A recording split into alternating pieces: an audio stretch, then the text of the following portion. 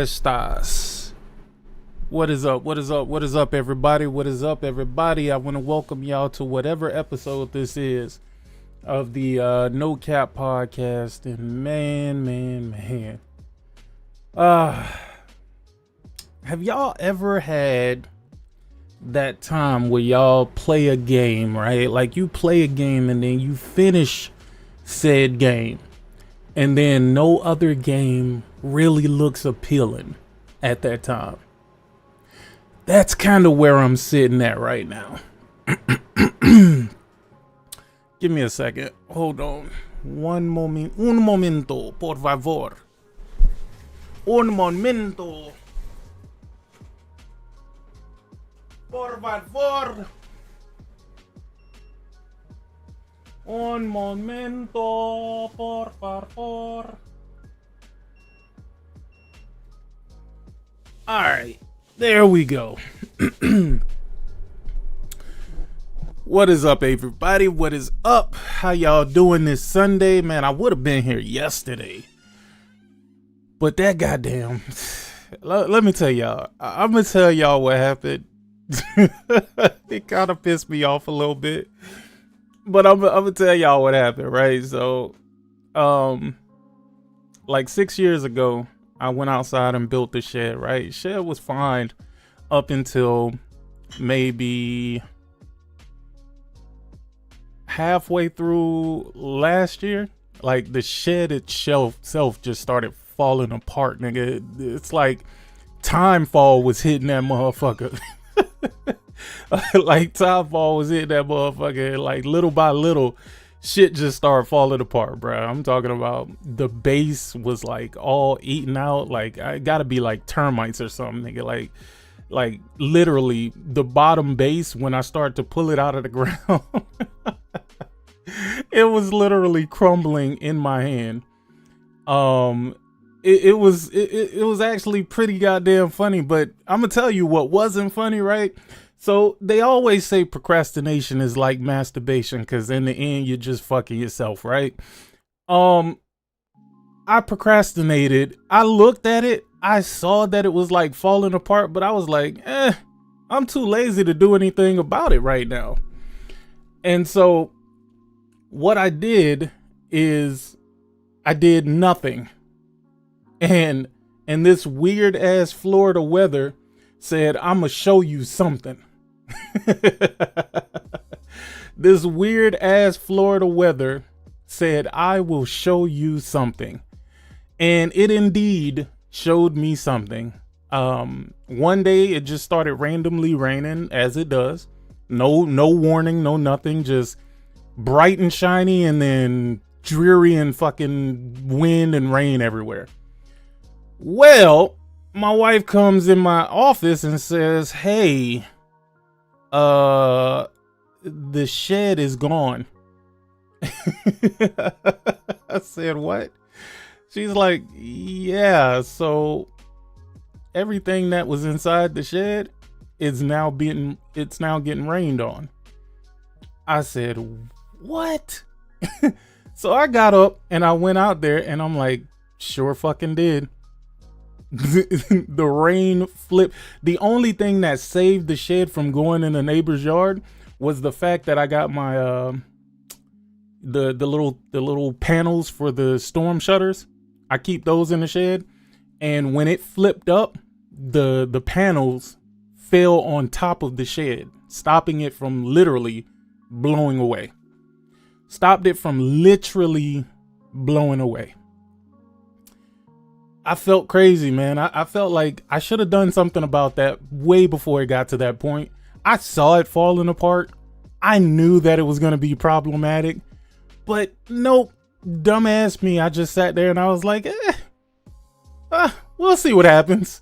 And well, Florida showed me, yeah, we gonna see what happens. So what I ended up doing is I ended up cleaning up all of that stuff.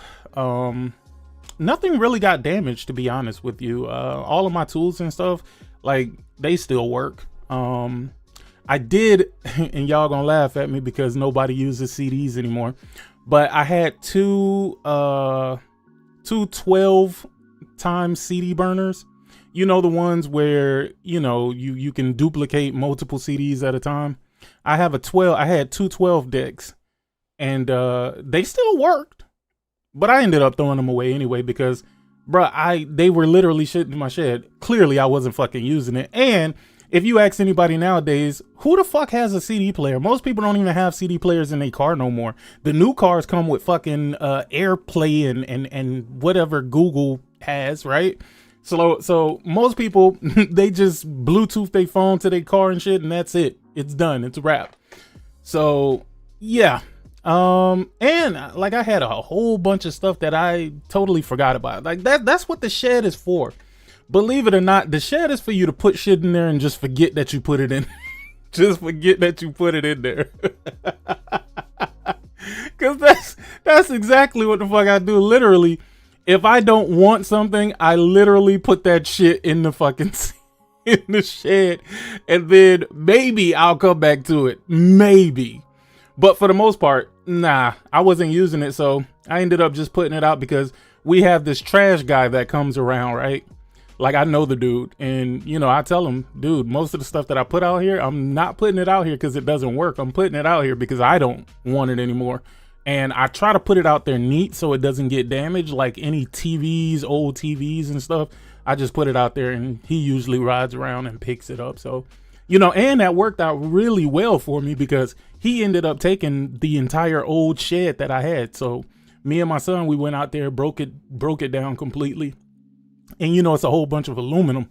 So, you know, we stacked that shit up, went somewhere, came back, and all of it was gone. I was like, that's crazy. That's fucking crazy.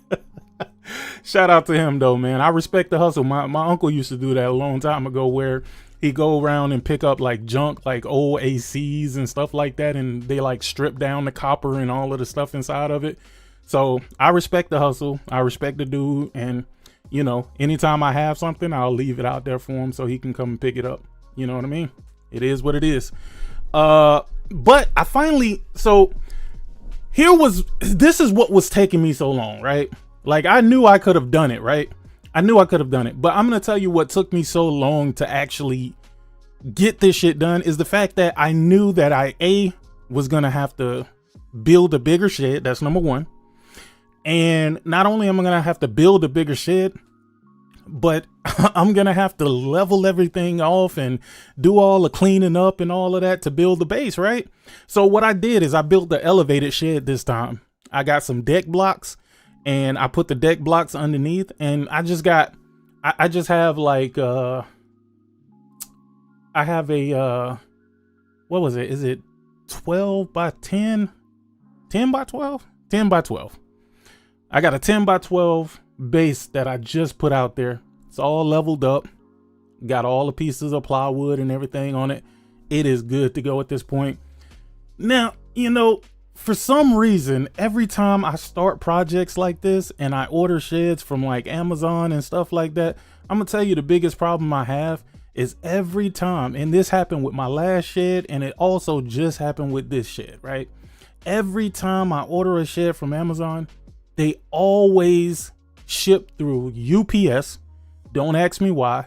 I'd much rather the little people fucking bring that shit to me, or the people in the Amazon truck bring it to me.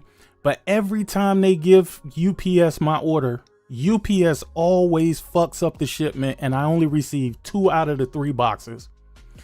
2 out of the 3 boxes. It happened last time, and then it happened this time. Literally, they brought it all the way down to the facility that would have distributed it to a truck that would come to my house. The lady pulled up with 2 boxes, and I'm looking at the UPS tracking, and there's still 1 box that's out there. And this box weighs 100 pounds. So I'm like, all the important shit is in that box that didn't come. And I'm like, bruh, this is the stupidest shit I've ever seen. So then when I checked the tracking again, it went from being in Deerfield to being all the way back up in Orlando. And then talking about the shit is delayed. I'm like, bruh, y'all are working backwards, nigga. How the fuck did it get back to Orlando of all places? But I digress. It is what it is. It's actually good that it was delayed, because I would have been pissed because I didn't finish the base until today.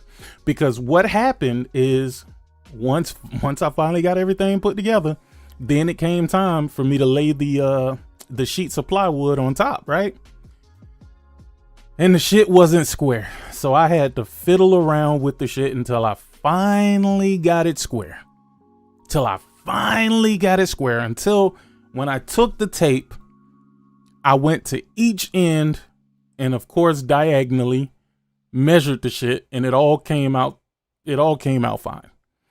So it took me a while to do that. I ended up having to take the boards up, take them down. It ended up getting rained on because Florida, whatever you want to call it, I don't even know what the fuck. Like, it just randomly starts raining at like 5 or 6 p.m. for some god awful reason. I don't know why. It always starts to rain around 5 to 6 p.m. It's hot all fucking day. I'm talking about so goddamn hot that it's like 92, but it feels like 102. Like, when I say you go out there and instantly you're sweating like a madman, this weather is fucking nuts. Yo, y'all can't tell me that something ain't going on with fucking climate change, bro. I'm sorry. Nobody's going to be able to convince me that, because it is way hotter than it used to be. Like, don't get me wrong. It's always been hot, but this is a different level of hot. This is I don't even know how the motherfuckers who actually used to do the jobs, right, to go out in the fields and pick the grapes and the oranges and all of the fruits and vegetables. I don't even know. I don't understand how they used to do it, bro. I couldn't even do it. I couldn't do it. That I could never work that job, bro. I could never work that job. I don't even know why y'all niggas was hating on them immigrants who was fucking doing them jobs. Nigga, none of us want to do that. Not one of us wants to fucking do that. I'm sorry, bro. None of us wants to do that shit. Nigga, they did not take our jobs, nigga. They created jobs that nobody else wanted to fucking do. Cause I know goddamn well my black ass ain't getting out there and picking shit. Not in weather that feel like this. Hell no. Hell, bro, I would quit the first day. I'm telling you, I would quit the first day, nigga. They would put me out on that job. I would walk off that motherfucker. Like, there's no way. There's no way you're getting me out there to do that. Y'all might as well go ahead, bring them immigrants back and let them do their fucking thing. Cause don't nobody else in America want to fucking do that, dog. And I think I can honestly, actively speak for everybody that I know none of y'all niggas want to go out in there and do that. Because if not, y'all niggas would be working outside. Y'all niggas wouldn't be working in no office jobs. Y'all niggas wouldn't be working in no AC. Dog, it's so hot, nigga. I bought a hat with fans on it, bro. A hat just so I could stand out there and do that shit. I bought a hat with fans on it, motherfucker. Dog, that's crazy to me. That is crazy to me, bro. Again, like I said, not for me. Ain't a job. Dog, when they was talking about the immigrants was taking black jobs, no, sir. No, sir. They wasn't taking the job from me. I don't know which one of y'all motherfuckers they was taking the job from. They wasn't taking no job from me, dog. Because I don't want to do it. I sure don't. Nigga, I didn't want to go do some shit for my own backyard, nigga. You think I'm going to want to go and do this same shit for somebody else? For 10 or 11? Man, suck my... Woo! Ain't no way. Ain't no way, dog. But yeah, so that's kind of why I've been more busy than usual, because I was working to get all the pieces together, get everything together, nigga. You know, watching hella fucking YouTube videos, nigga, because that's how I train myself on shit that I'm not really familiar with, but I need to get familiar with. Nigga, I go to YouTube Academy. Fuck y'all. I don't care how y'all niggas feel about it, nigga. That's what I do. I don't care what y'all niggas do, but that's what the fuck I do. That coupled with my brother coming and, you know, helping, we got that shit done. Now, all I'm waiting for is the rest of my shed, so I can finally put my shit together. Oh, man. Yeah, nah. Yeah. So, yeah, we finally got it together. I ain't gonna lie, it looked nice too. It looked nice. It looked much better now that it's not on the ground. And I think with it being on the ground, with it getting wet, and then, you know, shit starting to grow through it. Like, I did things a lot different this time. I did it much more professional this time. So I am more confident in this shed than the previous shed. So yes, that was that. Plus the other shed was small as fuck. It was like 8x6. It was like, I don't know what made me buy that shed in particular, but I thought it was cool until I actually put it together. And then I'm like, dog, I could barely get the fucking lawnmower in this bitch. Yeah. So it needed to happen. It needed to happen. But yeah, that's the reason why.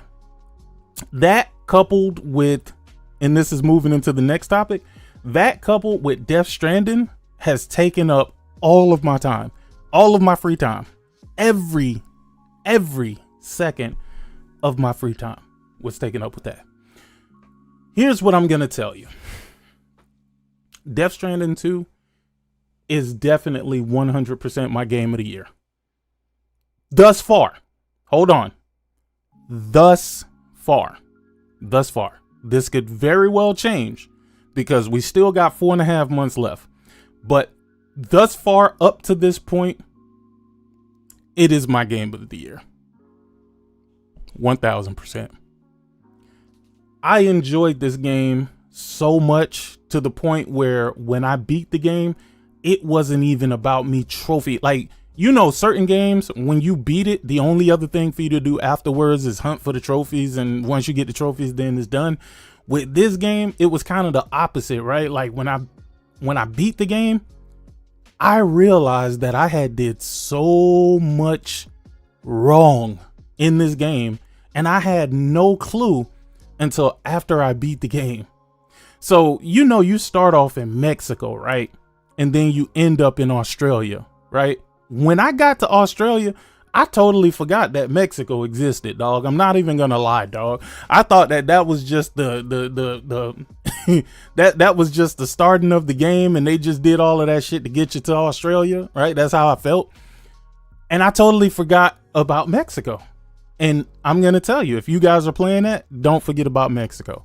Go back to Mexico, do your deliveries. Go back to Mexico. So I beat the game, and then I started looking through the stats and stuff, because then you got to get to the point where you get 100% connection with each facility and things like that. And I'm not going to lie, I just started having fun with that shit. It wasn't even about doing this shit. It was about me finding different ways to go into these camps, finding different ways to clean out the camps. I'm talking about, nigga, you can't fuck with me. Give me the goddamn sniper with the silencer on it and it's lightweight. Bro, I'm clearing the whole camp. Nobody knows what the fuck is going on. Not a single alert is going off. None of that. Not a single alert is going off. I'm talking about I'm taking out entire camps, and I'm just doing this shit for fun. Not even because I need anything from the camp, just because I want to figure out how I can get around these camps. Now, that was very important, but I didn't know it would be important, right? That was very important for the final mission that I ended up doing. And y'all gonna find it. There's this sub group of people that you got to go talk to called Mr. Impossible. And they're going to give you what they call an impossible task at the end, where you literally have to go around to each and every camp of hostiles and collect this chrysalis hand or whatever. But whatever, that's neither here nor there. I didn't even know that mission existed when I was just fucking around, playing around at the camps. I was literally just having fun, dog. That's exactly what that was. And it was great to see the different ways that you can approach, the different things that you can use, the different weapons and tactics that you can employ for that shit. If you want to go guns blazing or hands blazing, you know, because you got the combat gloves. If you want to go hands blazing, nigga, you can go in there and just duke it out, you know. And it's very important. It's very important for you to do all of the delivery missions for everybody, because they reward you with different things. And one of the major things that you want to do is the pizza man, the pizza chef. You want to do his missions for sure. For sure, do his missions. I'm not gonna tell you why, because that would be spoiling it. But go ahead and do that. But it's a really good sequel, a very good sequel to Death Stranding 1. I'm gonna tell you the things that I very rarely use in Death Stranding and didn't use it at all is the zip lines. I didn't use the zip lines at all in Death Stranding 2. I built it because you need to build it because they want you to build everything, right? And there's a trophy for that. But oh yeah, by the way, I got the platinum in Death Stranding 2. Good luck to y'all who are going to, strive to get that Death Stranding 2 platinum. It's gonna get a little tedious. So make sure you do everything in the game. That's all I can say. Just make sure you do everything in the game. I don't have that sniper I rolled credits. Where? You gotta look for it. I don't remember who I got the sniper from specifically, but it is a sniper with a silencer on it, and it works wonders. It was my primary gun in that game because again, it got tranquilizer darts in it, so it just put them to sleep, just knock them out a little bit. But that was my gun. Laugh out loud. Damn sick. I'm trying to catch up. Hey, get caught up, bro. Get caught up, bro. Here's the thing, man. There's some very important things that happen within that game. And the most that I can say is if you've ran into the adventurer is a funny bunch, right? Because the dad keeps like going missing. The nigga just keep going missing. And when you find him, he just laying on the ground sleep. Like he'll be in the middle of a BT nest and just be he'll just be asleep. And this nigga is like wild. He's like wild as shit, bro. I'm like, dog, why do you keep going out if this keeps happening? Clearly you need to stop adventuring, my nigga. Stop adventuring, bro. The shit that you're doing, like you're just really putting your son on edge, because I think that's who's with him, his son or whatever. You're just putting your son on edge every time your ass go out. But it's important to do his missions because his final mission actually leads you to an area where it's tied to a trophy. I'm just gonna say that it's tied to a trophy, and as long as you do his mission, you cannot miss that trophy. I'm not gonna tell you which one it is, but as long as you do the mission, you'll get the trophy. As long as you do the deliveries, you'll get the trophies.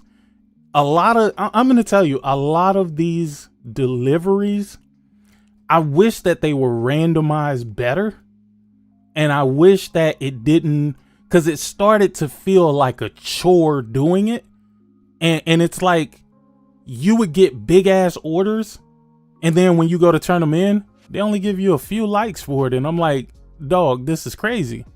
But I think they purposely do that because they try to limit you with how fast you can actually build up the connection with the person that you're doing the deliveries for. I think they do that on purpose. I've found that it has to be something that they do on purpose.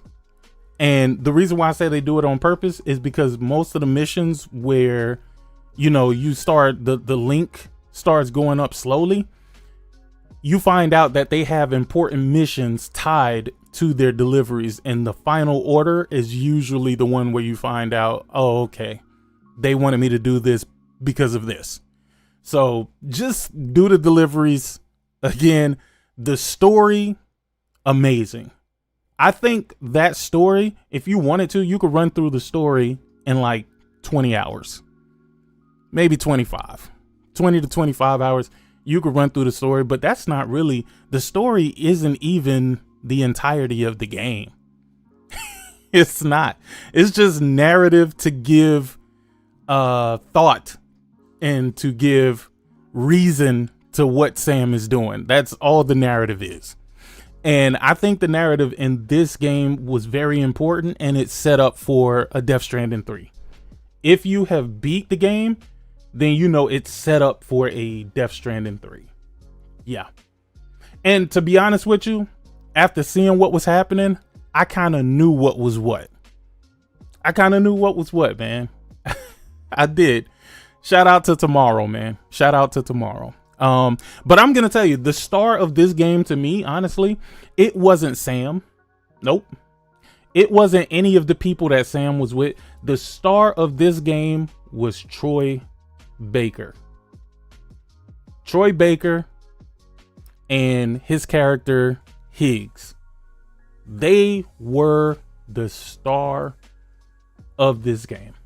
They kept this game moving forward. For real. I'm not gonna lie to you. I didn't think Higgs was that important in the previous game. I didn't. In this game, he is super uber important to the narrative for several different reasons. Again, if you want to find out what those reasons are, play the game. Real simple. Play the game.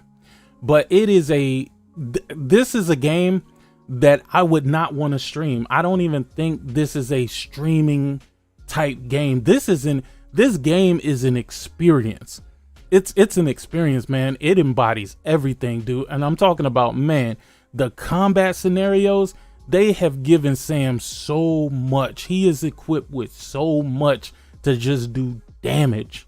I'm talking about everything from little robot dog bombs, fucking electric traps, all types of guns for you niggas that all y'all want to do is shoot shit.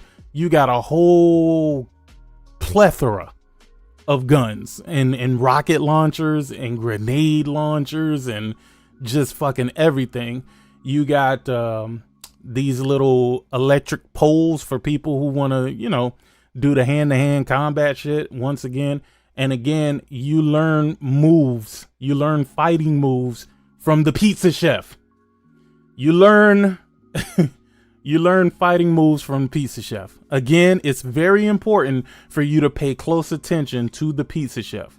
There's one scenario with the pizza chef where you have to collect a specific item, and then when you go to the pizza chef, he's going to open his door and you're going to be able to go in. You're going to get into a little sequence, but you're going to start to learn more and more. And doing his missions, you learn more and more combat.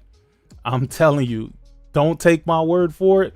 If you skip doing the pizza chef shit, you're skipping so much on the combat side of things.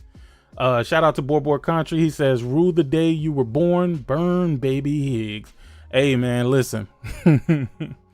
I'm gonna tell you, while I have probably the vast majority of just pros for the game, there are some cons that I have with this game, and the cons that I have, they bother me a lot.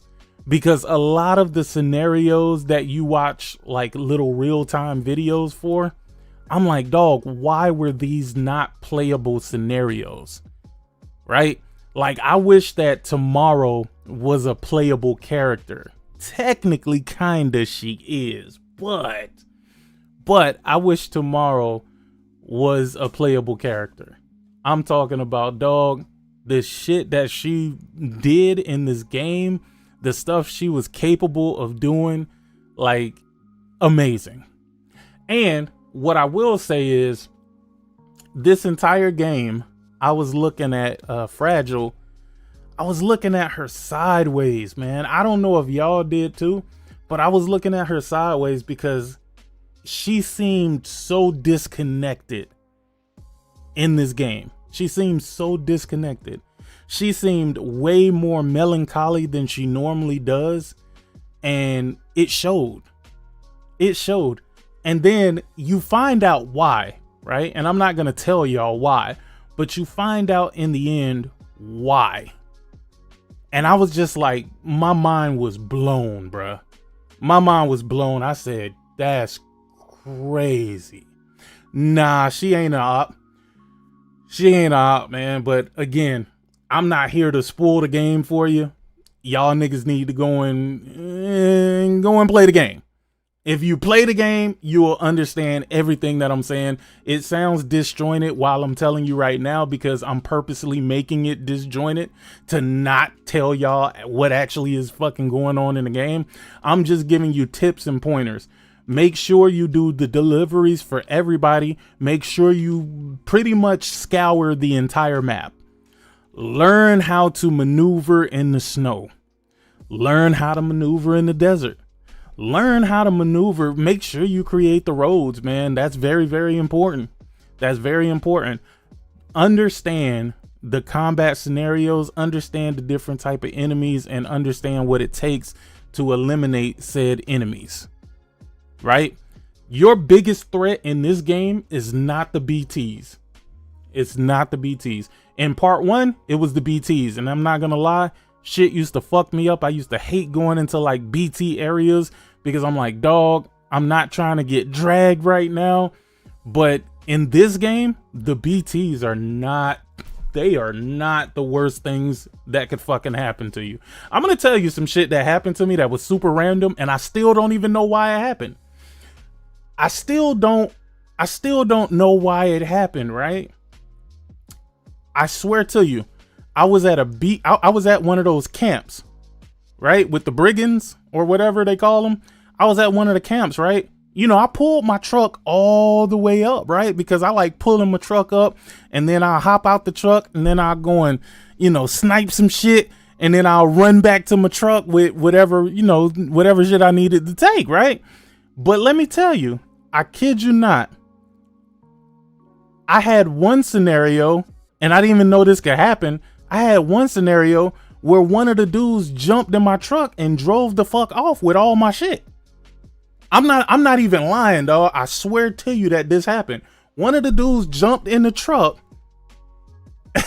One of the dudes jumped in the truck and rode off with my shit. And I'm watching, you know how you can see your truck because it puts this special icon on it and it kind of flashes. I'm seeing the shit go farther and farther and farther away. I'm like, yo, what the fuck? I said, come on, dog. What the hell? I'm like, what the hell, bro? So it was whatever, right? It was whatever. I wasn't even worried about it, right? So then another scenario happened, and this was at the camp. I went to one of the camps, and I kid you not, some white BTs came from under the ground and took my truck away. Literally. Some white beach things pulled up, pulled the damn truck down, and left all my shit scattered out in the camp. I said, these niggas is wildin'. And I wasn't even mad, right? The only thing I was mad about is I had to build another truck because my truck was customized and had a whole bunch of batteries and shit on it. I'm like, God damn, bro. Like, why y'all niggas gotta do me like this, my nigga? So all I did is went to the camp and stole one of their trucks and put all my shit in their truck and then drove the fuck off, right? Like, it is what it is.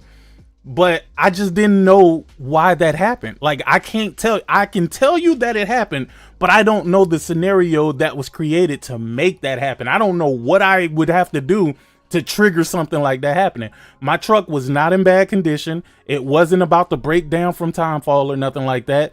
Like, these motherfuckers just pulled up out of the ground, pulled the truck down, left all my shit scattered out. And I was just like, damn. So they didn't even come to fight. They just came to repo my car, nigga. Like, what's going on? But yeah, it's some random stuff that be happening, man. Some real random stuff that be happening. I'm gonna tell you one thing that blew my mind, right? And y'all gonna laugh at this, but this spoke volumes, man. You know, you lose more likes killing animals than if you kill a human porter. So if you kill a human porter or hit a human porter with your truck, you only get -10 likes, right? But if you run over an animal, you get -100 likes for killing an animal. I said, what type of shit is this? Like, that's all I could think to myself. What type of shit is this? I get more flack for killing an animal than killing a porter. Is there any missable trophies? Not that I can think of. Not that I can think of. Nah, I don't think there's any missable trophies. I mean, put it this way. I didn't focus on getting trophies in the beginning. I just focused on enjoying the game. And then I seen what I had left and I just went and did whatever I had left. But I don't think that there was any missable trophies. I could be wrong. But I don't think there was any missable trophies. I think I have about, you're at 145 hours, Twist.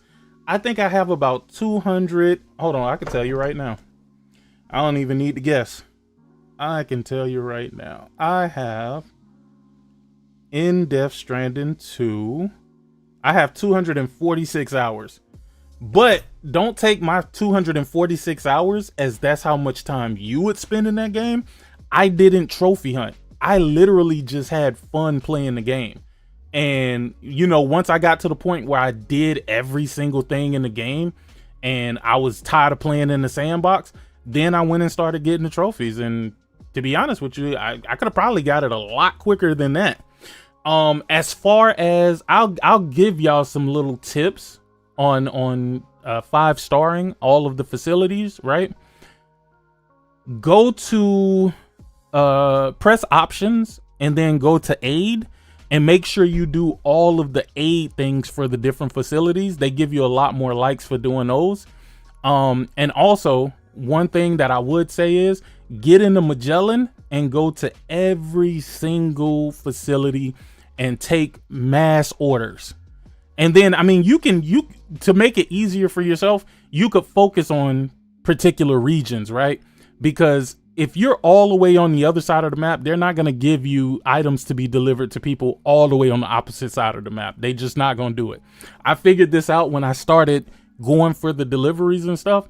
Whatever area you're in, they're going to give you deliveries relative to the area that you're in, or they're going to give you like recoveries for areas relative to where you're in. Yeah, I got the plat. Yes, sir. Yes, sir. Yes, sir. Yes, sir.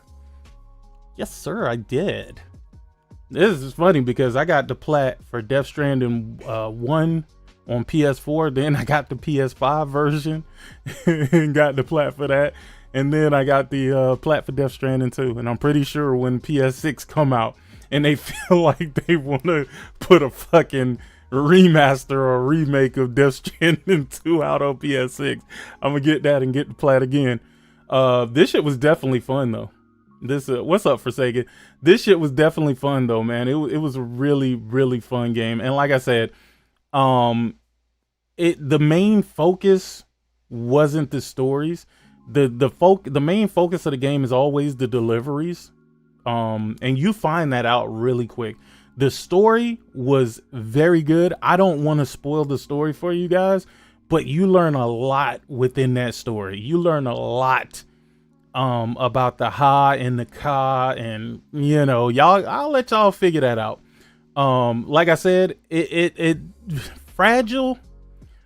Pay attention to Fragile. That's all I'm gonna say, because in this game, Fragile was different. Like, she was different, and you noticed her being different from the time that y'all met again up until like the end of the game. You're gonna be like, yeah, I knew something was up. Something was up. Shout out to Dead Man. Shout out to Die Hard Man. Shout out to fucking Hartman. You know, like the cast that they had in this game, the returning cast, like everything was good, man. Everything was good, man. You find out some real funny shit about Sam, right? And Nirvana. I really think that they're doing a play on words with Nirvana for Nirvana, right?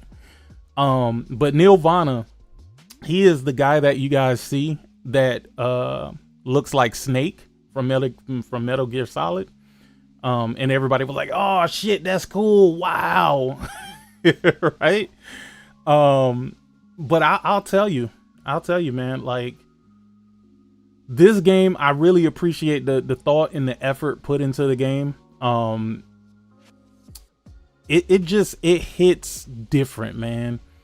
I'm gonna tell you what, like, one of the things that I didn't like, and I told you guys this earlier, is I didn't like some of the scripted scenes, which I wish weren't scripted and you could actually play those particular scenes out. I mean, I understand why they're not, and I think that they want to keep something in the tuck for part 3, but there's a lot of scripted fight scenes that you aren't a part of. You know what I mean? And that sucks. The boss battles were fucking epic in this game. Holy shit. You guys, the boss battles in this game is so fucking fun. So fucking fun. And I love how huge these bosses are. Man, I'm telling y'all, if y'all have not played this game, y'all have to play this game. If you haven't played this game, you're missing out on so much with this game. It is just chef's kiss, man.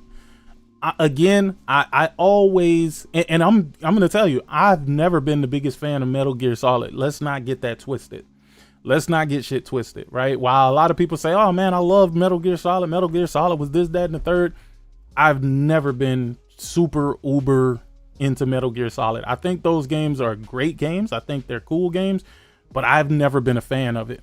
There's something about this game where it is so relaxing to literally play this game. And don't get me wrong, some of the engagements that you have, like some of the people you engage with in this game, like that shit really gets sweaty, dog. That shit really gets sweaty. And as I was telling Corey, I think it was Corey I was talking to, I was telling Corey last time, one of the things that fucks me up with this game is, like, let's say you're in the heat of battle, right? You run out of bullets and you got to switch guns. When you switch guns, it has to go through this animation. And it's fucked up because while you're going through the animation, you can get your ass, you can get the floor wiped with you, like, for real. And to a certain degree, I understand why they do it. I also feel that same way about getting in the off-roader, right? Or getting on any vehicles in that game, right?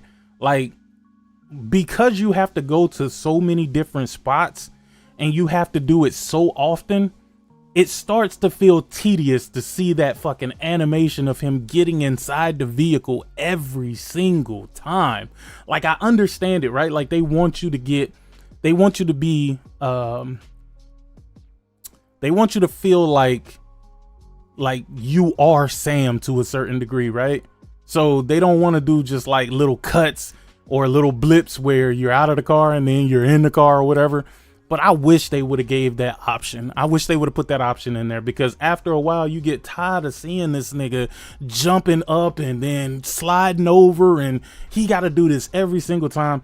And every single time you transport in the Magellan, like, and one of the things that, let me tell you, one of the things that really fucked me up about this game is that if you have a human, and this also opens so many questions for me too. It also opens so many questions for me too, right? Like, you can't bring humans on the Magellan.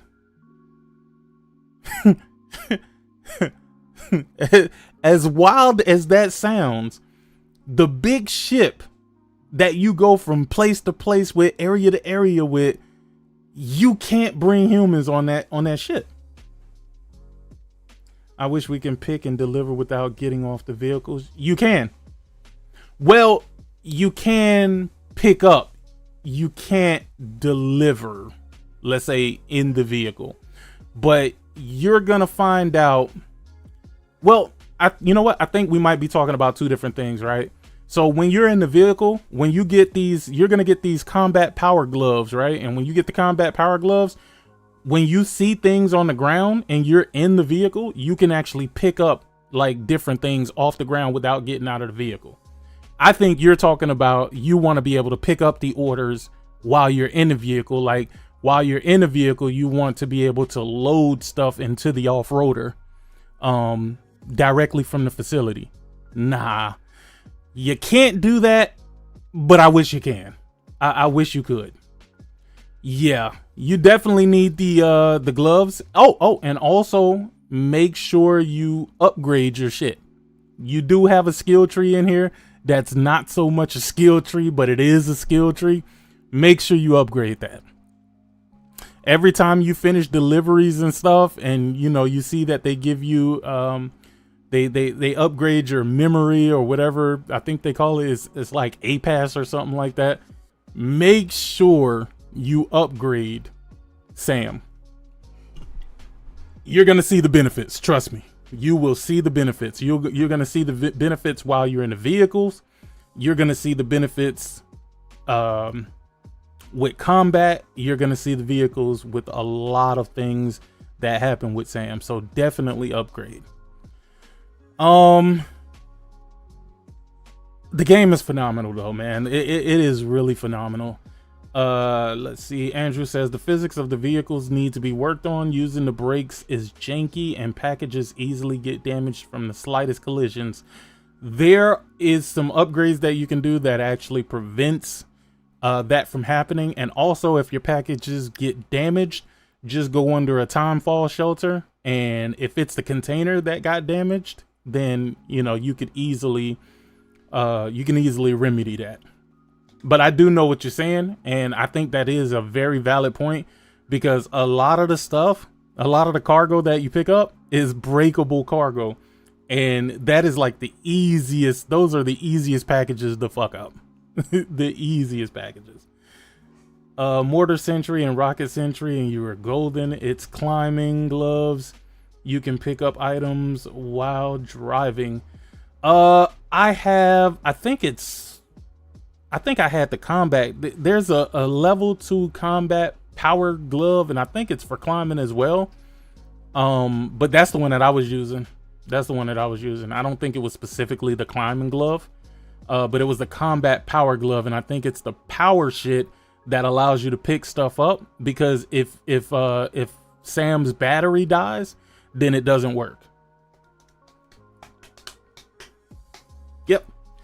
And that is pretty much all I got to say about Death Stranding 2, man. It was a great 245 hours. I definitely appreciate the content that was there. And I can't wait for part 3. I'm telling you, once y'all play the game and once y'all beat the game, y'all will understand why I say I can't wait for part 3. You're going to find out a lot about everything. You're gonna learn a lot about everything. Yeah, I got 245 hours Forsaken, and that wasn't idle time. That was actual time in game, actually doing something. Game is fire though.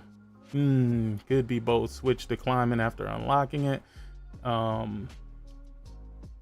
Yeah, I got you. I'm just trying to get through some of this stuff that I want to get through first, and then I'll open up the Discord. Let's see. Knock that out. Oh, Ghost of Yotei. I know that there was a state of play. I didn't watch the state of play, honestly, because I didn't have time. I was actually doing some other shit, and like I said, all of my free time went to playing Death Stranding. Here's what I will say, right? Here's what I will say, and I've said this a lot, and I still mean it to this day. I really wish that Sucker Punch would have done more work on Infamous. Like I said, I do understand why Ghost of Yotei was a priority for them, because Ghost of Tsushima was a really big hit for Sucker Punch. Right, so they're kind of riding off of the high of that, and they're moving into the Ghost of Yotei, which again, this is going to be another game that I sink hours upon hours in. But I do want more of the lighthearted stuff from Sucker Punch, which is the Infamous series. Right, it's not that serious, and it's more comical than anything, honestly. But I know why they're not focusing on that franchise, because that franchise was not received the greatest, and I get it. But I hope the next round of games that they start working on, I'm hoping that Sucker Punch works on something different, right? Like, again, this is not to speak to the quality of Ghost of Yotei. This is not to speak to my interest in Ghost of Yotei. It's just, I would like to see more from Sucker Punch than just Ghost of whatever, right? And like I said, I understand why their focus is there, and I'm not mad at them. You know what I mean? Because Ghost of Tsushima did very, very, very well. But I hope that they do know one of the reasons why Ghost of Yotei did so well is because people wanted to shit on The Last of Us Part 2. I know that sounds crazy. I know that sounds weird as fuck. I know some of y'all are probably like, what? What? But yeah, that's what people did. They tried to champion Ghost of Tsushima because they wanted Ghost of Tsushima to outsell The Last of Us Part 2. That's what it was. They wanted The Last of Us Part 2 to fail first and foremost. But they wanted to use Ghost of Tsushima as a see what I told you? Like, that's what it is. Well, I mean, it is what it is, Future Element, you know. What I'll say is the Infamous games, every last one of them, including the DLC, I have platinumed every Infamous game, and I've completed the task of all of those games. I really do support those games. Ghost of Tsushima, definitely got the platinum in that. You know what was crazy though? When they remastered the game and it came to PS5, I really just couldn't get back into it like that because I had already played the game. I had already beat the game. So I really couldn't get back into it. Like, I'm not like y'all where I like to live on the same game forever. Like, that's never been my thing, right? And I always say this all the time. When it comes to video games, bro, I like to get in, enjoy it, and then move on to the next thing. I'm not a person who wants to live in a game for 1,000 hours, bro. That's not me. That is not me. I be on to the next thing. Man. And it's like the way PlayStation is treating these games, right? Because I know it's their call. It's not even the studio's call.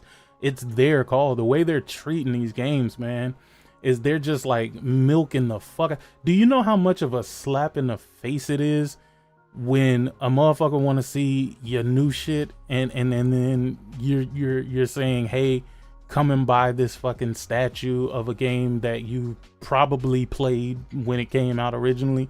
Like, that shit really, it really fucking sucks.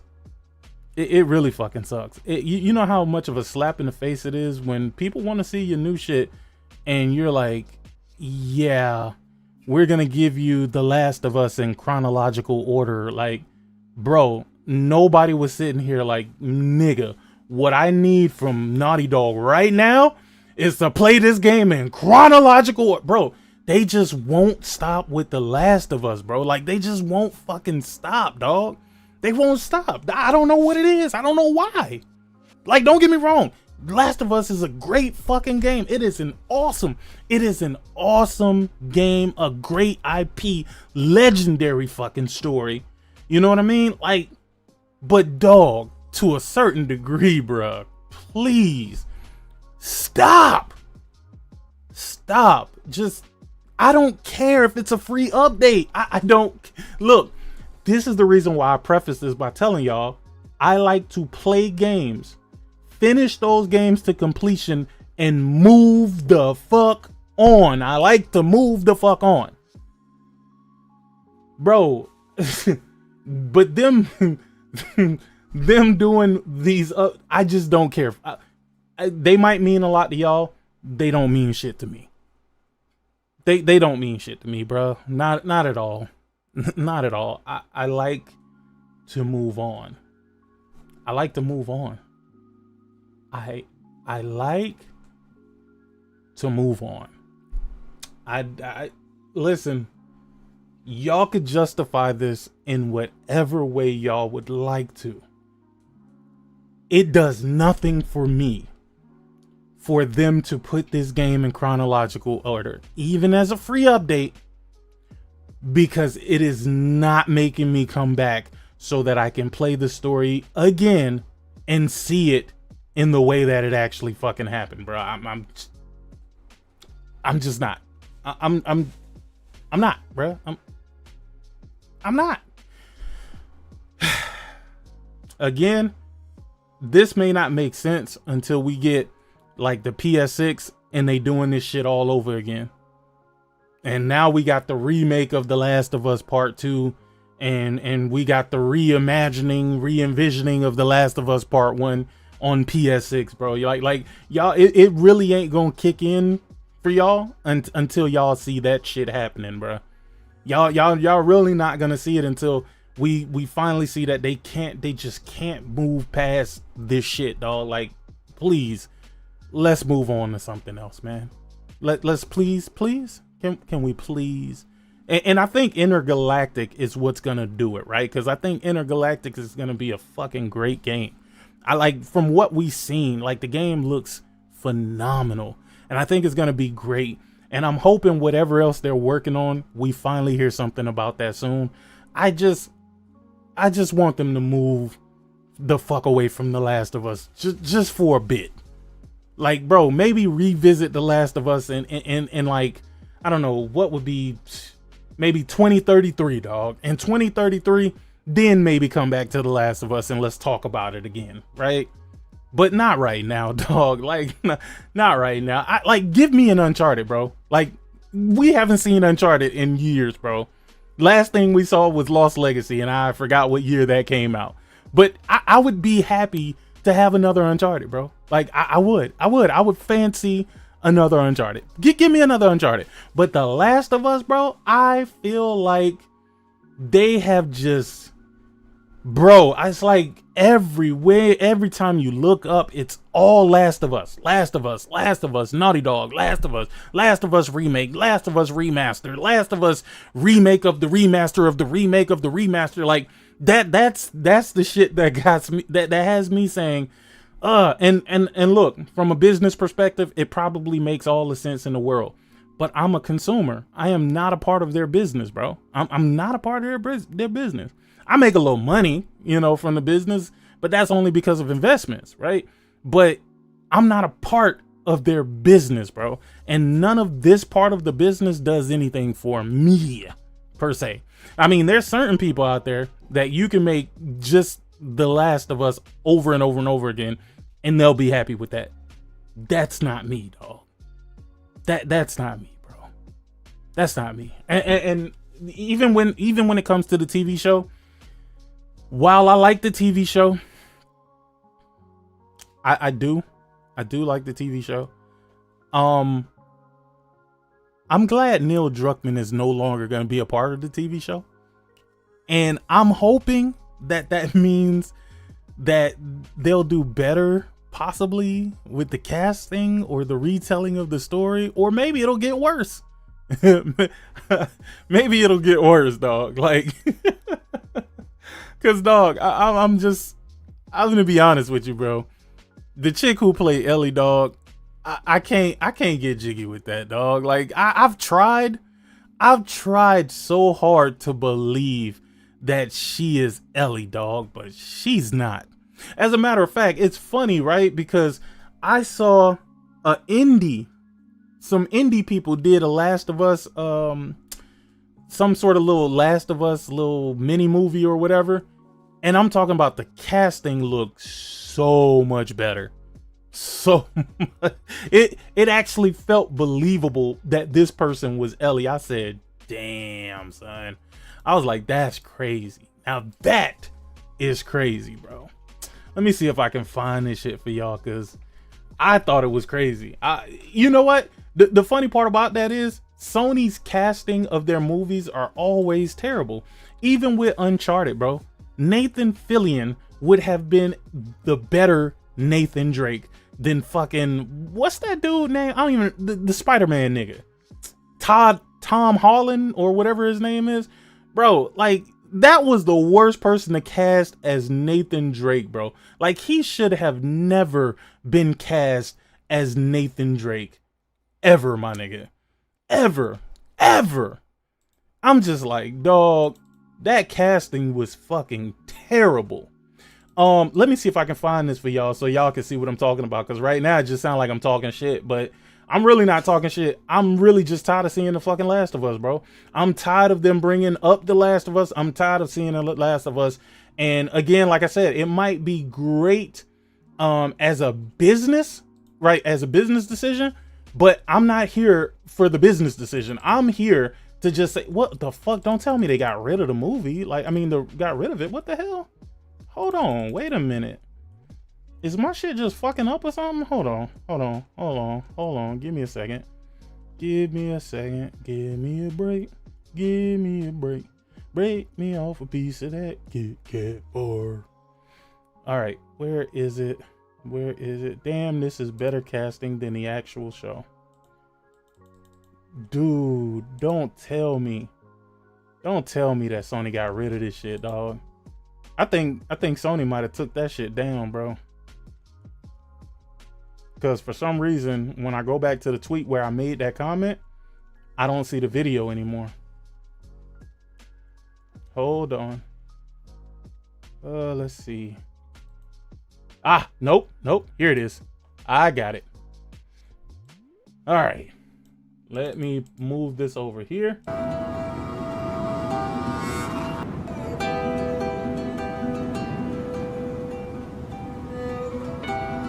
This is much better. Much better than the Last of Us TV show. It just is. It just is. Sony could have done a much better job at casting when it came to that.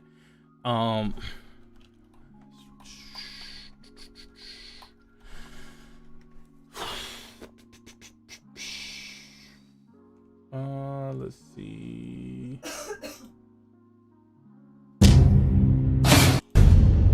Happened that fungus can make it. I don't.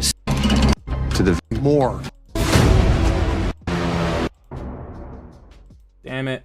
Hold on, I'm looking for this. Who makes who laugh more? All right, there we go. Okay. All right, so you got this person as Ellie, or you got this person as Ellie.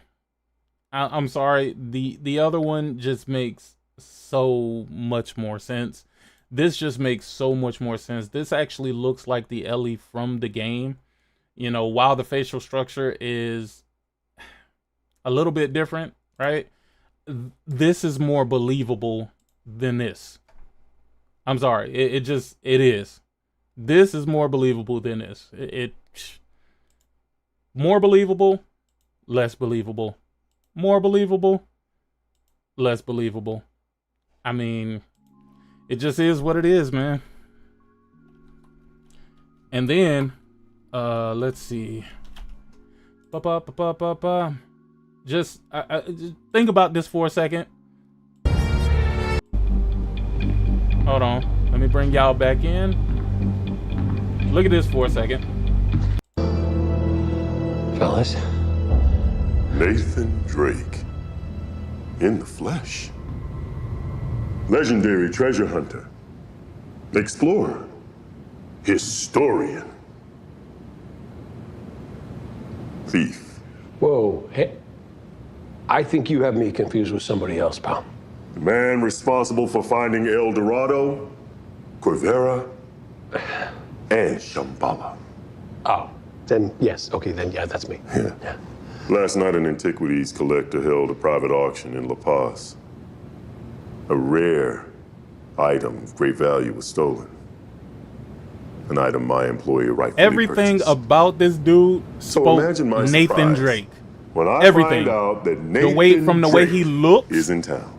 to the way he acts, Sounds like quite a coincidence. to his personality, everything. I'd say. Tell me. What exactly is this? That is a compass. Perhaps we can use it to find this fella a haircut that didn't go out in the 90s. Am I right, guys?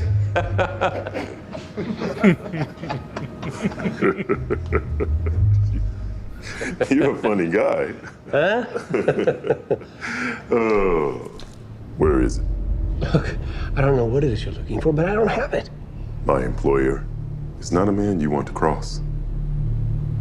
You've already made him quite angry. I do tend to have that effect on people. Let's try this once more, shall we? Before I violently remove. Nah, man. Nah, man. I would give Nathan Fillion the role as Nathan Drake any day. Any day. Especially over fucking Tom Holland, dog. Shout out to Garuda Legends. He said, did a front flip to say Xbox is gayer than ever. Nintendo is holding me hostage to not slander, and PC gamers are the type of dudes to pick up a piece of paper on the ground without bending their knees. What the fuck? What? Yo, wait, hold on. Wait 1 minute. Hold on, back up. Wait, okay. Xbox is gayer than ever. Nintendo is holding me hostage to not slander. And PC gamers are the type of dudes to pick up a piece of paper on the ground without bending their knees. Good Lord.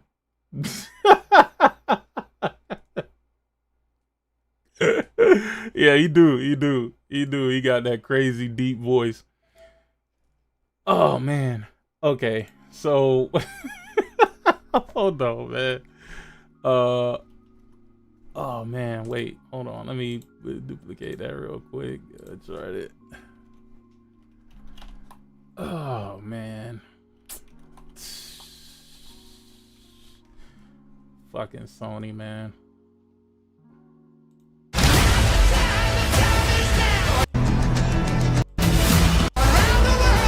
Blood.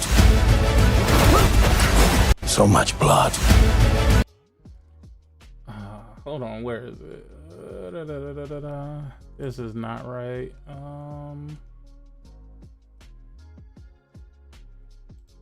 Did you kill my brother?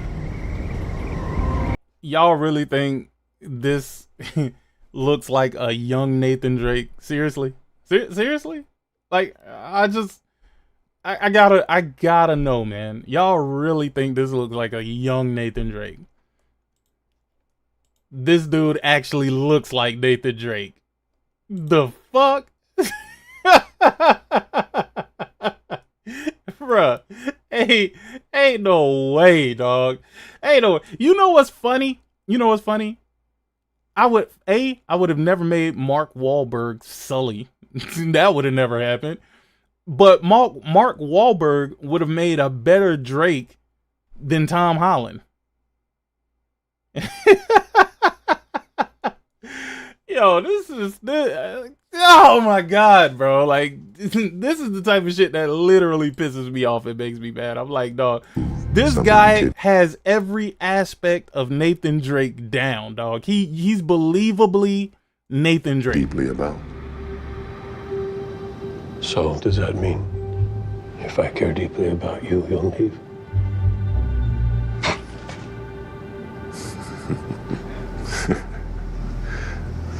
Okay. We'll see how cooperative you are after a little time with El Tigre. El Tigre. El who? The tiger. You getting all this? Oh yeah. Loud and clear, kid.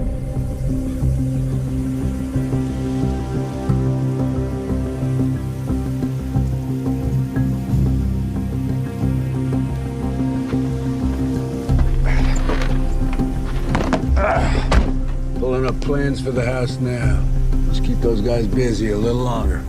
Easy for you to say, you know. The thing is, though, this guy wasn't believable as Sully either, though.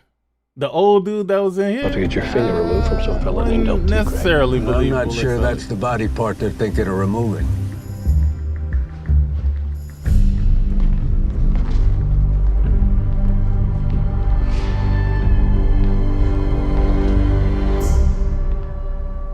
Oh, that's El Tigre? Thank God.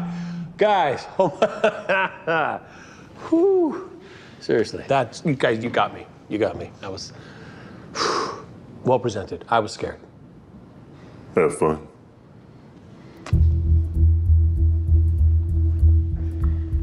Hey there, little guy. What do you want to be when you grow up? Oh, crap.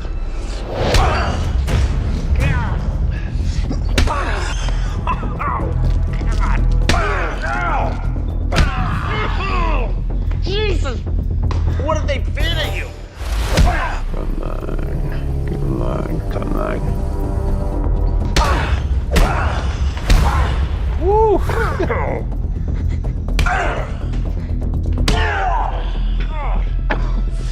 Wait. Wait. I don't want to micromanage this thing, but I think you're supposed to be asking questions in between the punching. He could take a punch, for sure. I consider this a privilege, cabron. I hear there are many men who would pay a great deal to spend some time alone with you. Awkward.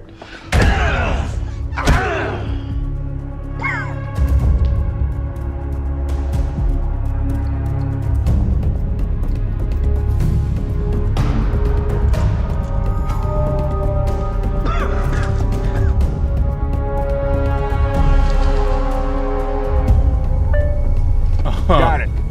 Second floor, southeast corner. Tigre, Dusha. Algo no está bien.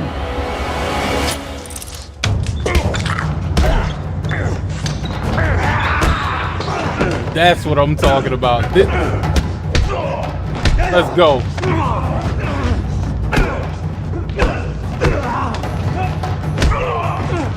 Let's go. Come on, man.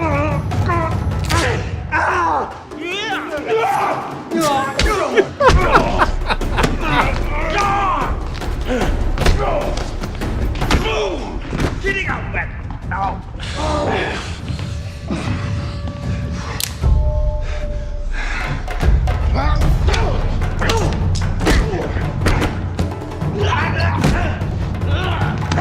Easy. Not. Stop it. Stop it. Hey, come on, dog. Y'all are never gonna tell me that Tom Holland. Actually, I could see 50 Cent as Balrog. I could. Tom Holland does not look like Nathan Drake. He does not feel like Nathan Drake. He doesn't even look like he could be Nathan Drake's kid. He don't even look like he could have been Nathan Drake's kid. He's just not a Nathan Drake. Saying that Tom Holland is a better actor, I don't know about that, bro. And we just had to get used to Tom Holland being Spider-Man. And then they use the same Tom Holland as fucking Nathan Drake? No, dog. Nah. Come on, Forsaken, bro. Nah, brother. Nah, brother, man. Nah. If the only argument y'all have against him is that he don't look like him is all, nah. He don't look like him. He don't sound like him. He doesn't have the same wit. I mean, he is not Nathan Drake. It ain't just the argument of looks. He doesn't sound like Drake. He doesn't have the wit of a Nathan Drake, bruh. Bruh, man, I guess, dog. I guess. And I guess the vast majority of people who was actually going to watch the movie wouldn't have been fucking Uncharted fans anyway, right? It would just been people who go to the movies. So, yeah, I guess. I can't see Tom Holland as Nathan Drake, bro. But I do have a bit of a bias because I've played the game. So I'm going based off of what the game had to offer. And in none of those Uncharted did Nathan Drake look like Tom Holland at any point. At any point.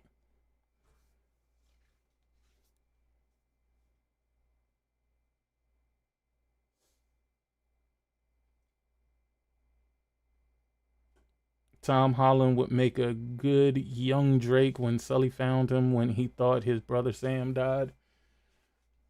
I don't even know if he would make a good young Drake.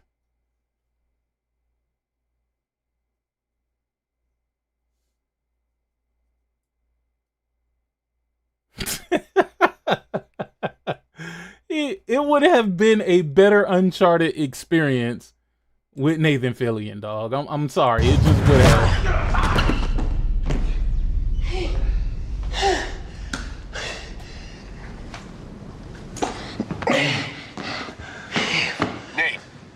Nate, you good?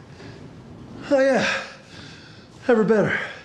Well, it doesn't look like they're onto you yet, so just get moving.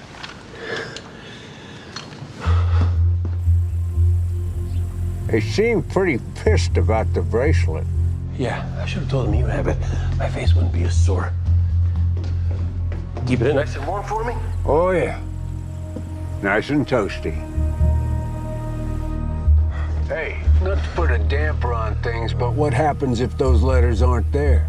Chloe said the intel is solid. Guy paid top dollar for him. Yeah, he paid top dollar for security, too.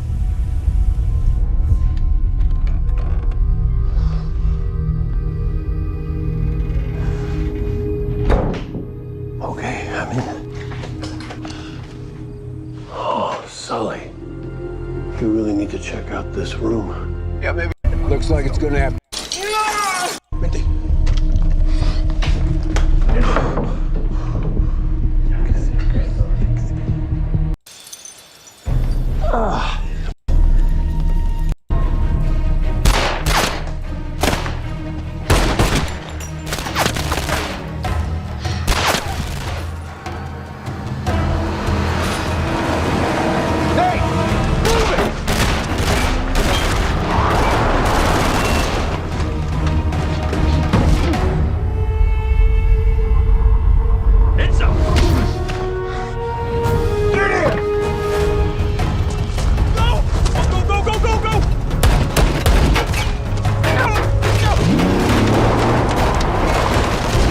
This was a better, this 14 minutes and 48 seconds honestly was better than the entirety of that Uncharted film with Tom Holland in it, man.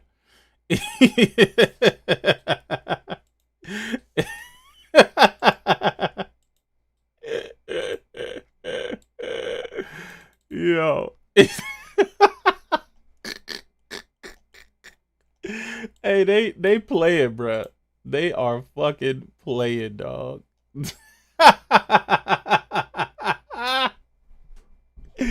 Hey, bro, ain't no way, dog. Ain't no way y'all niggas feel that the other one was better, bro. Oh boy. Damn, man. Okay. All right. Okay. All right. So we off that. It is what it is.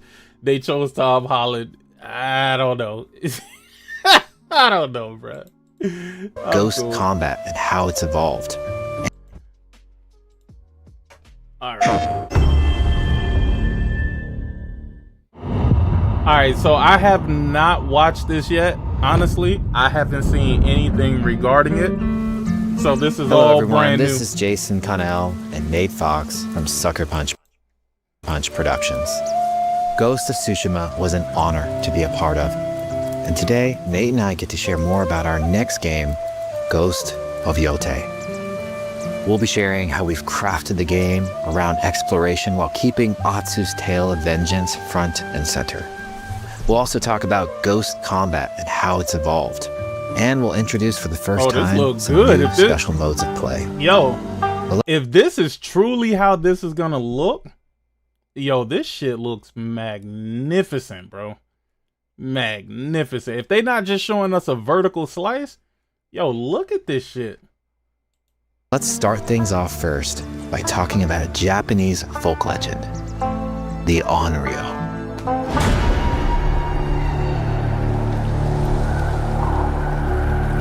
That's a gangsta-ass mask. Onryo. The people of Ezo believe Atsu is an Onryo. Okay. A wrathful ghost bent on revenge. And they're half right. Atsu doesn't care if she lives or dies, so long as she can punish the Yotei 6. A ruthless... Shout out to Garuda Legends. He say, nah, play Uncharted. Drake is a master at jumping off things to sucker punch people in the face. He did it to Nadine after Nadine took off her high heels and kicked him out a window. Hey, man, okay. All right, Nathan Fillion he's not in the greatest conditions, man. He tried it.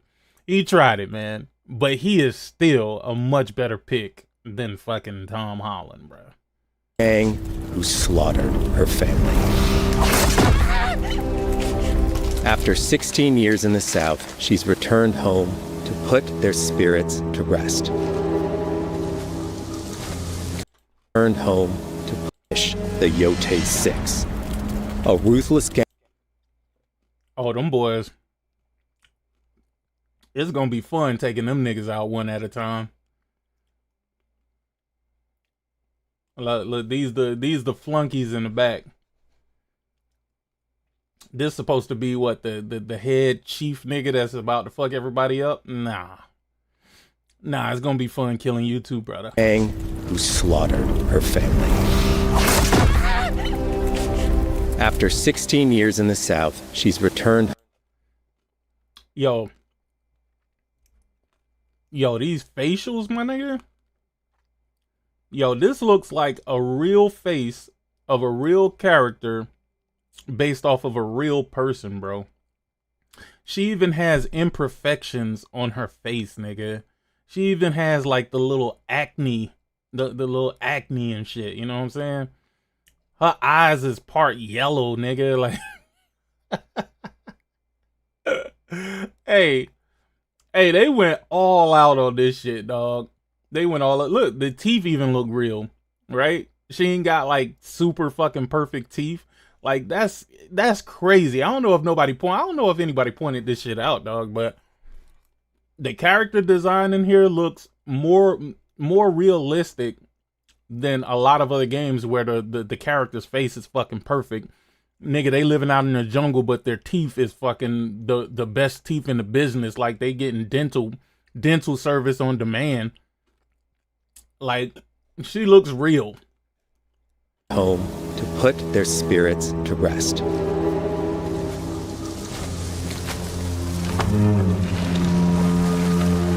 Look at her. She picking up a 4x4, nigga. What?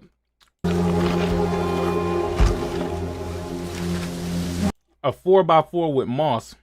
Oh, that's one of those prayer things that look like somebody destroyed it. I forgot what those shits are called.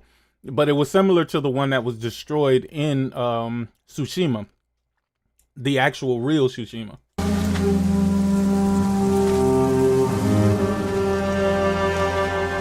It's warm memories of her family that propel her forward. When Atsu returns to her childhood home, with the push of a button, you can experience those cherished times.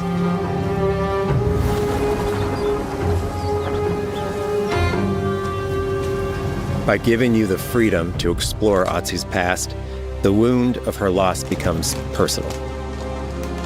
It's that pain that pushes her forward. Hunting down the Yotei 6 is a near impossible... Wait, so what happened with the Yotei 6? Did they kill her family or something? And that's why she on like a revenge mission to kill them? ...task. She'll face 1,000 blades. But the Onryo is relentless, and with each victory, the ghost story around her grows.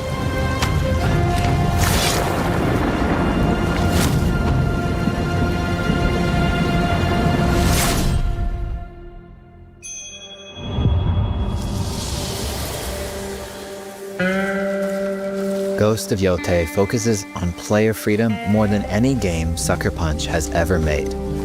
But it's also a game that, at its heart, is inspired by so many of our favorite wandering samurai films. So let's start off by talking about exploration at the edge of Japan. We all have different playstyles, so we set out to make an open world game that lets you drive your own experiences. Whether that's your curiosity to wonder, your thirst for combat, or a deep desire to stay focused on the story. As you explore, there's an underlying clue system that invites you to new adventures and new areas of the game that could be appealing to you. If you interrogate an enemy, choosing to ask about the Oni, you could uncover a landscape scarred by fire with more bold, samurai-like enemies to fight. Wait, so do choices actually matter? Or is this one of them things where they give you choices, but no matter what you pick, it's kind of going to send you back to the same... You're going to come to the same conclusion regardless of the choices that you make? I hope they make the choices matter. And abilities for Atsu to learn. Or, if you ask about the Kitsune, might lead you to an area filled with snow and deception, enemies that ambush you, and new ninja-like tactics to study. Oh, Atsu draws shit. Wait, hold on. Back up. Like tactics to study. Atsu draws cards for each for Atsu to learn. Or, if you ask about the Kitsune, might lead you to an area filled with snow and deception, enemies that ambush you, and new ninja-like tactics to study. Atsu Yo, she got the dual blades now. Draws cards for each clue to keep track of all available adventures. The more you play, the more the game unfolds for you. As she makes progress against the Yotei 6, her legend as the on-rail grows. It's her. Bounty will go up, drawing the attention of deadlier foes. Yo, this shit looks absolutely amazing, bro. I cannot wait to fire this hoe up on my not this hoe, she ain't the hoe, but the game. Can't wait to fire the game up on the Pro.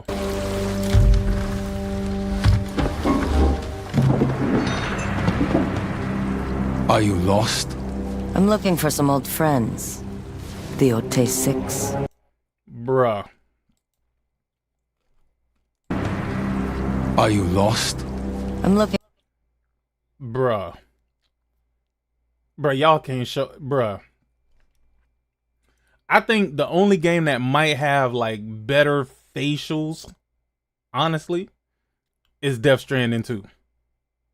But this is very, very close. Death Stranding 2 looks almost real. It looks damn near real. This looks close to real as well. Like, this looks crazy real. Looking for some old friends. The Yotei 6. Show her the door. There is a hefty price on Atsu's head. Now, Atsu can also hunt down her own bounties that bring her all around the land. This is a lucrative way to make some money to fuel her vengeance quest.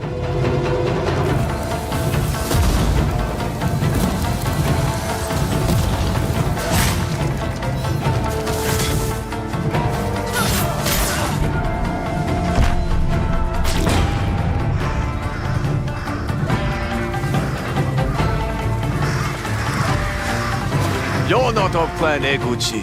You're here for my bounty.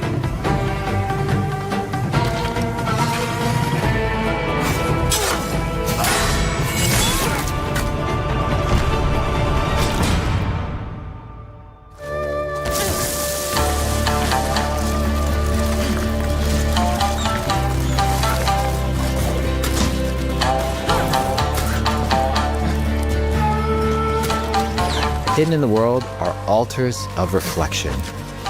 Finding one inspires Atsu and unlocks a new ability to help her on the journey ahead.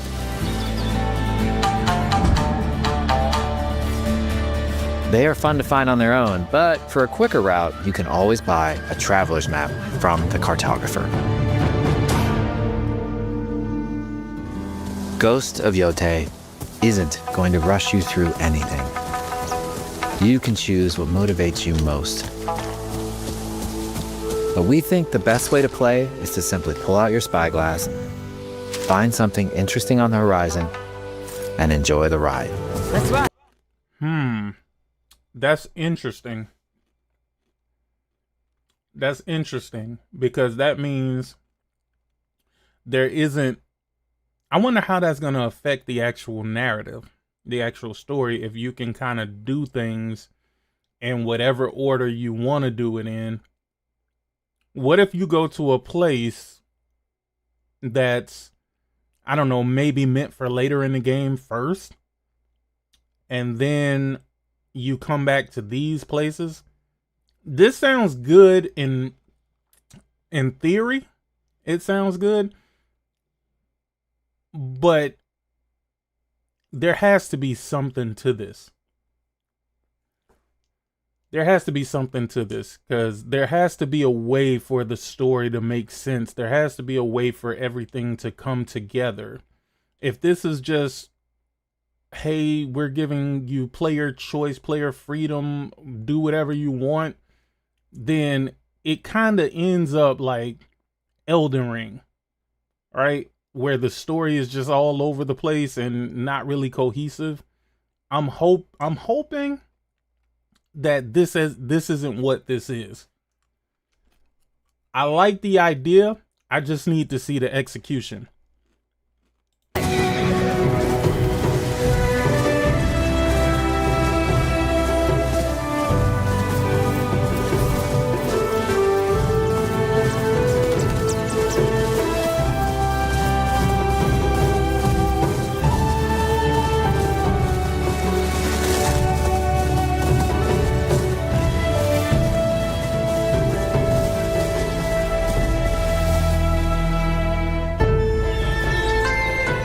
The lands around Yotei are fast. Boy, this is a beautiful scenery, bro. I love these cherry blossom trees. I think that's what they call them. I love these cherry blossom trees every time I see them in games. They look really fucking dope. It's not about checking it all off. It's about engaging in the content that gets you excited. Embrace that curiosity and let the wind guide you on your hunt.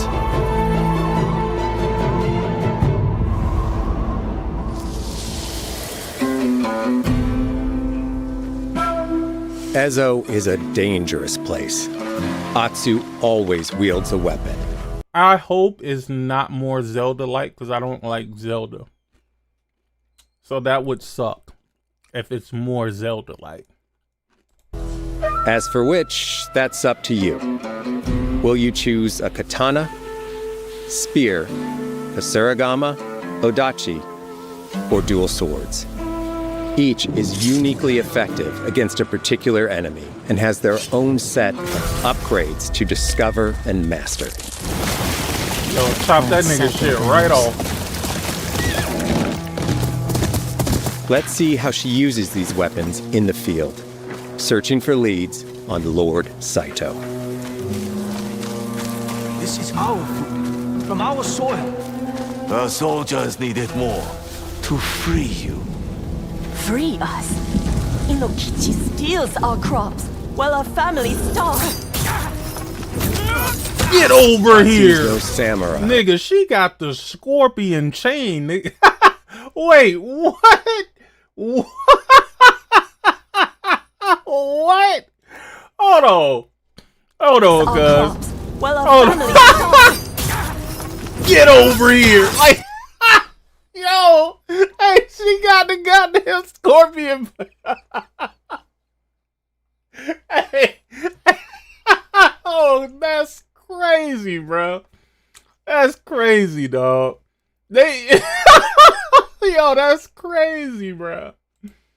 Hold on, let me back up a little bit. Free us. Inokichi steals our crops while our families starve. Atsu's no samurai or ninja. No. Fatality. She's a lone wolf mercenary who'll use every advantage, every dirty trick to win a fight. So she a spear chucker, huh? She's a spear chucker. I just saw her chuck that spear. She's chucking spears. Every dirty trick to win a fight.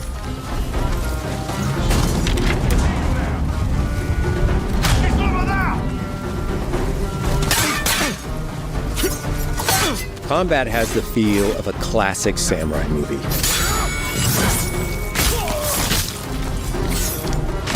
Every motion counts. It's about lethal precision. Yo, them fucking dog, them twin katanas is goddamn. That's crazy. That's crazy the way she using it. It's crazy the way she can keep the combo going too.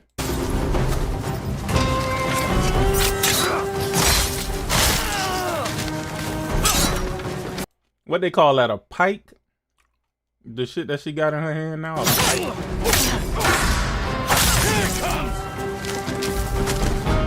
If an enemy swings hard, Atsu can... Oh, the pike is the ball with the spikes on it. I'm thinking of the wrong thing. Lose her weapon. But if she's quick, she can disarm them. Nothing there? You're dead. Choose the right weapon for the job. To fight a massive enemy, her huge Odachi blade is best.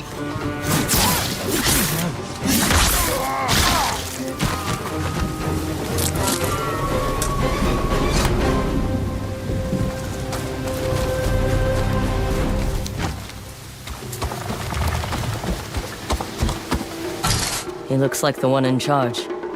Tonight, we feast!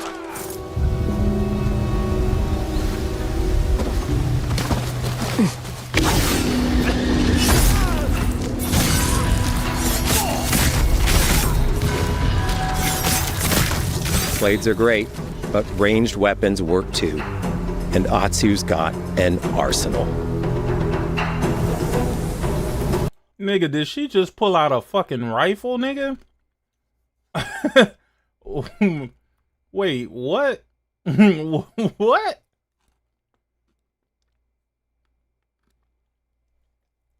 What?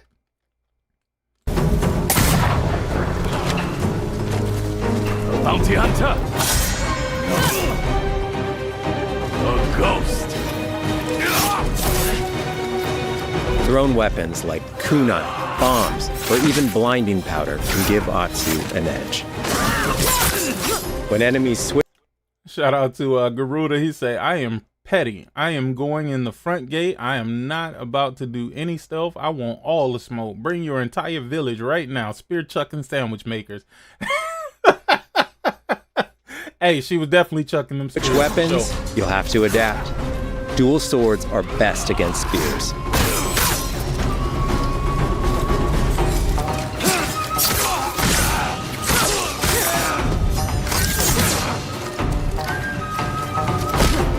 No more!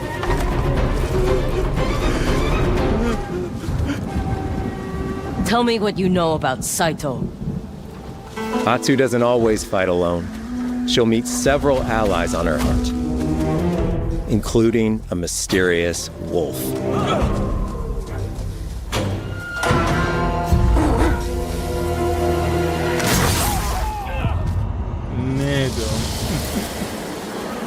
Atsu can set up camp under the stars of Ezo. But she's not always alone. Wait, hold on. Alone. Is that the Aurora? What is it? Aurora Borealis? But she's not always alone. Ain't that's what they call this? The Aurora Borealis? I think that's what they call it. That's what they call this, right? The Aurora Borealis. That's crazy that they put this in the game and didn't really say much. But niggas who know.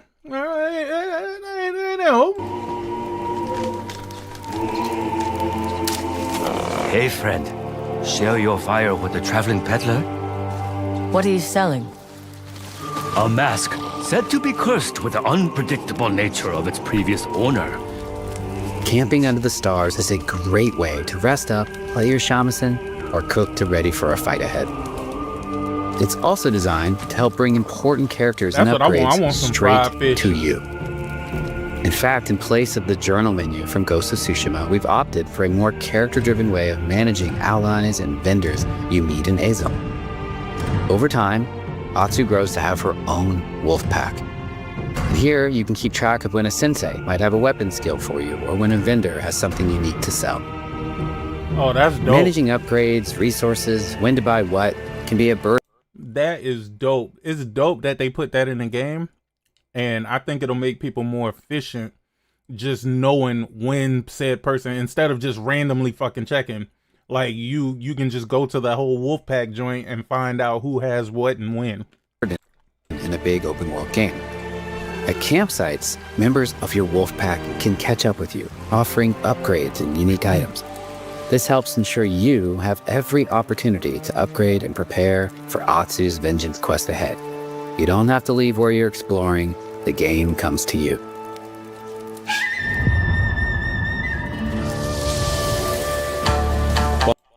They are doing an excellent job of breaking down what really makes this game different from the previous title. While exploring Ezo, you'll discover all sorts of new armor, charms, and gear.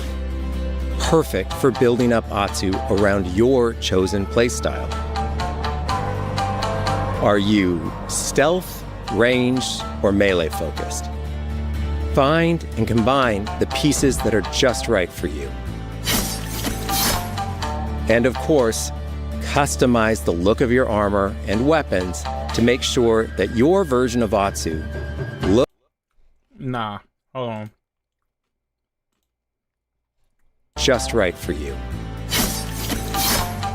And of course... That red fire. That's fire. Customize the look of your armor. That purple? That shit fire. And weapons. I kind of like this, but the blue kind of threw it off a little bit. If it would have been black, that would have been super dope. To make sure that your version of Atsu looks and fights just the way you want. Yo, they need to talk the Nether Realms, bro. They need to talk the Nether Realms and put fucking Sub-Zero and fucking Scorpion Mask in this game, dog. PlayStation, I don't know if you hear me, but goddamn, y'all need to do that.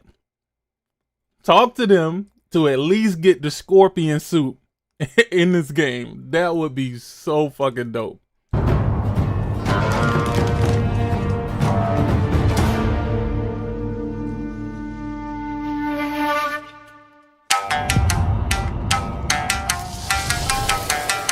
The score of Ghost of Yotei is incredibly special to us.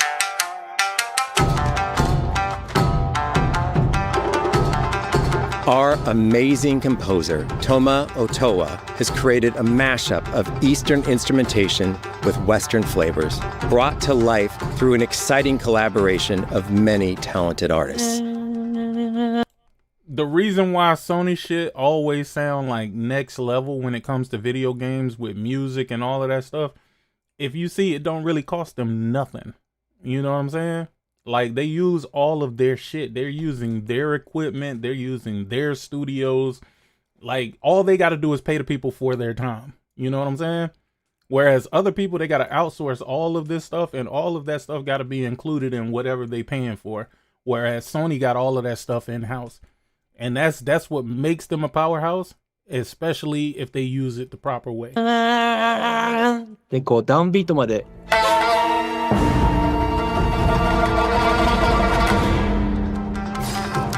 If you like what you heard, we're releasing 2 tracks featured in today's State of Play on your favorite streaming service immediately after the show.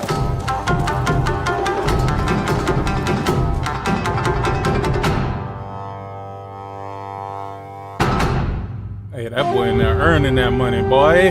Boy. The digital photography community for Ghost of Tsushima is incredible. We're happy to have photo mode back in Ghost of Yotei and look forward to seeing photos from your journey across Ezo. Photo mode day 1, it's not a patch. That's crazy. It's wild that that's even a topic of conversation for real.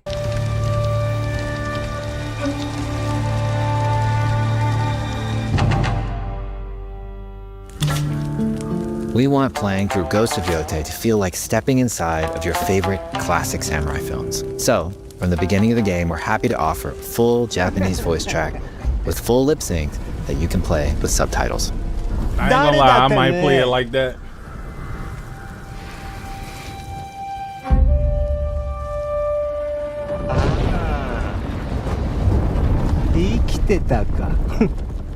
狼の姫、一人残らず息の根止めたと思った。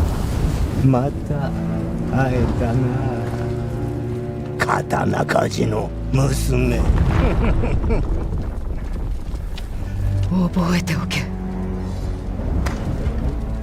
圧だ。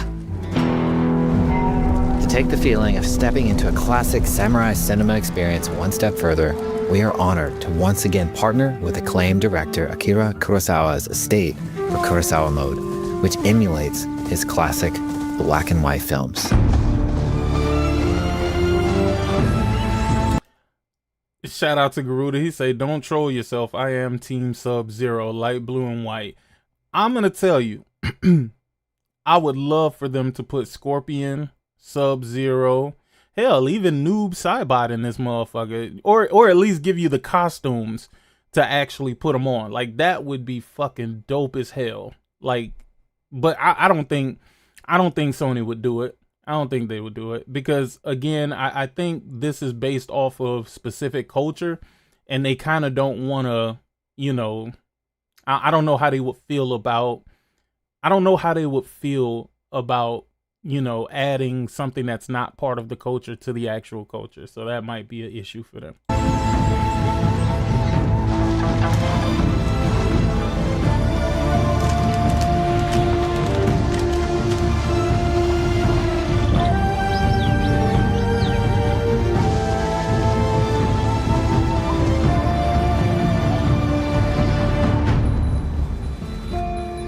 For Ghosts of Yotei, we wanted to celebrate two other influential directors who have had an impact on the genre as a whole.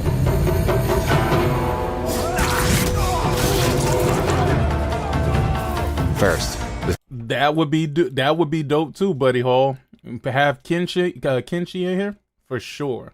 Partnered with Takeshi Miike, director of 13 Assassins, for a mode that puts the camera closer during combat for a more intense, raw experience along with increased mud and blood splatter. And lastly, yo, the dismemberment is crazy.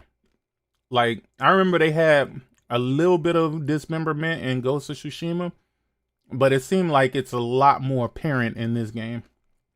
We've partnered with the director of Samurai Champloo, Shinichiro Watanabe. Turn this mode on to listen and blood splatter. And lastly, we've partnered with the director of Samurai. I love this scene right here, bro. The shit with the crazy color flowers, like the crazy cherry blossom trees, the leaves on the cherry blossom trees. Yo, I love those sceneries, bro. And the lighting is impeccable in this game. Samurai Champloo, Shinichiro Watanabe. Turn this mode on to listen to some original lo-fi tracks directed by Watanabe himself. Hey, I ain't gonna even lie. I probably had this mode on when I'm just kind of grinding out everything. Like, this shit is low key. Like, that's some soothing shit right there.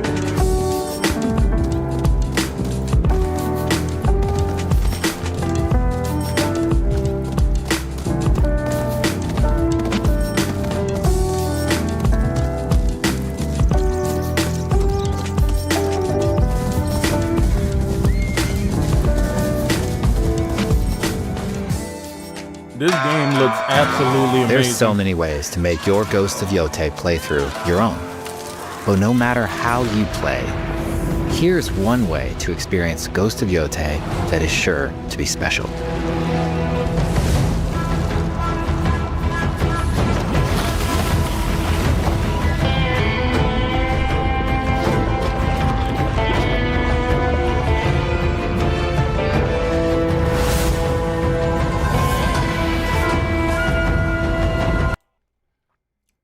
Whoever they get to design these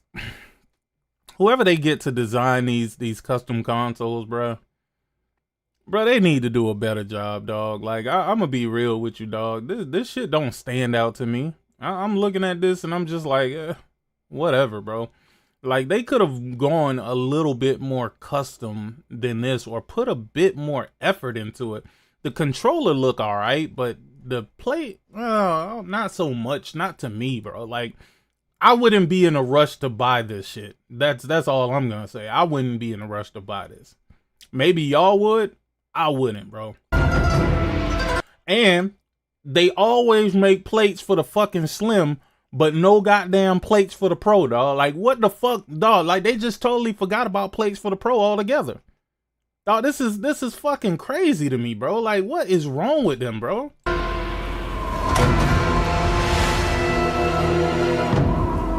Turning this shit black don't make it no fucking better than the one that's gold. It's still the same fucking shit.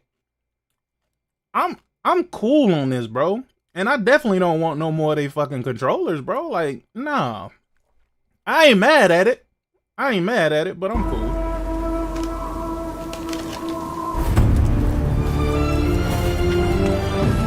We never get fucking pro plates, bro. Why do they? Even if they had pro plates, I'm not gonna lie, it's not like it would change anything. Oh, they do have pro plates. Okay, I stand corrected. God damn. I stand corrected, but still, bro, I don't want no white plates, bro. Like, give me fucking all black plates, my nigga. Like, that's what I want, bro.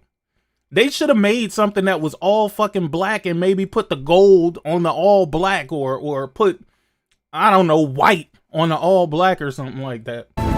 Today, you've got a glimpse into Atsu's hunt for the Yotei 6. Forge your own path while discovering the secrets of Ezo. To survive, you'll need to master a variety of weapons, using lethal precision to overcome the odds and take revenge as the Onryo. Ghost of Yotei comes out on October 2nd. Thank you so much for watching. I like this entire state of play. Not really. I guess I'm whatever on the pro plates or the custom console, whatever they doing. I'm cool on that, but that doesn't take away from the actual game showing for me. I think they did a very good job of showing the game, showing the differences between Ghost of Tsushima and what Ghost of Yotei got to offer it, to separate it. And, you know, because, you know, of course, there is no Jin Sakai in this one. You know what I'm saying? This is all based off of Atsu. I don't even know what her last name is, but this is based on Atsu. But I already know you would have stupid people saying, well, what's the difference between this and Ghost of Tsushima? You know what I'm saying? Like, I'm pretty sure you have dumbass people saying that shit. And the thing is, I think they showed a lot that's different with this. The whole premise of the game is different. The setup of the game is different. The way you experience the game is going to be different. I do want to know more about how they're gonna pull the story together, giving you so much freedom of choice or whatever. So so I definitely want to see what's what. So it's not more of the same, Sick? Yeah, it is more of the same. It's a sequel. I mean, what should they do? Should they give Atsu a car? I don't know. Maybe give her a fucking wagon or something. I don't know. Oh, you probably being sarcastic right now. It gotta be some sarcasm I'm not reading in that comment. It gotta be, dog. But that's what sequels are. Sequels are more of the same. God of War 1, 2, and 3. They were more of the same with God of War. Halo 1, 2, 3, all the way up to whatever the fuck we got now. They were all more of the same. Like, this is a sequel that is, of course, based off of a different area, a different time period and shit like that. But you're still a character with fucking weapons and you're killing people. So it technically is more of the same. Shout out to John Baptiste. He say, I think they should allow us to customize our own plates and controllers. And Onryu is supposed to be a female spirit seeking for vengeance. For sure. Shout out to Garuda. He says, sick. Now I have to ask, Team Mugen or Team Jin for you in chat. Me, Team Mugen, Samurai Champloo. I'm Team Atsu. I'm Team Atsu. Shout out to Atsu, man. I like the fact you can lose your weapons during a fight. You know what? I want Yotei to be a turn-based pixel art RPG. Hey, facts, right? Right, AO. Right, AOS Vici for sure, man. They want Ghost of Yo, it's no. It's any sequel is definitely going to be more the same, right? Like when you play Gran Turismo, you know it's going to be cars on the track. No matter what number it is, it's going to be cars on a fucking track. They're just going to do it in different ways. They're going to update and upgrade the experience. That's the exact same thing that happened with Ghost of Yotei from Ghost of Tsushima. Same thing from Ghost of Tsushima. It's basically an upgraded experience. It's different fight styles. It's better ways of traversal, better combat, and hopefully this story is going to be something, because again, I am still a big fan of narrative. I love fucking narratives, and I love seeing how the narrative take place. Again, that's one of the greatest things about Death Stranding 2, but y'all got to play it to find out what that is. The narrative is amazing in that game. It's amazing in that game. A lot of niggas don't know what a sequel is. Yeah, that's true. That's true. But again, I don't know what they could have offered outside of something that's so wild that it's not even part of it, or it shouldn't be part of the game. I mean, what do you want? You want them to add some machine guns to the fucking game or something like that? Or give us some, I don't know, some cars in a time period where cars probably don't even exist. Like, I don't even, you know, again, I couldn't even have this conversation with those people because, again, usually they're just fucking stupid and they're just trying to spin a narrative. So, you know, it is what it is. White people, the game is missing white people. Nah, this game is in Japan. It's not missing white people. What? All right. I hope there's sports, not just a standoff. You know, like I said, and I'll say this again, right? Sucker Punch has been amazing with what they've done with Ghost of Tsushima. So I know for a fact that Ghost of Yotei is going to be just as fucking amazing, right? Like I know that that's going to be the case. The thing is, like I said, I would prefer, just as a consumer, I would prefer to have another Infamous over Ghost of Tsushima 3. Right? Like I want them to, even if it ain't Infamous, I would love to see them work on something different. I hate when companies get so tied into one thing that's what they become known for.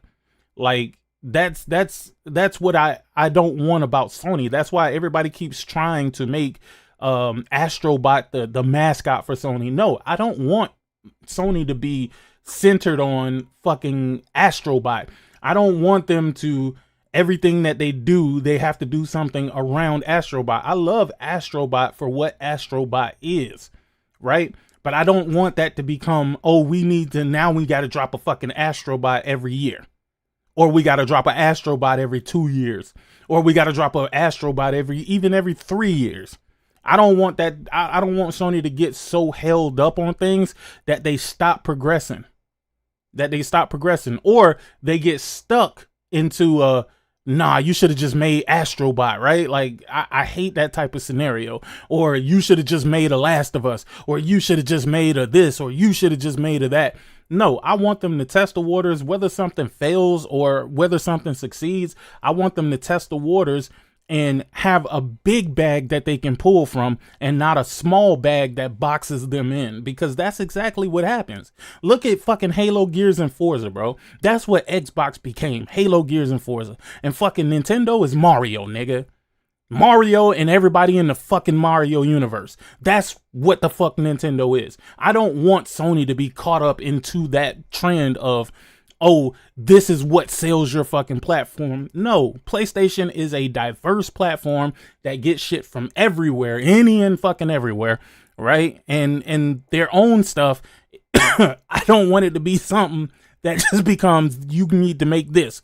You need to become a machine that makes this, right? Like Sony Santa Monica, I want them to chill with God of War. Like, I was excited if they were going to do a God of War, that it was going to be like a Metroidvania, right? Like, that's what somebody was saying. That's what one of the rumors were. I was excited about that because that would have been something different from the norm, right? Like, I don't want when Sony Santa Monica, when they finally come back, right? I don't want them to be like, oh yeah, we're working on the next God of War in fucking Egypt or some shit like that, right? Like, give Kratos a break, my nigga. Give Kratos a break. Work on something different. Work on something different. That's how I feel. But, you know, other people might feel differently. Y'all want these studios to just, I guess, be good at what they're good at, right? Sony has their mascots, but they last for not a generation and move into the next. Crash was the PlayStation mascot. I don't think he was as much a PlayStation mascot as he was an adversary of Mario, right? Because that was the whole thing, nigga. They was just like they were just trying to stick it to fucking Mario, but I don't think Crash was a mascot for PlayStation. He was synonymous with PlayStation. Let's not get that twisted, right? Like, I don't want to mince words here. He was synonymous with PlayStation, but I don't think he was the mascot for PlayStation. I mean, but it definitely was some great times to see that nigga show up to the fucking Nintendo headquarters. Now that was funny. That was fucking funny, dog. Wasn't there word that Santa Monica is making a new IP? Yeah, but it's all rumors, right? Like, Sony Santa Monica never said that. I guess we can kind of say it's true because, what's his face? I forget his name. Remember the dude with the beard? He said he was working on a different game, right? Some sci-fi game. Corey Barlog. Barlog. Whatever its name is, y'all know who the fuck he is. Even Hellgas was a mascot for PlayStation once. Again, I don't think they were mascots. I think you guys wanted them to be mascots because they were tied to games that were synonymous with PlayStation. But a mascot would be something where when you think of that brand, you think of that game, right? Like Mario. When you think of Nintendo, you think of Mario. You think of Donkey Kong. You think of Mario Kart. You think of Princess Peach, right? Like, that's what you think of when you think of Nintendo. When you think of Xbox, you always thought of Halo, if nothing else, right? Halo. And then Gears came along. And then, you know, it was like somewhere down the line, Forza became a thing, right? Like, Forza became a thing. I'm not even sure why. I think it was just because they wanted it to be a challenger to Gran Turismo or whatever, just for them to say, oh, they have Gran Turismo over here, we got Forza over here, right? Like, that's kind of how that felt. But Halo was definitely synonymous with PlayStation. With Xbox. And every time you thought of Xbox, you thought of Master Chief. Every time you thought of Xbox, you thought of Master Chief. You thought of Halo, you thought of guns. They became the shooter box. Remember they used to call Xbox the shooter box? Hold on. Let me open up this Discord because I don't think I have anything else that I want to get to right at this particular moment. Let me just get y'all in here. And hold on. Okay. What is good, Sick? What's up? I need y'all to hold it down for just a second. I will be right back. Oh, before you go, I song better, no? Yeah, you do. Shout out to Garuda Legends. He says Sony moves on, Killzone 2, Uncharted, and for the awesome female gamers, Killzone 2 and Uncharted with Nadine and Chloe. Also, infamous First Light. The main character was called Fetch. The Last of Us. Wait, what's her name? Fetch? I don't know. I'm trying now. Hold on. Was it Fetch? Probably. Hold on. Give me 1 second.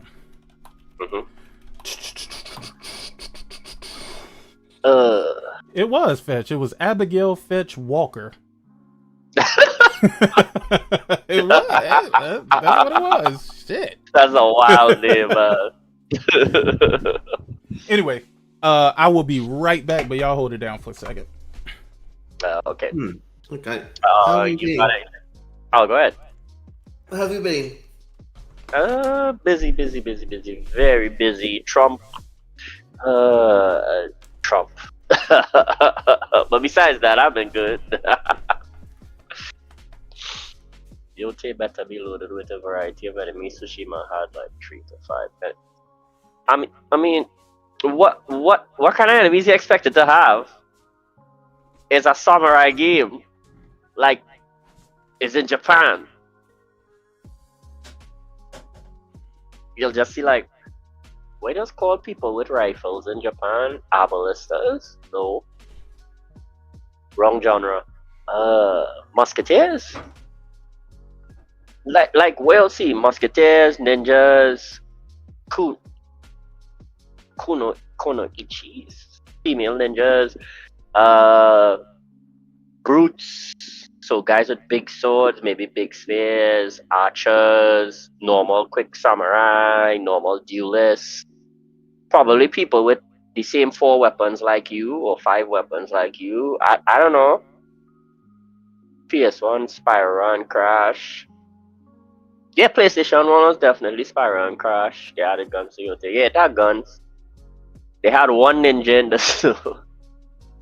Wipeout was a mascot once for PlayStation. I don't think those were mascots in the sense of what Sick was talking about earlier. Like, he was thinking like when you think of this character, you only think of one platform. Like, maybe at the start of PlayStation 1. I mean, what about Metal Gear Solid till it come to GameCube?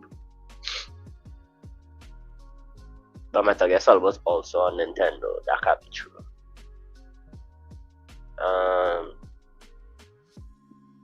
They had one ninja in snow. I just read all the chat because just killing time till Sick come back. They even added Yotei. And you also had the same people complaining that you think they'll let you pick flowers? Pick flowers? Yeah, well, lots of flowers around. Do you think you'll be able to pick them and make a bouquet? I'm not sure about the bouquet, but I know you'll definitely be able to pick flowers. It would make sense to be able to pick a bouquet though, like you're going to your parents' grave and you're resting flowers. That would make sense. Yeah, if they do that. Trees that he likes are like they're cherry trees, right? So you know you'll be able to get the cherries off the trees. I don't think cherry blossoms have fruits. Don't they? No.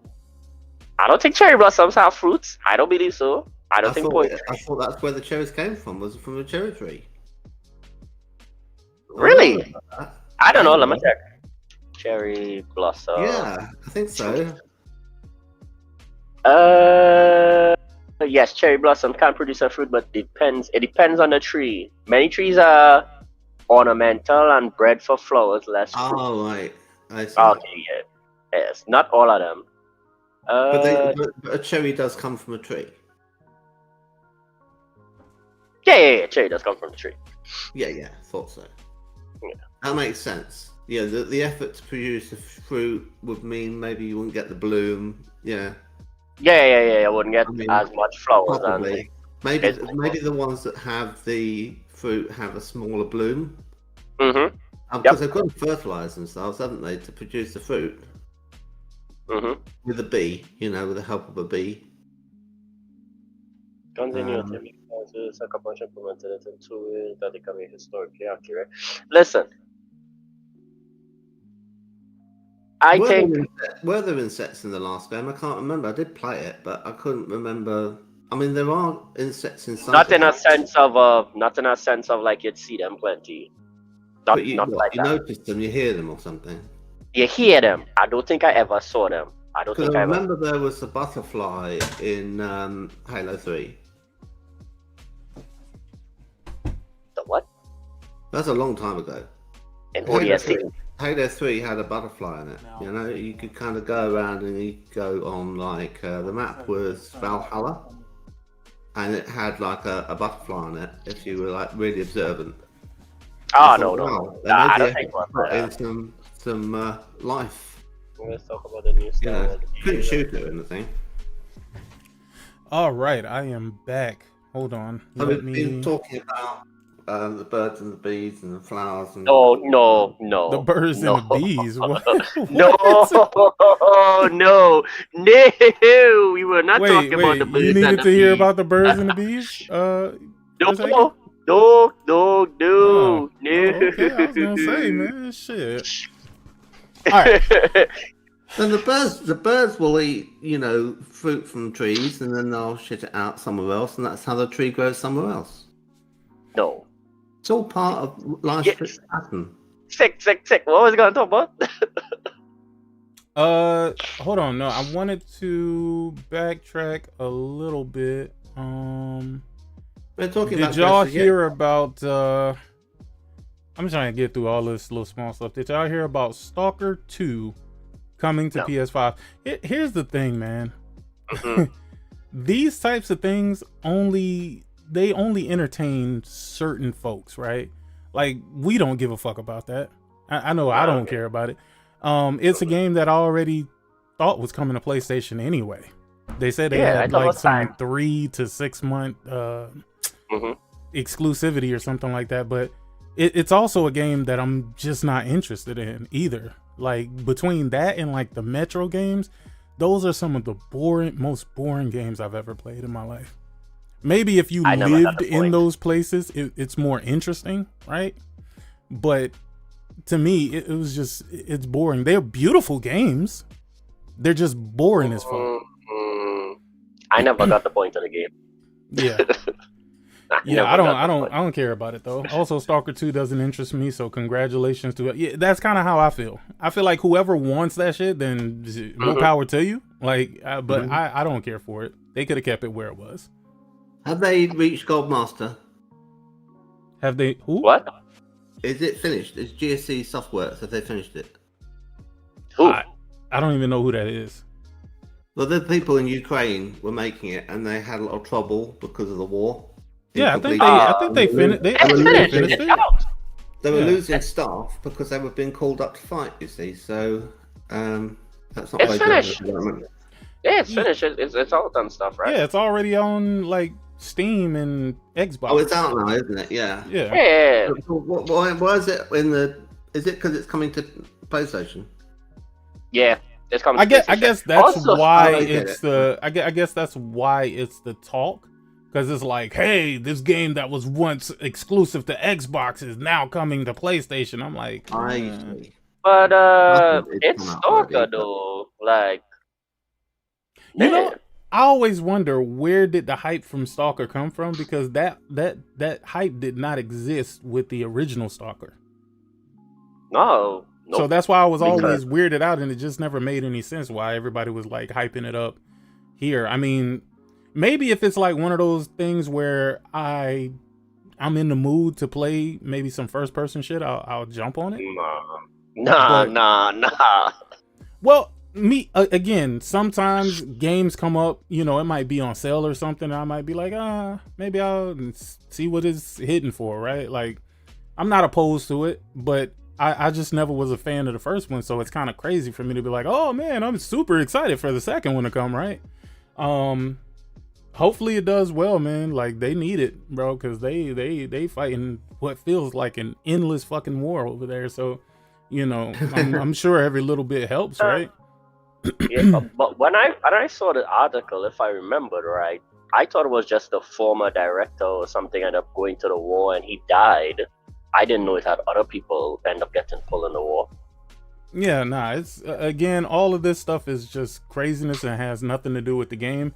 But like I said, I hope it does well on PlayStation. I mean, I don't wish for the game to fail or anything like that. I'm just personally not interested. And as you mentioned, do well on PlayStation. It might. I mean, I just saw a tweet somewhere where they said Forza sold 5 million copies. I was like, what? Why? Why what? Forza, 5 million copies. On what? On PlayStation? PlayStation. Yeah. I was like, crazy. What?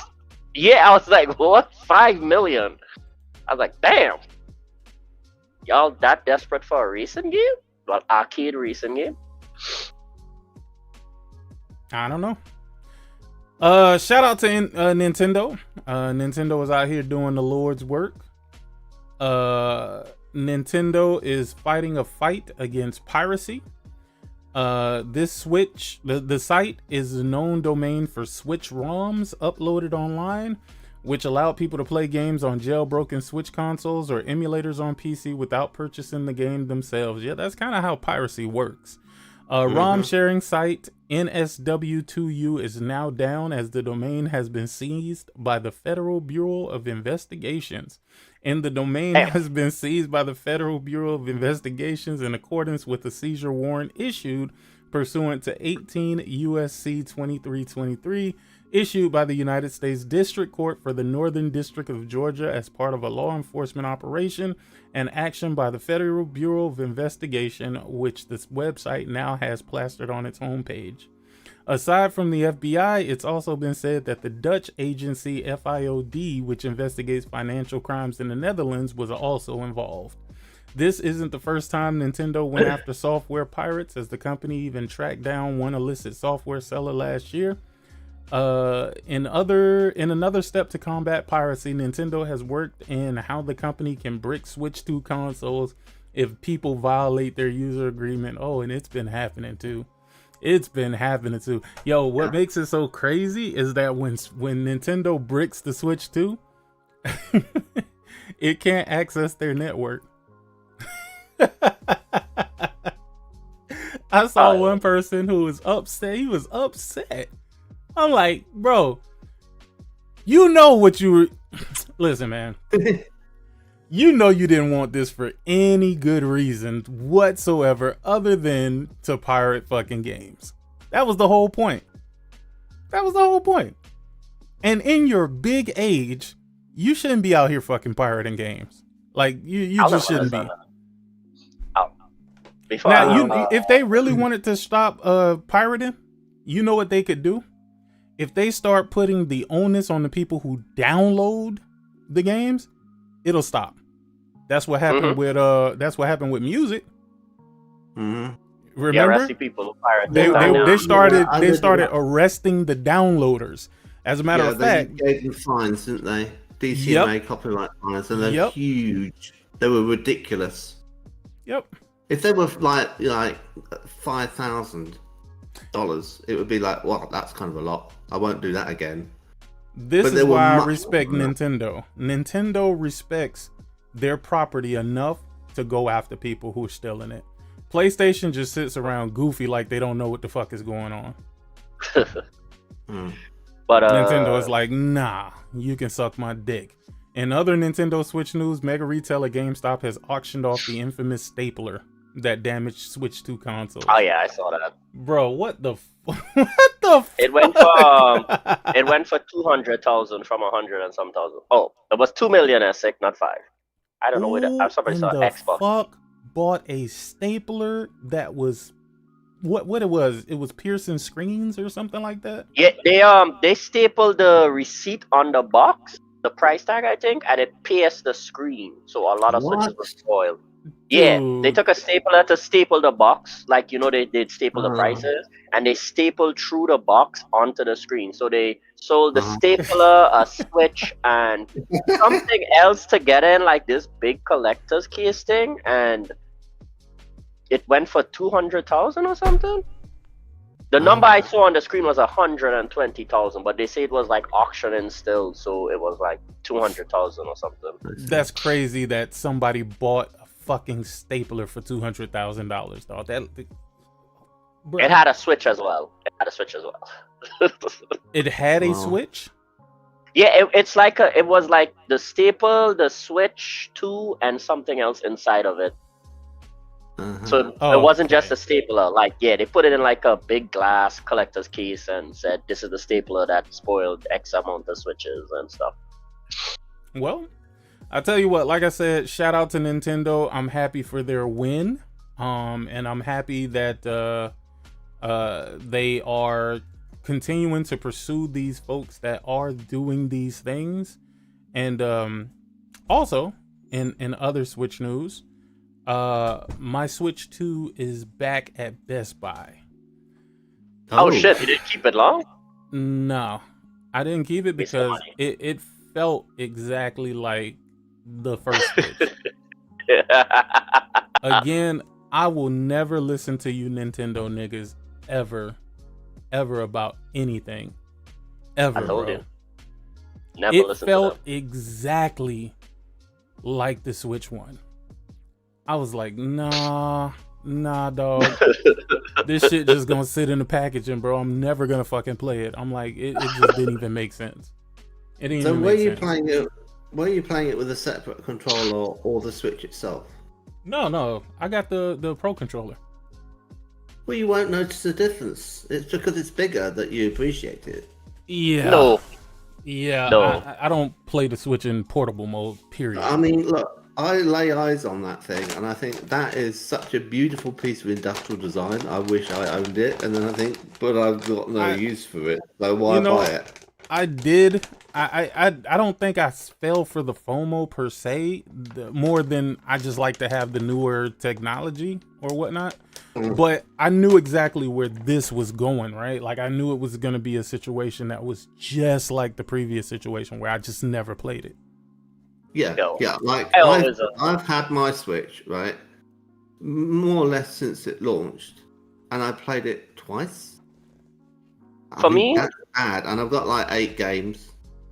So like I turn it on and I play like 4 games, and I go, yeah, and then I kind of like go back to my PlayStation.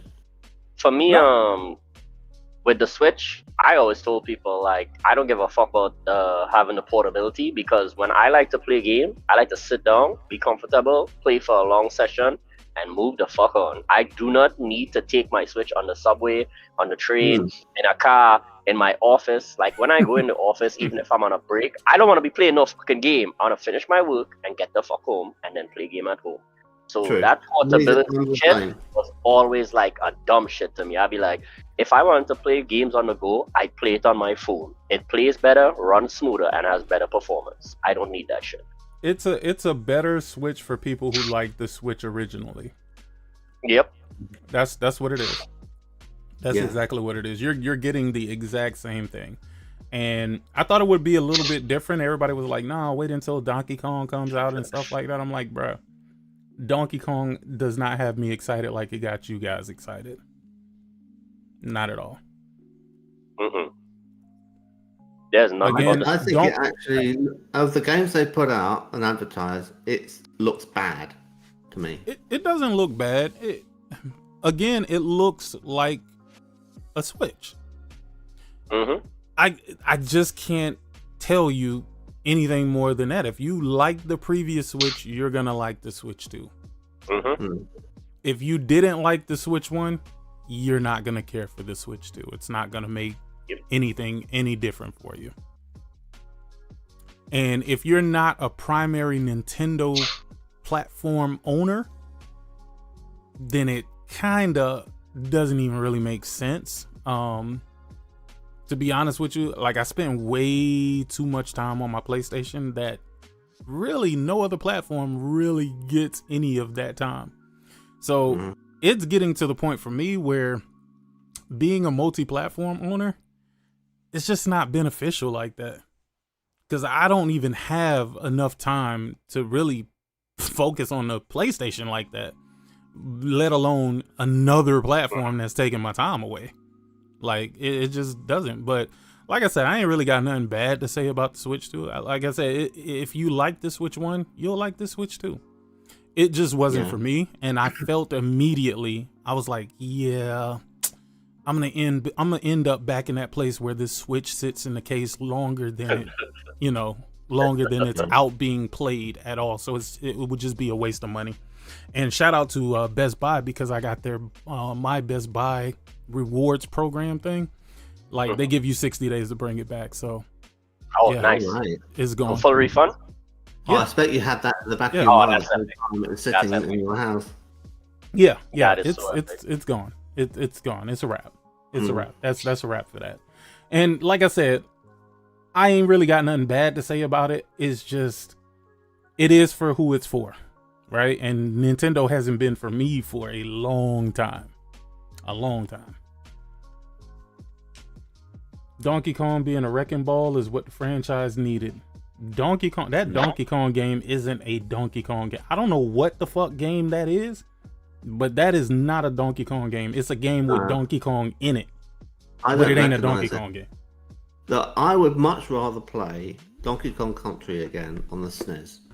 I played that in the past. I thought it was terrific. It's one of Rare's best games. Like, I'm not even into platformers that much, but I thought, yeah, this is quality. And I couldn't believe that it was running on the SNES. It looked so good. It looked next gen. And I always like games where they look like they're on hardware that it couldn't run on. Right? I'm impressed when they do that. Yeah, that did look different. If they release that now, unchanged, right? No resolution buff on the Switch 2, it would be like, okay, that's worthy of being on the Switch 2. Here's what I will say though, and I think I could stand on this.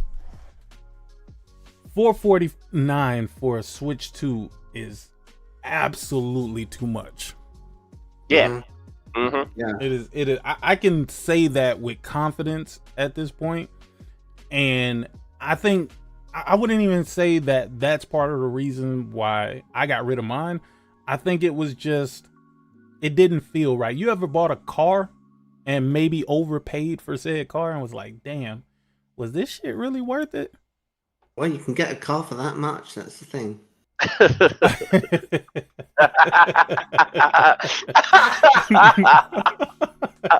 Actually, you can. He's right. No, I was gonna say you he's right. Actually, can. Right. You can. And it would probably serve a better purpose. Yeah, I didn't get the bundle. I bought the game separately. But again, it just wasn't worth it, man. It truly wasn't. And there's a lot of people that'll tell you that it is, and maybe it is for their lifestyle and how they play video games. For me, not so much. And like I said, I'm not really a big fan of many of Nintendo's characters, with the exception of Mario. You know what I mean? Would I buy another Switch 2? No, it would have to be something very drastic that happens that makes me say I'm gonna get a Switch 2. I don't think that's gonna happen though. I would probably buy a Switch 2 if Pokemon actually played like Pokemon. I mean, Pokemon does play like Pokemon. I don't get what you mean by that one.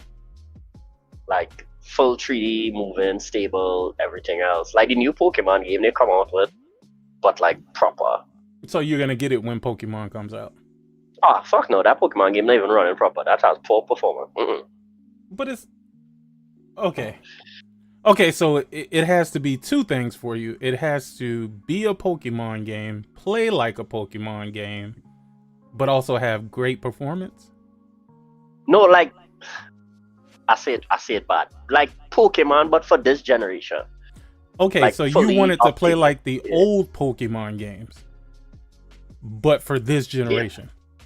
Yeah, like full update, everything. Like the next step you would expect in the game. Like as you build games, you'd improve on it, not just it's the same exact thing. Okay, I'm a little confused. What do you want it to be like? Like something similar along the lines of no, because you keep Pokemon. saying something that's truly vague when you say I want it to be like the old Pokemon games, but for the new gen. So you want it to play like the old games, not like the open world games that they got right now? No, I went like the open world games, but like Pokemon Hero Dungeon. I don't know if you ever played those. I've never played. I'm not even a Pokemon fan, bro. Okay. Well, Pokemon Hero Dungeons, Yeah. like you control the Pokemon, like how you move about with them, like you have control of the ability to move your battling with it like that now. Like I want like the same thing with the trainers and them, but like when I throw the Pokeball, full control of the Pokemon, not no turn based, blah blah blah blah blah. Like the next step. Wait, in whoa. it now. But wasn't it always turn based though? To the best of my knowledge, every Pokemon game I've seen has been turn based. Not really Hero Dungeon. I don't even know what that is. What the fuck is Hero? I've never heard of that. Is that the mobile game you talking about? No, it's a Pokemon game. Called Hero Dungeon. Yeah, Pokemon. Pokemon Hero Dungeon. Pokemon Have you Mystery played Dungeon? Pokemon Snap? Huh? Oh, Pokemon Yeah. Snap was nice. Yeah, it's fun. That's a charming game. Oh, was it Mystery Dungeon or Hero Dungeon? I see I Pokemon think it's Mystery Mystery. Dungeon Hero. It could be that one. There was also Pokemon Ranger. That was a nice one. Did you like the Detective Pikachu film? Meh. No? It was good. It was good. Yeah. I thought it was Like- really good. Yeah, not like great, but like it was good. Like I watched it twice in that sense. Or I can let the money. Basically, what I'm talking about, right, Sick? Those who know fear are those who know true courage. Oh wow. Hold on, let me see if what I'm looking Oh, at. Bosses later on that are gonna be a little bit scary, but we'll make it work. It should be It'll Mystery Dungeon. I don't know if I could take your. your. I don't know if I could take your advice with this shit. Oh, that's gonna be. This so is what good. you talking about? This is gonna be a great team. I can already tell. Swampert and Meganium are gonna be amazing. And also, unlike in Explorers of Sky, where you have What to is finish this? the first game Does he before do your want to characters can something? evolve, you can evolve right at the beginning of the post game, which That's makes what it some say. dungeons Pokemon so much Mystery easier. Dungeon Hero. What? That being said, there's also a way to like boost your attack power and the attacks Wait, themselves. is this so it? that it won't be so stressful? So it won't be so difficult. It's really Yo, nice. this man Forsaken I just be am talking. confused my Pokemon games. Hey. Yo, this nigga, he is just talking to talk at this point. This is what you want the Pokemon game to be like? Because, bro, the other game looks much better than this, dog. I'm sorry. Dude, the other one look better than that. Dude.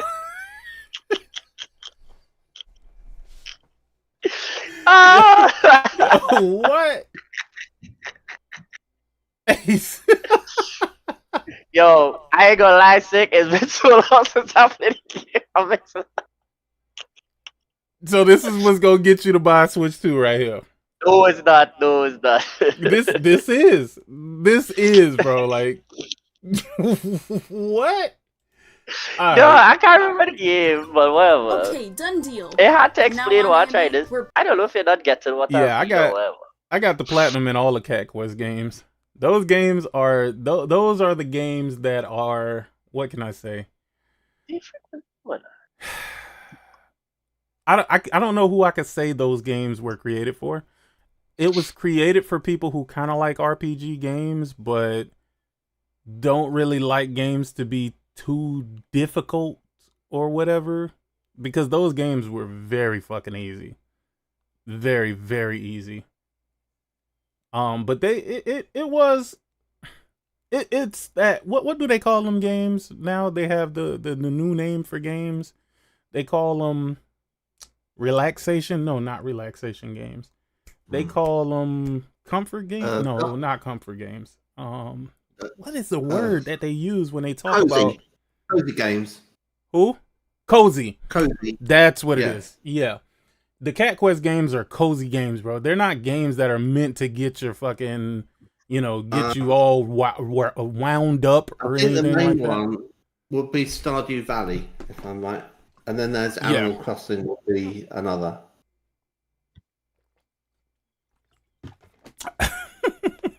Venom Fury X says sissy games. He meant cozy, but he. I wrote it just like that. I read it just like that, even though that's not even proper spelling. But See, I played Sims 4 because it helps me not to get stressed. Oh yeah, Sims is another one of those games. Oh yeah, I love Sims. Sims is definitely a cozy game. It's one of those games where Did you? You're just practically living life in the Sims. They're simulating life. I played the Sims. I had a fool that had to go to work at a certain time. Had kids and all kind of shit. I was just like, bruh, that's crazy.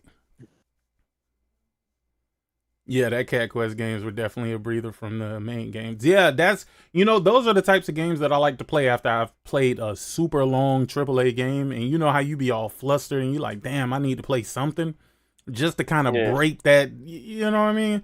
And Cat Quest is definitely one of those games, for sure. To Lady Gamer, that Dawn, right? Lady Gamer is Dawn, right?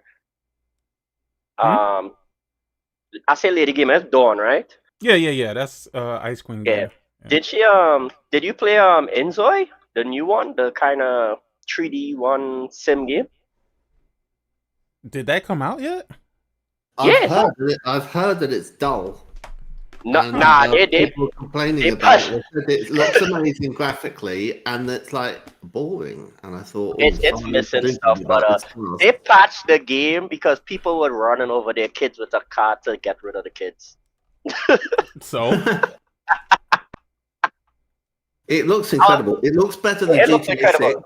And you're thinking, how? I'm not sure about that. Zoe currently feels like a soulless imitation of the worst parts of The Sims. But it does there look are better than positives GTA like the character creation tool. Every item of clothing can be customized with your own textures, patterns. Yo, this is tripping me out. I'm looking at this Inzoi and I am confused as hell. That's how the game plays, by the way. I am confused as hell. Because, again, this has to be being attacked by EA. It has to be, bro. Look, there's no way. There's no way that this game is being attacked. So for 2.5 oh shit, decades, did he just run through the door? There has been one life sim style game that has dominated the market. Obviously, what do you call that on, sure, it's not technically the only game in the genre. There's other popular games, but there's nothing else that does exactly what The Sims does. No real major competition to the throne. And some would argue EA has kind of grown complacent and turned The Sims 4, already a controversial launch in the series, into kind of a forever game, meaning just endless DLC and never a big overhaul that some people are looking for. People love The Sims, but some might be getting real sick of the series in its current form. Oh yeah, sure. You know what I hate about this? You know what I hate about this? They're talking about this game, but they're not talking about this game for what this game offers. They are only talking about this game in relation to what The Sims is. Well, that's how it was promoted, like the better version of Sims or some shit like that. I mean, graphically, it looks better. I don't think it's the same as Sims at all, because The Sims is more about comedy. No. There's a lot more you could do in the Sims than this game. You go make someone drown and that sort of thing. It's all about sadomasochist. You can go from a kid to a full-fledged adult in Sims, going through high school, preschool, university, doing exams and stuff. This game don't have that. Like, there's way more. Like, that's what I mean. Like, there's way more you can do. But that's the problem. Why is it being compared to Sims? And this game just came out. Sims been out forever. Oh yeah. That's what people been comparing it from the start, since before it come out. They were like, "You like Sims? This is better." Yeah, but that's silly. Like, again, it hasn't had the time to build up to that, right? Like, that's what I don't understand about. I don't know if I would say reviewers or if we're just talking about consumers in general. Like, you want them to skip the process of building and just go right to the complete and finished product. There's no game that can fucking do that, because they got to get the little stuff right first and then add the other stuff. Oh, taking something else, yeah. No, you're right, because they were also like, when people were talking about it, like they said it's just starting. You have to wait like a while for them to add whatever content, improve on it. It's like a new game, but some people will just run with it.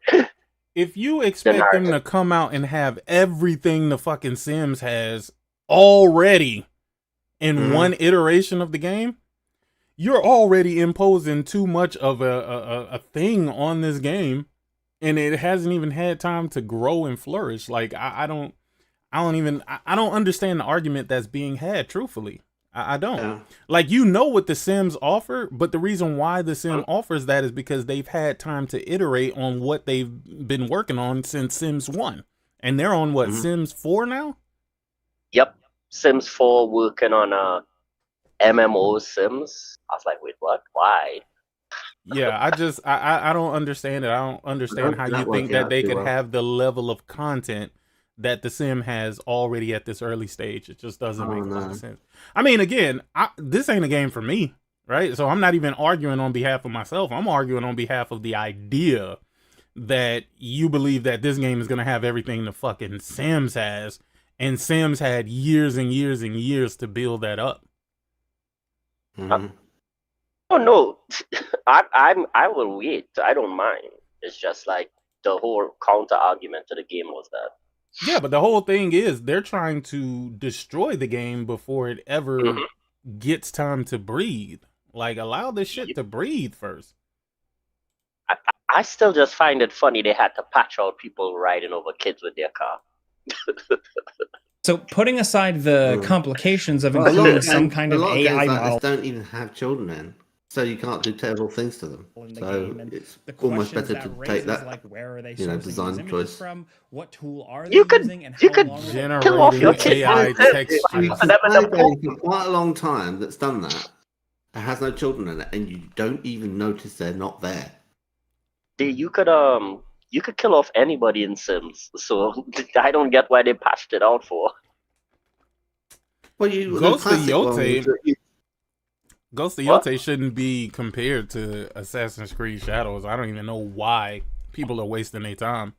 If we're going to talk in terms of quality, I'm going to have to give it to Ghost of Yotei already.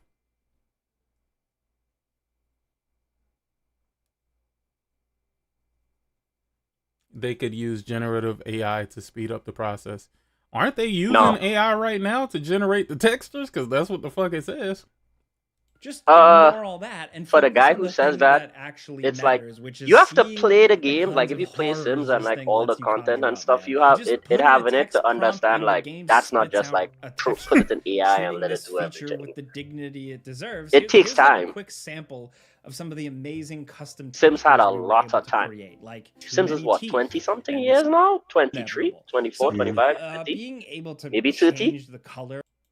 It's years of development, as Sick pointed out, with all those DLCs. Like, I think if you buy all the DLCs for Sims 3, it was like $1,000 something, $1,400. It doesn't functionally change anything. Like, it is like stupid amount of content for that. What's that thing? Train Simulator. That's super expensive.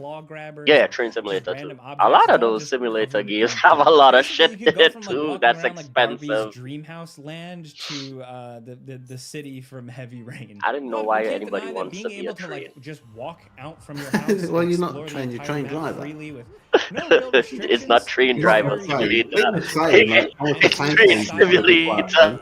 It's just good to have. Being able to directly. But people have modded Thomas the Tank Engine into Skyrim. Touch. It can be a little awkward around stairs or tight environments, but it mostly works. And you can always fall back on the tried and true, just click and go. This game really does look amazing, though. The fact that you have all those alternatives. Yeah, it does. And I think that GTA 6 will not look as good. I mentioned lets you but it's going to have reactive pedestrians. So you walk near them, and they're doing something already. And it'll just play on like a hobo will be begging or something, or there'll be people hanging out drinking or stuff. And then you walk past them, and they'll do stuff relevant to what you're doing that isn't just like a contextual trigger, and it's really deep. And sometimes they so that's where mostly just act vaguely. That's where you will want to have a PS5 Pro.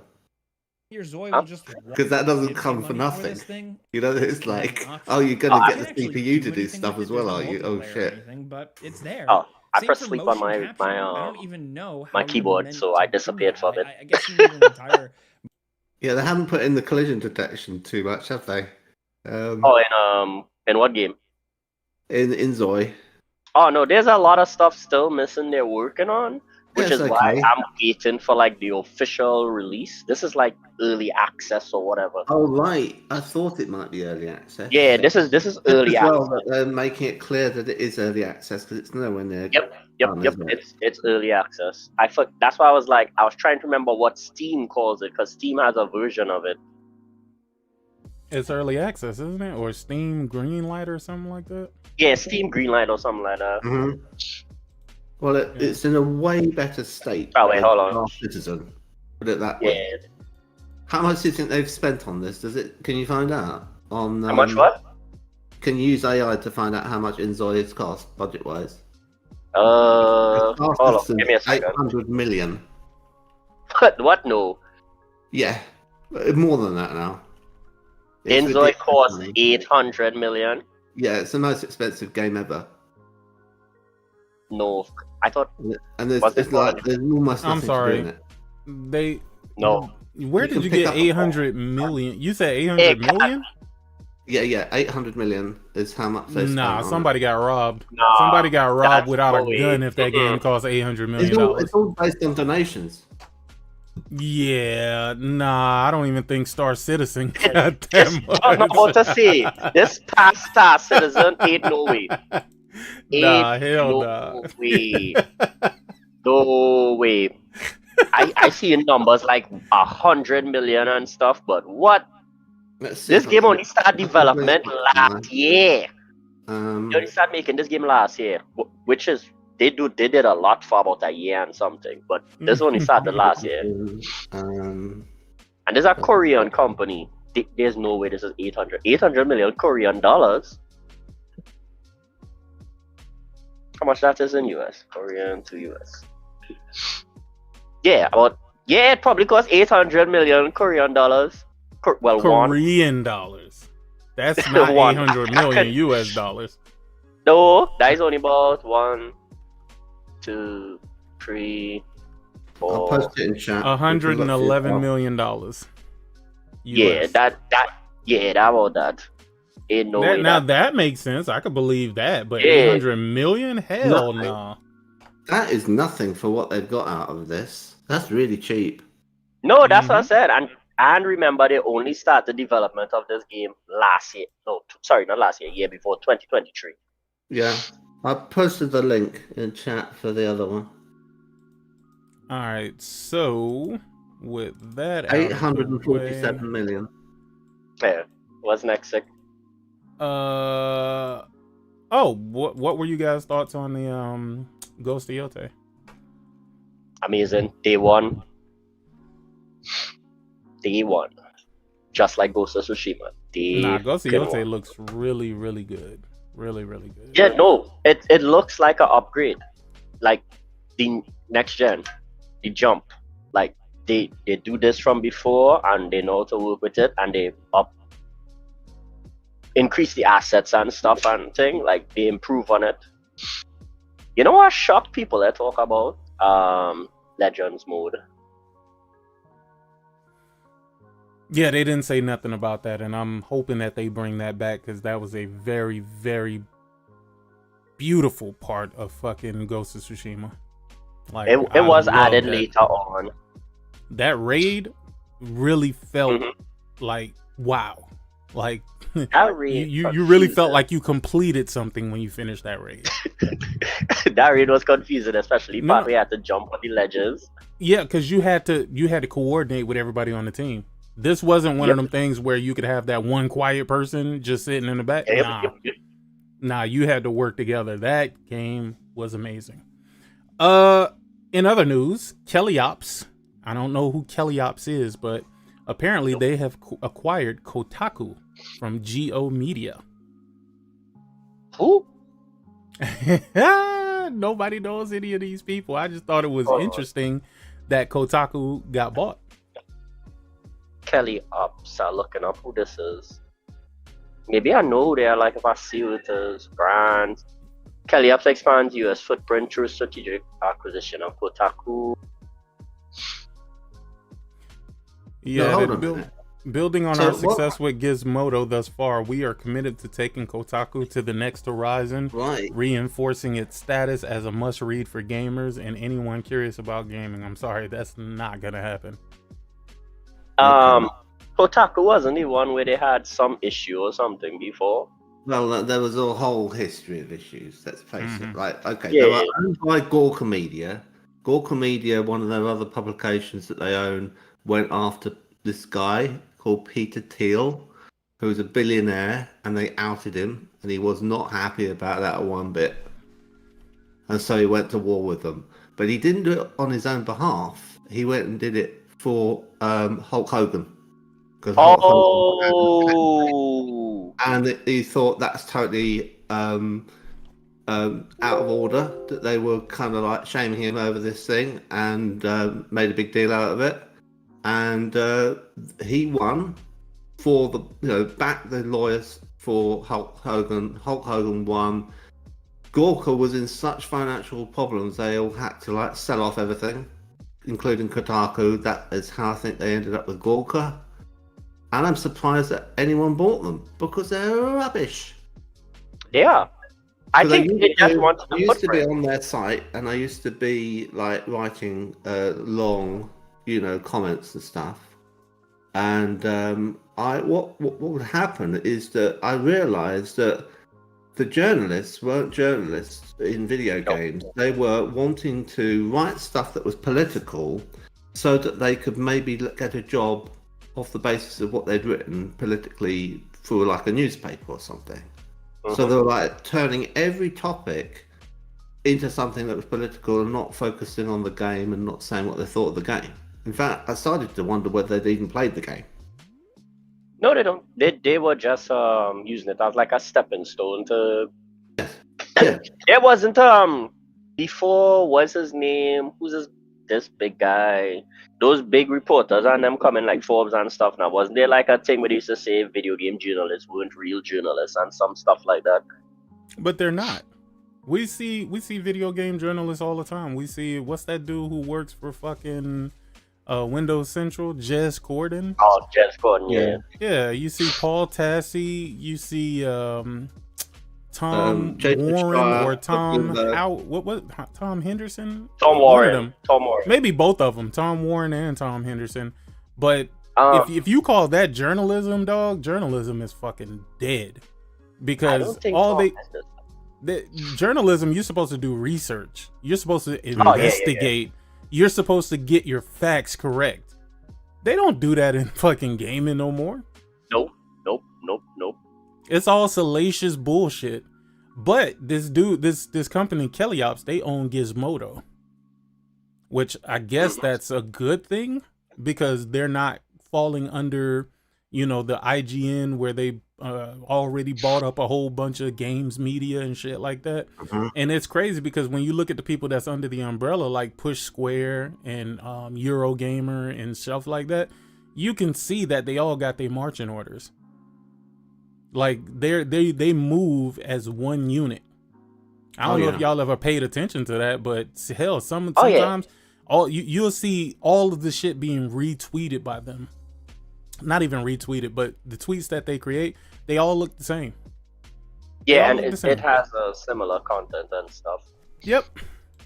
Yeah, but we as sound like a pirate at this point, but Phil said it already. Like, you buy influencers and that's it. You have the industry. So anybody who thinks they're not bought at this point has to be an idiot. But he was Phil, right to that degree, but you know what? You have to want to be a part of that. You have to want to be a part of that. So if that doesn't align with your goals and shit, you're not gonna do it. As a person, if it morally doesn't align with what you're willing to do, you're not gonna do it. But they'll do it because, again, they're just looking for an opportunity. Yeah, they just want to check. Yep. It is what it is. The same thing like when they had the big scandal where they were like, you didn't even play the game, and they were like, I don't need to beat the game to tell you to review it. I was like, Yo, when I heard that shit, I was like, bro, ain't no way, bro. What do you think a review copy is for? The review copy is for you to play and experience the game in its totality before the game actually drops. They're not giving you these games 2 weeks early for you to just fucking foot dip. I remember I had to do a review for Poison Control, and someone was like, what the hell is Poison Control? It's an Atlas game. I got a review copy a while when I was doing journalism on side, and they were like, okay, we just need like some audio, some boss scenes, and like the startup and the menus and thing, and then they'll write the review. I was like, what are you guys talking about? I beat the game. Like, I beat the whole game before I sent all my stuff. So like, I had screenshots from start to finish, video capture, start to finish. I platinumed the entire game, and then I gave it to them. They were like, why would you do that? You just wanted piece from here up to maybe like a chapter. I was like, why would you? No, I get a review copy early. I'm going to beat the entire game before I give you my input. That don't make no sense. I don't think you need to platinum it, but you do need to finish it. Yeah, platinum. I don't think you need to do that for a review. But it felt weird. Well, no. My thing is, if you enjoyed the game, of course you're gonna beat it in its totality, right? And you're gonna get the platinum because you enjoy what it is that you played. But I don't think you need the platinum in order to do a review because a platinum just means that you did everything that the game expected you to do, and most people don't even fucking do that. You know what I mean? So, you know, but the simple fact that you did beat the game, you had an understanding of what the pros and the cons of, well, what the pros and the cons were of the game. Yeah, because if you, like, from where they were telling me, like, to stop, if I had stopped there, like, I think it was chapter 4 or something. Like, if I had stopped chapter 4, out was it 23 chapters or maybe 14? If I had stopped there, I would have had such a bad look at that game, because the more you play, the more powers you unlock, the easier things got. I was like, oh wow, this is so much better now. And because you could go back to previous levels to play better and with the new abilities, you're like, oh, it's so much easier now. Like, if I didn't do that, it'd be so terrible. I'd give it like a bad look versus if you play it, or like, imagine you play God of War and you never reach the Thor fight scene. You'd be like, okay, you never unlock the Chaos Blades. Is it the Chaos Blades you call it? The Chaos Blades, yeah. Yeah, when he got it back, like, if you didn't see all those cool things, you wouldn't be like, oh, there's a big surprise. You know, like when you're writing a review, you wouldn't tell people like, oh, it may seem this way now, but trust and believe you play, there's better things to come. Your review would be so bland. I'm gonna be honest with you. I think that's one of the reasons why I would never want to be a journalist, truthfully, or even forget journalists, right? I would never want to be a person that reviews games. Because truthfully, I feel like if you do this shit as a job, you're gonna start to get bored with it, right? You're not gonna be able to appreciate games the way you do when you're just playing them for you. Versus when you know, I feel like you start playing for everybody else, and I'm not really about that, for real. Like, I just like to sit back and enjoy the games that I like to enjoy. I feel like if you had to do it for a job, though, no. I can't see me enjoying that at all.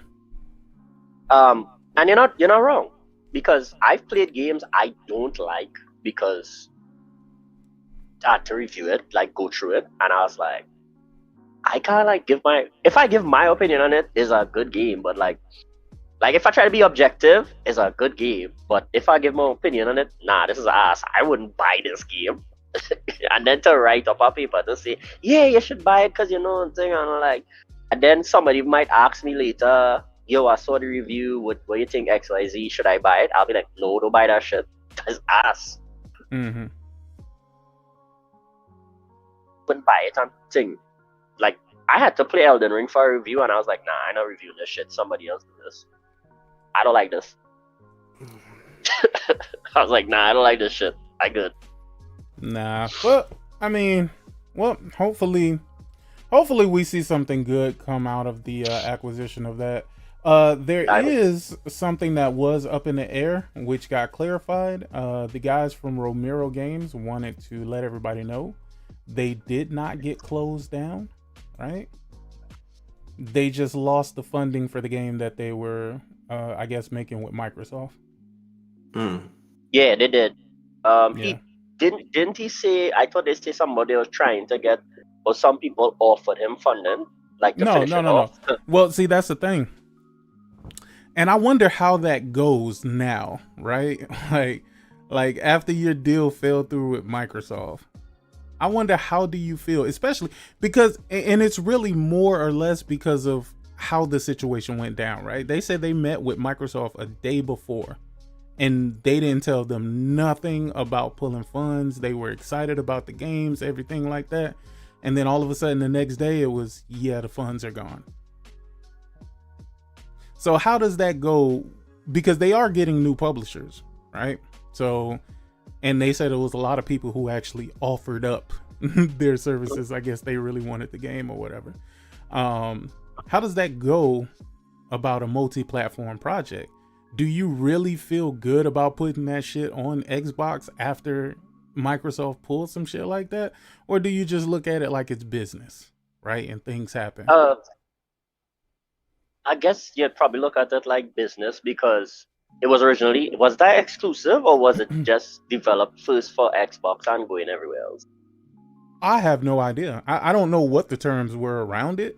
They were just supposedly funding the game. So I wouldn't want to lie and say, oh, they were, maybe they were doing it for Game Pass. I don't know. They said it was exclusive to Contraband, right? Yeah. Contraband. Romero Games wasn't Romero Games wasn't the one making Contraband, was it? They wouldn't make it. Wasn't there? That wasn't them for Contraband. Oh, they never announced what game they was working on? Nigga, they never even announced anything about Contraband. We don't even know if that game canceled or not. Like Hold on, I'm checking. Romero Games. What game were they working on? That was Avalanche Studio. Wait, didn't Avalanche close? Hold on, wait a minute. Yo, that was it. I was confused. Wait a minute. I don't know nothing sick. I don't know which game it was. That was trying to figure out if it was Contraband or something. Hold on. Yeah. Avalanche Studios Group, the developer of Just Cause series, has closed its New York and Montreal studios. This decision impacting roughly 50 employees, about 9% of their workforce, is part of a larger effort to ensure a stable and sustainable future. Hold on. No, I feel like I heard in recent times that WB Games was closing Avalanche. Romero Games. What game? Dude, well, first of all, Romero Games only made like mods for the old ass Doom games. Let's be clear on that, of who Romero Games is, first and foremost. Yeah, I was trying to figure out who it is. Yeah. I saw them. That's all they did, and then they decided to make a game. Yeah, but I don't know what the game was. Oh, I thought they did announce something. Oh yeah, it was unannounced, cancelled, unannounced. Hold on, WB. Oh, they made Empire of Sin. Closes. This Gaming Studios. I think you mean Daikatana. Okay, it was Monolith that got closed down. That's No One Lives Forever. That was a good game on the PC. Who? Wait, what game? From Monolith. Okay, studios remaining. Okay, so Avalanche is still there. NetherRealm is still there. Rocksteady, TT Games, WB Games, Boston, Montreal, and New York. Okay, all right. So it wasn't Avalanche, but I don't know what's happening with Contraband. I don't even know if that game still exists. Yeah, I think that was one they said it probably canceled, but they announced nothing yet. but people still waiting because it's that. Oh God, my game state at the K3. I mean, it's awesome, but I love your game though. All it might come out. That wasn't a really bad one though. No, 3 is the one they're making now, but that might come out with The one that was like shocking was like Phil Spencer goes to play this game that's been made by Bethesda, and at the time it was called Project Kestrel, and they were like, "Yeah, this is what we're doing." And, Which game? Which game? And it was an MMO, and it was sort of set in a kind of neo-noir, kind of Blade Runner-ish future, but it also had a gameplay loop like Destiny. So obviously he liked it, and he was playing it. And then in the end, they said, "Look, we've got to do a meeting. We're going to take the controller out of your hands," sort of thing. It was that bad. He was that keen on it. And then they went off and said, "Nah, we're not going forward with it anymore." And by then it was called Blackbird, right? So you might hear talk about either Kestrel or Blackbird, but they're the same game, which is a little bit confusing. And it sounded like it was going to be the next Destiny, basically. And I'm like, well, that's a shame, because they could have done with that. Well, Contraband, the trailer has been delisted from the Xbox official YouTube. So I don't know if that's something good or bad. Maybe they delisted it so that they can put out a new trailer. But then again, it doesn't make sense why they would have got rid of the old one though. Yeah, like you would think like if they're gonna put out a new trailer with maybe better content, you would want the old trailer there for people to compare. Or maybe that's why you take it down, because you don't want people to compare it. Nah. But nothing was in the old trailer though. Like it wasn't no gameplay, no nothing. It was just like a slow B-roll of like different artifacts and things on a desk or some shit like that. Yeah. I don't think this is the end of the layoffs. Of course not. No. And either company-wide because of AI, but also within Xbox for their development. And I think it's for a reason. And the reason isn't that they're necessarily getting rid of people that are like a waste. And they're like, you might say, oh, everyone's taken too long, so like, get rid of them. Or that Perfect Dark had an exodus of its talent, so who was even making it anymore? Right, where there's arguments that you can put forward. But the thing is, nobody is safe. Game Pass. It's Game Pass. Game Pass is going to end in 2027 at the earliest. Right? If not sooner. And they are just saying we can't be committing to multi-year development stuff that we then put day one on Game Pass. It's just completely unrealistic. That's uncompetitive words, not mine. Uncompetitive said Game Pass is going to be a Rizap. Put on it now rather than later. It's going to be a Rizap. He's standing on that. So that's my prediction. And I know Thrash has said, they're not going to be making any more of their own consoles anymore. I think that's true. I thought that was true 3 years ago. And now, as of this year, this is my new prediction. Game Pass is going to be dead as well. And that's going to happen in 2027. I don't think they're going to stop Game Pass, mainly because I think they could integrate it with Windows. I don't think they'll get rid of a subscription model. I would say they might decrease putting their games day and date. They might stop that. People have suggested that, including the person you hate, whose name will remain unmentioned. Who I hate? Because I have not you. No. I happened to get recommended one of his videos, and I thought I didn't even know he had a channel anymore. So I listened to it, and he was saying, "Well, what they should do." Oh, the mechanic. So it's no longer day one. You're talking about the mechanic? Yeah, the mechanic. Oh. And he's got a bad back apparently. And one from England. Yeah, I know. But the thing is, you're talking about Foxy UK for those people who can't read between the lines of what he's talking about. He's talking about Foxy. Yeah, everyone wants day one, and if they change that policy, they'd be like, "Why no?"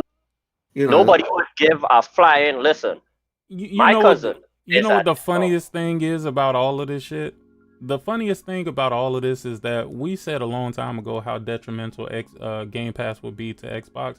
You know what I find crazy funny though? The fact that Colin Moriarty was so keen on Game Pass and wanted PlayStation to follow the same thing, and all of a sudden now he's saying, oh, he always knew that Game Pass was bad.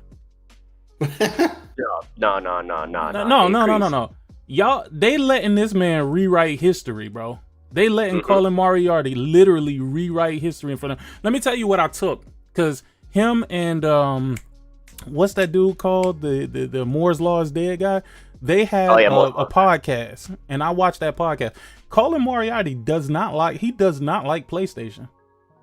He likes Xbox a lot more than he likes PlayStation, but he found a space in the PlayStation world. Right? And that's kind of where he sowed his roots. But when I listen to him, bro, this man does not like what PlayStation is doing. He doesn't like what PlayStation has done. He don't like what PlayStation has did. Everything that Xbox, he thinks that Xbox has made all the right decisions and PlayStation has made all the wrong decisions. Just go watch that if y'all don't believe me, go watch that podcast that him and Moore's Law is Dead did. Y'all gonna you're probably gonna stop halfway through and be like, you're gonna start looking at him totally different. Totally different.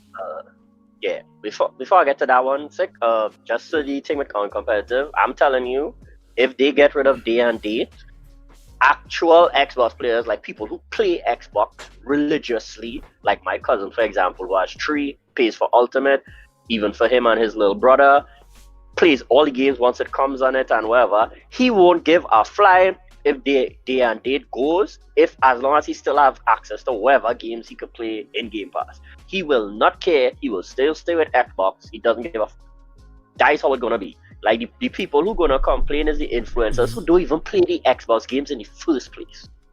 They just talk shit on the internet. Exactly, the people who Andrew. do play Xbox, they don't care. But with Colin now, wasn't there a thing where he was complaining about PlayStation should I go D&D with Plus or something? And I think on stream you call him out for it or something like that. Who? Colin, he did say something like that. Where PlayStation Oh no, I've always called Colin out, bro. The thing is, bro, I don't have these relationships with these niggas, or I don't want to have these relationships with these dudes, bro. Like, when I hear bullshit, I just hear bullshit, and I've heard a lot of bullshit from, and you're right, Andrew. That was one of the statements that he made that had me just like, what? The eyebrows went up. I was like, bro, what? He said he kind of hope PlayStation dies so he can feel right or rejuvenated. Yeah, he said something like that, because he really wants to play on his PC. That's what he kept making mention of, and he keeps trying to put PlayStation and Xbox in the same arena, like they're fighting the same fight. And he's like, yeah, while in the short term, you know, PlayStation might be making money, but you best believe that they're going to be in the same position as Xbox. And I'm like, nope. Well, to a certain degree, I do agree with what he's saying, because I do feel slightly the same way. I kind of feel the same way, but I understand that there's two different scenarios going on here, and he's conflating the two, making them seem like they're the same thing. It's not. The thing is, with the way PlayStation is moving, however, they can end up in the same place. The same way y'all say that these folks are talking shit about Ghost of Yotei, they're doing that purposely because they want PlayStation to hurry up and put the game on other platforms. And the thing about it is, silly, goofy ass PlayStation niggas, they don't know that they're getting used to push narratives. That's why I don't even respond when I see most of the bullshit that I see. But again, PlayStation niggas don't know when they shooting themselves in the foot. We'll see when Ghost of Yotei release. We'll see where that game ends up. We'll see where it ends up. Because let's do this as a comparison, right? Forza Horizon 5 was a full-priced, I think $70 game. And they claim that in these few months that game has been on PlayStation, it moved 5 million units, right? No, it was 2 million. I did correct myself later on. It was 2. Oh. Yeah. Well, even 2 million. 2 million in 3 months. And 2 million in what? I want to say 3 or 4 months. Whatever it was. That no game that PlayStation is putting out, their first party wise, should do less than 3 million in a couple days. None of them. They usually do though. No, they usually don't. The outliers do. Like the God of Wars and the Spider-Mans of the world, and maybe even possibly the Death Strandings of the world. But this is the position that PlayStation has put themselves in, right? When everybody knows that your games are going to other places, they're going to purposely not buy them on your platform because you've already gave them the idea that if they wait long enough, which most people don't have a problem doing, if they wait long enough, the game is going to come to the platform that they want to play it on. So what incentive, even if it is exclusive for this moment, you got to understand FOMO doesn't work on everybody. Nope. It doesn't work on everybody. And it's getting worse now because now people are basically boycotting buying the shit on your platform because they know eventually the shit will come to the platform they wanted to come to. That is the conundrum that PlayStation has put themselves in. Nah, I agree with you. Because PlayStation set themselves up and they're going to see the chickens are going to come home to roost. I'm sorry for cutting you off for a second. But I really do feel very strongly that PlayStation has really put a gun to their foot. They put a gun to their foot, right. and they are like shooting themselves at point blank fucking range. And again, this ain't even no fanboy shit. This is just common sense. If you're gonna bring the game to my platform anyway, why do I need to be in a rush? I'm still gonna be playing the exact same game. Because as you bring that up, remember a while back I told you about I had a friend that bought a PS5 just to play Spider-Man and Last of Us. Like, he ain't doing that shit no more. Like, sold his PS5 and say, like, if it's gonna come in a year or two, I'll just wait. I don't mind. He not gonna buy that anymore on PlayStation. And you know, once it reaches Steam, it's gonna be on sale anyway. It's gonna be for less. So he don't care. That is a console, and it's not like. And I think what PlayStation don't realize is not just game sales. That's a console. That's a controller. Probably a headset. That's probably a next controller. Yeah. Like that's all that gone from sales because you said, I might put it on PC. Not guarantee, just because you say might. And at this point, it's basically a guarantee going to PC. No, it's a guarantee at this point. Yeah. No, it's guaranteed. It's not a question of, you know, if it is, but when is it? You know what I mean? Yep. Like they've sown that seed in people's minds. And, you know, if I was a person who don't technically want a console, then I'm not going to fucking buy a console when I know you're going to bring it to the platform I want to play it on anyway. Mm-hmm. Trying to be a platform for everybody makes you a platform for nobody. Yep. Dumbest thing ever. And that's what I say. Even though I don't like Nintendo, I find their consoles ass. I always respect them. They don't give a fuck about nobody. Either you buy a Switch or fuck off. That game is staying right fucking there. Exactly. And they will sell you that exact same game twice for the same exact price. And you bitch ass will buy it. Nah, see, my thing is, I don't want nobody buying nothing that they don't want to buy.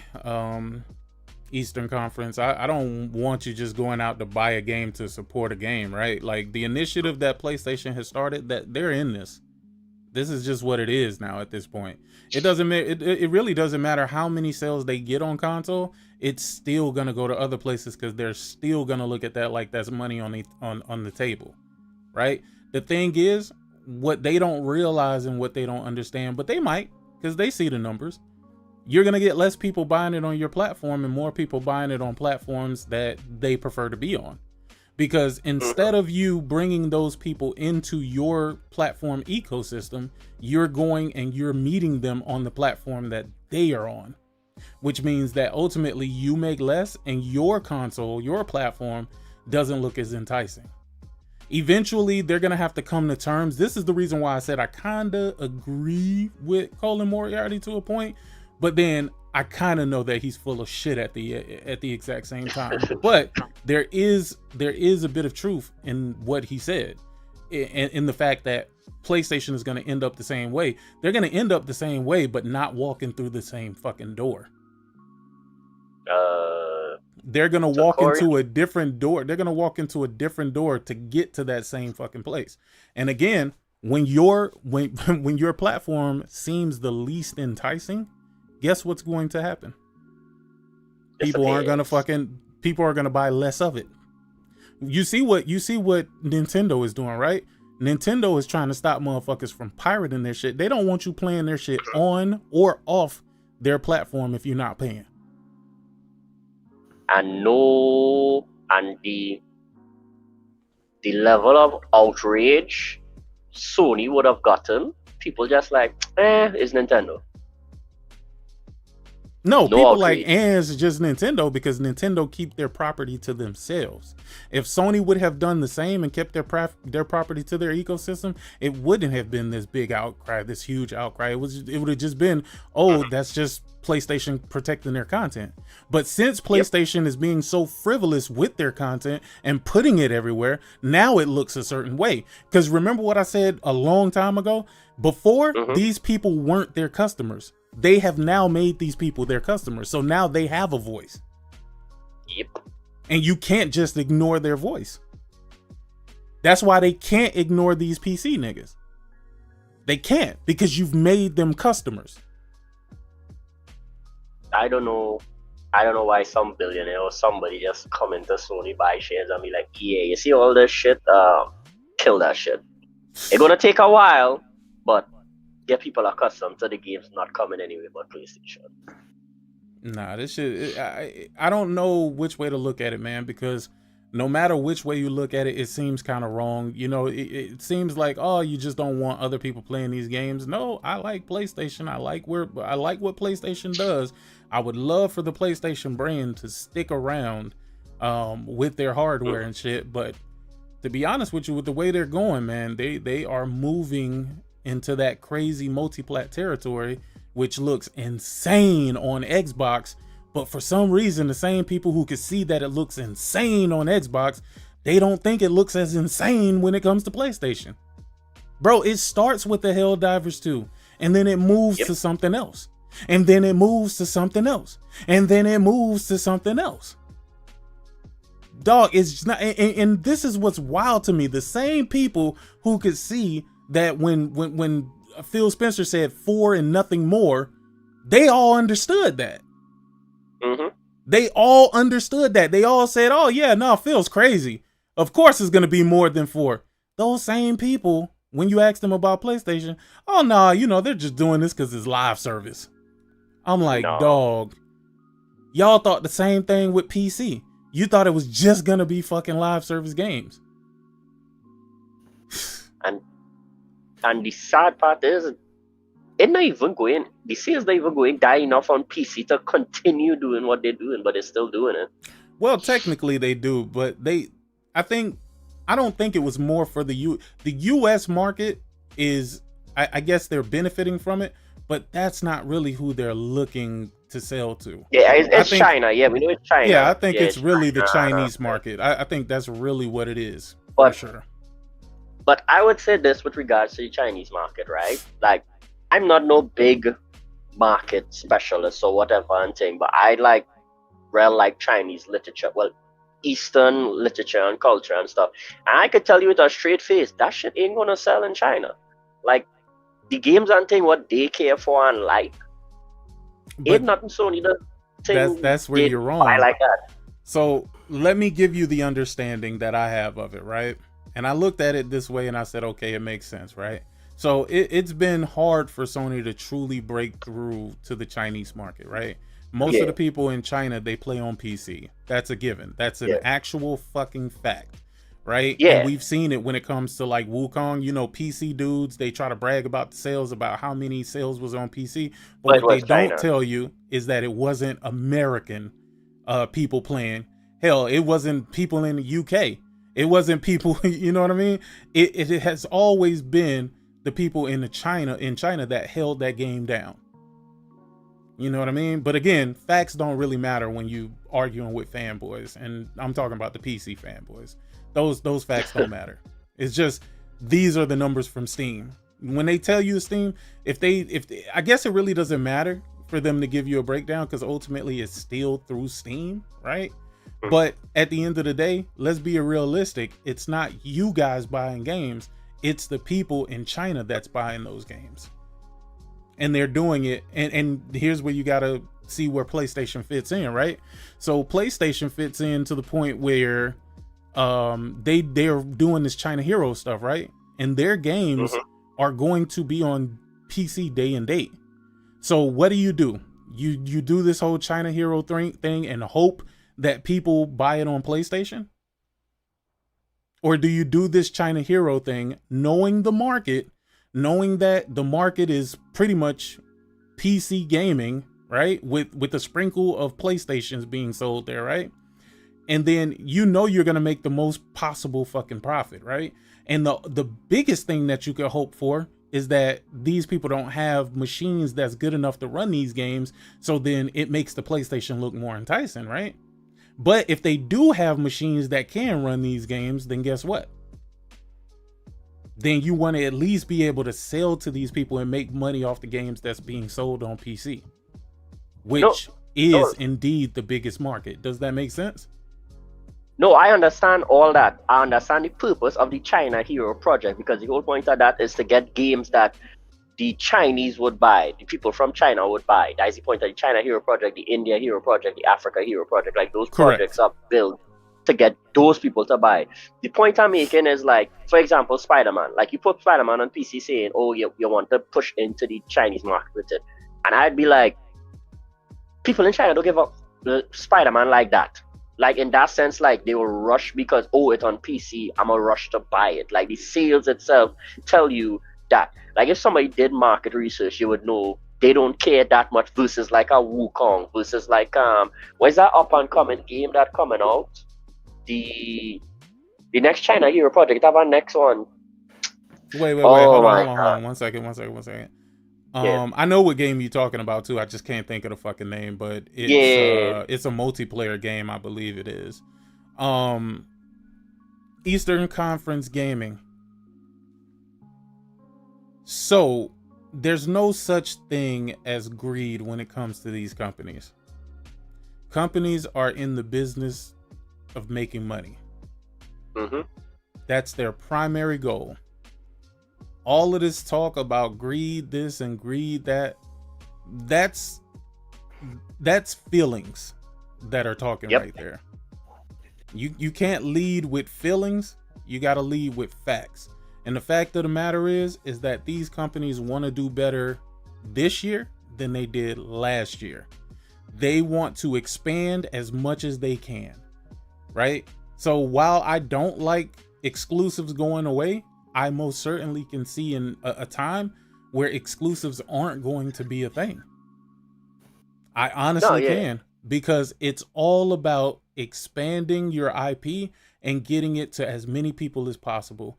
And what Sony wants to do, which is what people can't even fathom why, is they want to break into live service by any means possible. Yep.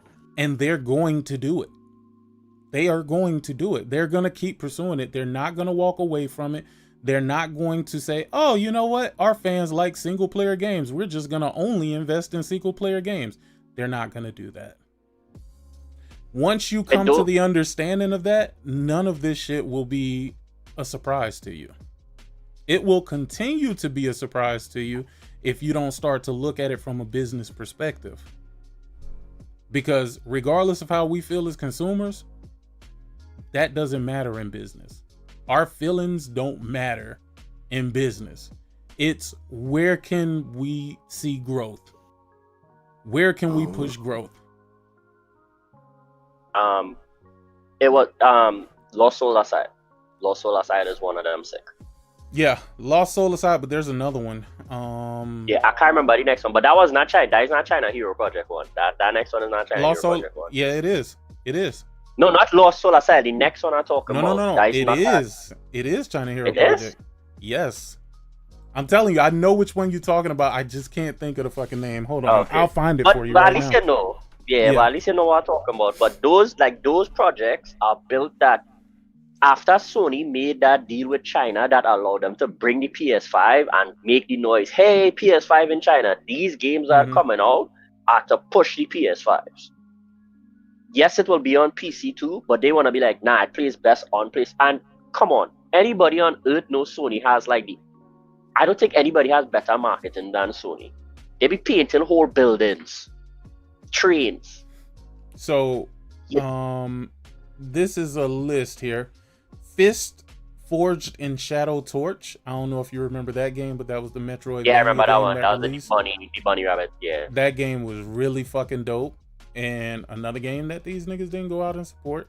Anno Mutationum was another game. Hardcore Mecha. Immortal Legacy. The Jade Cipher. Animal Force, which I seen a lot of people playing that stupid ass game. Not for me, dog. In Nightmare. Evo Tinction.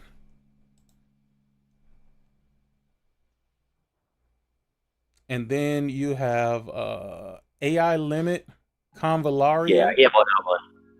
Convallaria, Ran, Lost Islands, Awaken, Astral Blades, The God Slayer, The Winds Rising, Phantom Blade, Executioners, Dabba, Land of Water Scar, and The Walker. I thought you were talking about Convallaria though. That was another one. That was on. Is Phantom Blade Zero. That is our next one too. But that one I think is not a China Hero. Yeah, it is. Oh, it was? Okay then. Well, Phantom Blade Zero and Where Winds I thought Meet, it was Korean. I thought that shit was Korean, no, but those are Wuxia. It's called a Wuxia games. Okay. Yeah, they're Wuxia games. Like those games, if they don't sell well, I'd be shocked because those are like the biggest genre when it comes to Chinese literature, manhwa, the anime and stuff. It's built on those things. So like those games, like if Sony have those games and they put it on PC to say, hey, we want people to see the PlayStation brand and thing, whatever, yeah, I understand. But like the censorship and all kind of thing you'd have to do for like God of War, Spider-Man and all these things to throw for China to get it. As a business, you'll make those concessions because you want that money. True, but the most popular game on PlayStation in China is Honkai Star Rail. Wukong. Honkai Star Rail. How many players? Over 100 million? That's the one they were selling the PlayStations with and stuff. Yeah.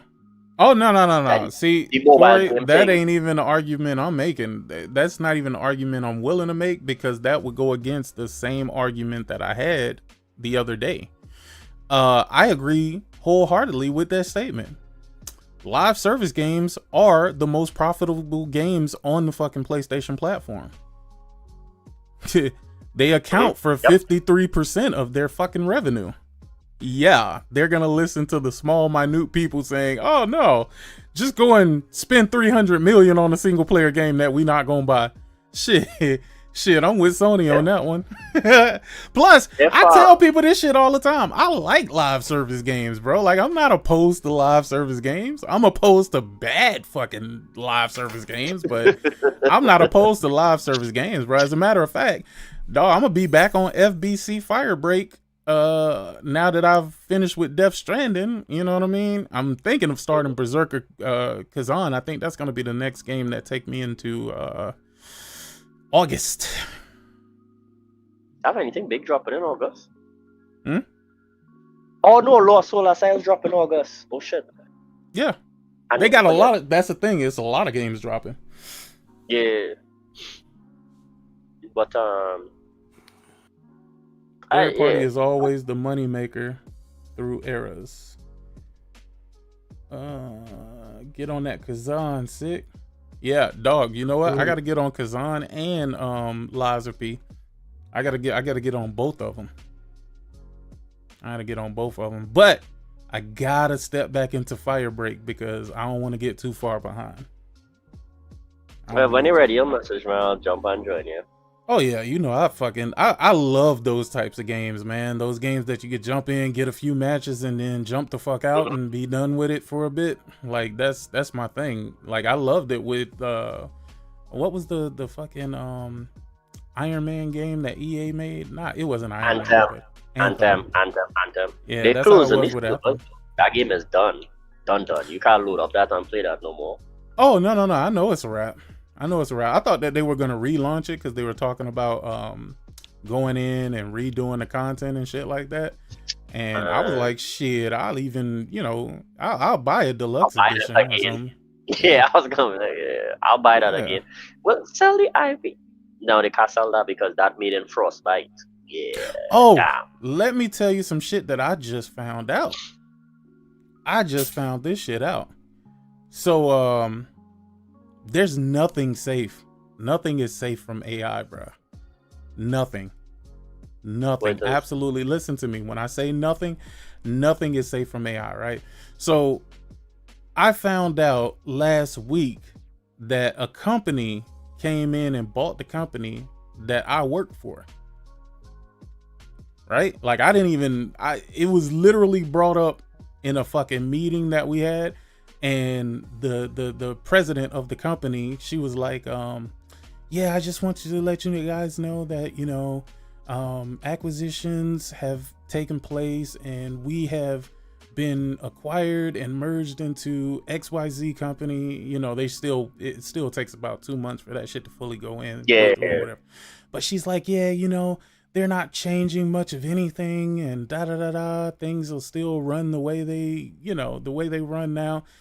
But something came up that made me say, I was like, right? So apparently one of our net engineers, I thought he dipped out, right? I saw his name became inactive and shit. And I thought he was just like, man, I'm gone, right? No, come to find out, this nigga made AI that could literally configure all of the subsets of routers and switches that we had. And as soon as he finished, they fired his ass. Oh my God, that's I said, wait a minute, hold on. I said, hold the fucking phone, bruh. I said, whoa, what happened now? This like, remember I made that joke? Sick, I say people be trading AI to replace themselves and don't realize thinking they're irreplaceable. Nah, you trade your replacement, bro. The first thing that would have been going through my mind when they told me to create some shit like that is, who are you trying to phase out? Exactly. I said, bruh, ain't nothing safe. Bro, nothing is safe from AI. And when they showed me a demonstration of how that shit works, I said, good Lord. Nigga, I ain't even safe, dog. Like, I am not safe, bro. Like, I was laughing and joking. I said, yo, nigga, they were like, configure, like they put in some commands into like a chat GPT like situation, and they just said configure XYZ switch MAC address blah blah blah for XYZ property. Bruh, it went in, configured it, and the shit came online. I said, God damn, these motherfuckers. These motherfuckers. I said, damn. Boy, nah, man. But there is still problems with it, right? So it's not something that'll be launched anytime soon because there is some shit that's fucked up on it. And once they get it right, Boy, we gonna have us a Microsoft situation, nigga. I know they gonna lay out, especially with the new company that just bought us out. And come to find out that the company that bought us out, they have no intentions on being a service provider to consumers. Yeah. They just want it for the infrastructure. Oh. That's all they want it for, is for the infrastructure, and then they resell the infrastructure to other companies. Okay, that's kind of smart. But in the words of somebody who I can't remember whether it was a lecture or read it somewhere, just remember, whatever version of AI you see now, that is the worst it will ever be. Yo, I can't remember who told me that. It was my lecturer when I was doing my bachelor's, but he was like, listen, AI is the future, and if you feel because what you see now, it's so bad, it's terrible, it's so dumb, just remember, it's going to be better tomorrow, it's going to be better the day after that, and whatever version you see now, that is the worst it will ever be. Prepare yourself. I was like, damn. Yeah. Listen. I disagree. Sorry. It's about to be. Let me tell you what it's gonna be out here, dog. And it's crazy that, because I gotta think about what is coming next, right? This shit is gonna be like the Hunger Games, bro. It's gonna be like the Hunger Games, bro. It's really gonna be a get in where you fit in type situation, bro. Yep. And it is literally, I don't know. Oof, boy, it's gonna get strange out here. That's all I'm gonna say, nigga. It's Yo, about that's to why I get tell strange. people. Yo, that's why I remember I think Ghost was talking about like investment and stuff. And when he talked about that, I was like, yeah, I should probably start doing that more and thing. And I be telling people that be like, yo, I'm worried about you. I say, worried about me? Bitch, I have enough money that I can live my life and I good. Worry about yourself. Yeah, no. It's definitely gonna affect people in the States. For sure. Yeah. And this is the thing. What we all know, well, y'all don't know because neither one of y'all live in the States. But you push people to the edge, you gonna get chaos. That's exactly what's gonna happen, bro. Y'all don't really understand how a lot of these structural programs and things that were in place, how that shit kept some people at bay, bro.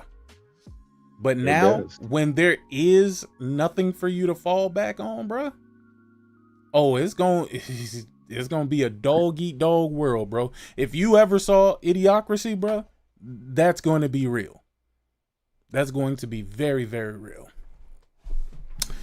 But I'm gonna tell you, customer service niggas, y'all are out of here, dog. I don't know who need to hear this, but y'all niggas is gone. Don't worry, us engineering ass niggas, we on the chopping block too. We on the chopping block too, nigga. They ain't gonna need too many people, bro. Not to do what they doing with this AI shit. Not at all. What up, Link? Wasn't Link here? Or was I? Yeah, Link here. He muted. Yeah, I'm here. I'm here, man. I'm at work, but I'm here. Oh, shout out to Link. Y'all making me greet this dog. Former Naughty Dog director to launch new Japanese studio. How do you guys feel about this? His name is Vineet Agarwal. I gotta see what he comes up with. He is establishing a new Japanese studio. Vineet Agarwal doesn't sound Japanese. That sounds like Indian or something like that. Yeah. Agarwal revealed the news on social media, revealing in a couple of life updates that he was shortly relocating to Japan and forming a game studio. He promised more on that soon. You know, one of the main things that I hate about when these people leave and then go form their own studios, you want me to tell you one of the main things I hate about that shit? When they finally do create their new game, it's so very similar to the games that they've already made. Yep.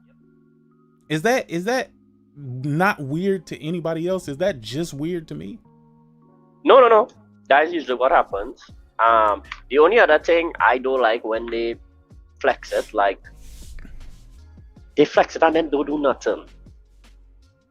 Yeah, that too. That too, when the game never come to fruition. You know, there is one game that did come out that I really, really enjoyed and never thought that I would, for real. But it was Slitterhead. Y'all remember that game? Mm-hmm. Yeah. Slitterhead came out. It was hard as shit. Like, I'm not gonna lie, dog. That shit. I like games that frustrate me, but then but still keep me engaged, right? Like, it's dumb hard, but you finally figure out how to overcome it, and then it just becomes freaking amazing. That's how Slitterhead was for me. I don't know how well it did, but it was on everything. It was on everything. I thought the game was really good. It's pretty obvious why that these people make their own studios and then they produce the same game that they made before. If you just think it through. Because what it is they can't necessarily make it out of their own money unless they were like really, really well paid. Mm-hmm. So like someone like the people behind Titanfall would have had a massive, severance pay from working for like EA, right? So they go off and make Titanfall, which is nothing like Battlefield, right? And then you have everyone else, and it's like, oh well, I'm gonna have to get money from somewhere. And they go around to publishers and they say, well, we'll give you some money, but you're going to have to make something we know that you're good at because it will minimize risk. So you just do the same thing you did last time, but not with the IP because you don't own it. And so you get these kind of knockoffs. Huh? Now, after they've proven that they can do it, they might have a bit more freedom to do something a bit more original. Did the link disappear? Yep. Yeah, but I think that's what goes on. That's why everything's risk averse. Movies are risk averse. The whole thing is risk averse. It's really because they spend too much money on things in the first place that they give themselves no latitude to be able to take any risks. So if you go and see, say, like an independent movie, even though you're paying the same amount as you would for the Avengers Endgame, you're going to see something far more original. I mean, all the people that are in the Avengers are like from comics that have been proven popular that they know, well, everyone liked Thor, everyone liked the Hulk, everyone liked, these comic books are sold millions over the years, and then they just like slap all of these people into one film and say, here, have at it, right? So it's going to do well, right? So they can spend the ridiculous amount of money that they spent on it all, which, had it not done well, would have been an enormous hit to Disney. It would have been a catastrophic flop if it hadn't sold tickets. I can get where you're coming from, but they still need to listen. If it would this guy, I imagine he making his Japanese studio for my Naughty Dog. Alright, so what we expecting? A kind of Japanese version of Last of Us, maybe Uncharted. What game specifically he worked on? Sick? I have no idea. I can actually check. Hold on. Have you done some research to the site? No, they would give us. It would give us an idea of what to expect from him now, key track record. Is it going to be like Jack and Daxter? Naughty Dog work on Jack and Daxter, right? Yeah, Jack and Daxter, yeah. Let's see. He worked on The Last of Us Part 2, Uncharted 4, Uncharted Lost Legacy. Oh, so we expecting a kind of Japanese version of those things, or is he going to take his experience and maybe same quality level with a different game? Mm-hmm. So I don't think same quality level, because that means you would have to have the people from said team, right? When you hear one person, it doesn't mean that they're taking the talent with them, right? He's creating his own studio, right? So the people who worked on the previous games, I don't think that they would be a part of that. But I'm also not falling for the okie doke again, because I felt the same way. I felt like the dudes who made Mind's Eye, I'm like, dude, they're definitely gonna make a polished game, nigga. They worked on GTA, right? Yeah. But then Mind's Eye comes out, and it's a fucking train wreck, nigga. Like, you are not getting me like that again. Oh no. It's some basic things that was missing that so pissed me off about that game. Oh my god, dog. I'm gonna tell you the first thing that hit me that made me say, dog, I'm about to get a fucking I'm about to get a refund, was that shit was stuck at 30 FPS, bro. I said, ain't no way, not on my pro. Yeah, I remember. I saw that. I saw it. Not on my pro. You know why I said that? I seen so many games that look so much better, that got a lot more going on, that works exponentially fucking better. That works exponentially better, bro. So it's like, dog, no, we not doing this. We not doing this, bro. I ain't taking the short end of this, dog. Not like that. And I really wanted to play that game. I really wanted that game to really be fucking good. The things that I saw from it made it seem like it was really fucking good. Come to find out, it is a fucking mess. So no, I'm not falling for that again. Just because you worked on the game, bro, that shit ain't gonna mean nothing to me. Nothing. Yeah, they must have had some loan sharks for investors. He was working on Factions 2 before Bungie talked them into canceling it. That sounds horrible to me. Industry checkbox games. I liked hard but fun games. Yeah. Yeah, I mean, the thing is, I really have this conspiracy theory going with Bungie, telling everyone, no, you don't really need to be making, what's it called? The Great Web. You don't need to be making Factions 2. All because they're coming out with their own stuff. Marathon, and they don't want any competition. No, I don't didn't have a stake in its success. You could trust their advice, but because they've got their own game coming out, then they're going to tell everyone, nah, you don't want to do any live service. No. I don't specifically think that was what they told them. I think what they told them was, if you go through with this, like the Factions they were working on, they were like, y'all gonna have to be pushing content for this constantly. Like, you can't just drop this and say, oh yeah. Yeah, that's fairly obvious. Like, anyone could have told them that, but actually, they could have given that whole thing, once they built it, to someone else who could have made all the content. Cool. Dude, tell me why. Another studio that wasn't so original, right? I mean, they're going to come. Look, what's going to actually change materially? I mean, the maps might change. That could be another studio. That's relatively easy to do if you've got a good map maker. If you have the things that are going to matter, are going to be things like the animations. So in The Last of Us 2, it's got really, really good animations, really good. So it's like, they're going to do that. They're going to do a fantastic job of the animations, the cover, blind cover firing from behind a wall, that sort of thing. Get someone to swap out a wall. Get someone to make a new texture for a wall with different things on the texture. But the wall is a wall, right? It's basically the same as Gears of War, right?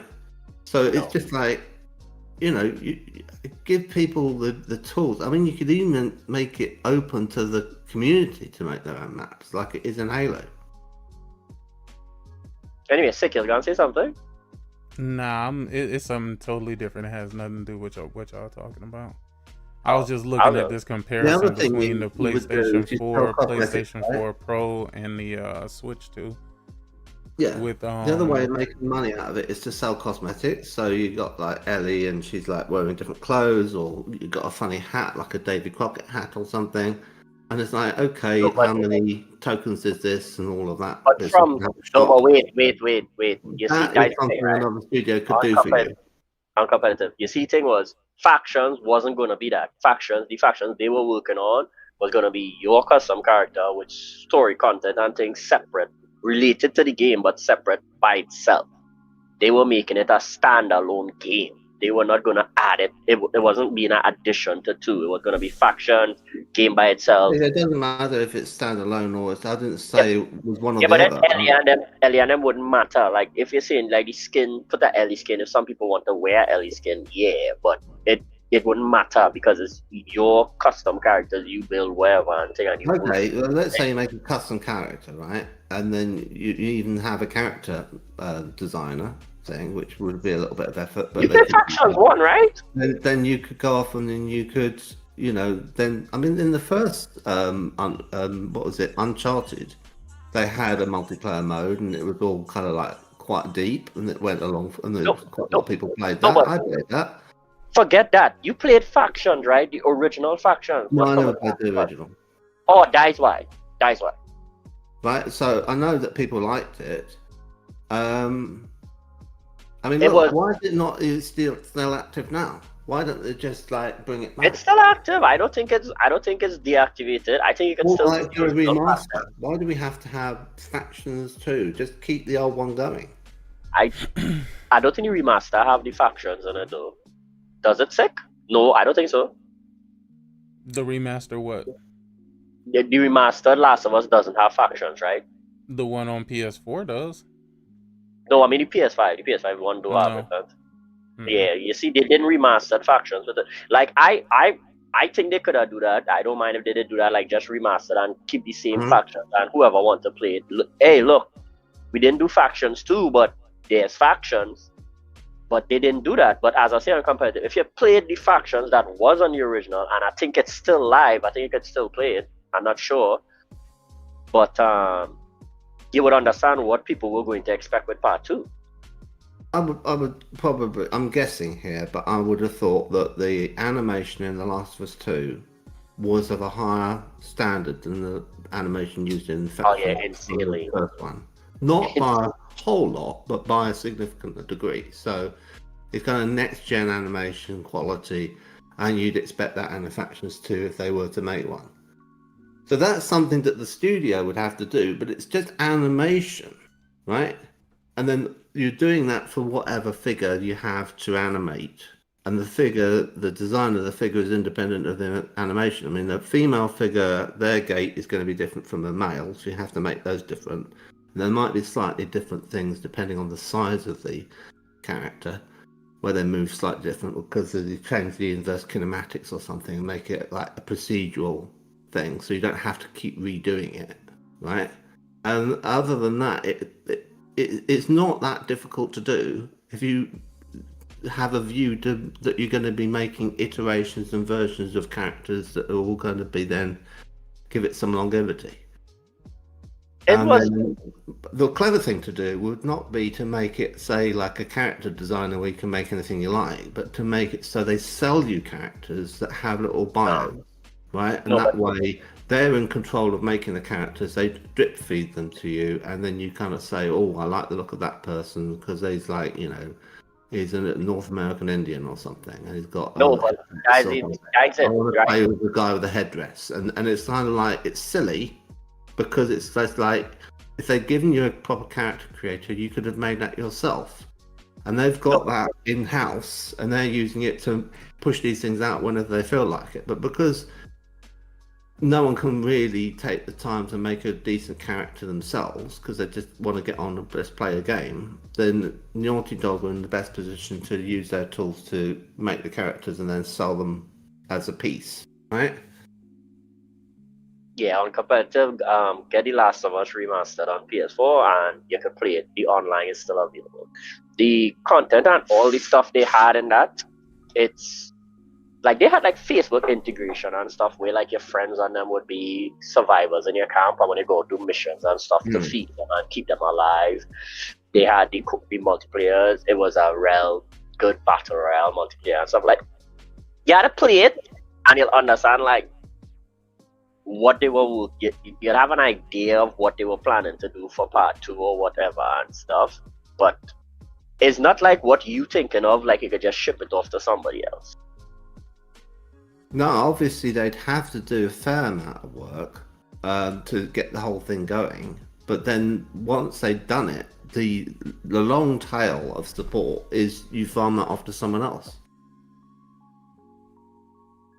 Like, just to be on your side of it and thing, I could see it as like you could give new devs that want to work at Naughty Dog and say, hey, you work on this project, make a shirt, make a pants, make a shoes, make a attachment for a gun, or if they add attachments and thing and say like make attachment for a gun, add these updates to these specific gun, and use it to like train a subdivision of Naughty Dog if that's the point you want to work with like that. Like, so basically somebody have work to do while other people working on our next project. Like if that is the point you're coming from, like, yeah, sure. But as Neil said, they didn't just want to be a faction studio, so they just said, okay, forever, let me move on to something else. Well, you just moved the goalposts, right? You've moved the goalposts. I was saying you give it to an outside studio, right? And you said you don't want keep it in-house, studio and with they this can stuff. have some of their team that isn't busy doing it, but then they would be like wanting to work on the next thing, like Interstellar. I did not. Intergalactic. So it's kind of like, look, I didn't say that. So why are you making out I did? I did not. You need to pay attention to people. I didn't say you said that. I said add to what you're saying. It would be possible if you want to give it to trainees and them. Naughty Dog don't want other people coming in and working on their proprietary engine and stuff. They don't want to give that engine out to other studios. So right. if even with an NDA, they would like be worried about something going walkies. Okay, fair enough. All right. Moving along here. I do have another one here. It looks like following the announcement of the closure of ZeniMax Online Studios, long in development MMO, as part of the sweeping Microsoft layoff studio, President Matt Fearer has announced he will be leaving the company later this month.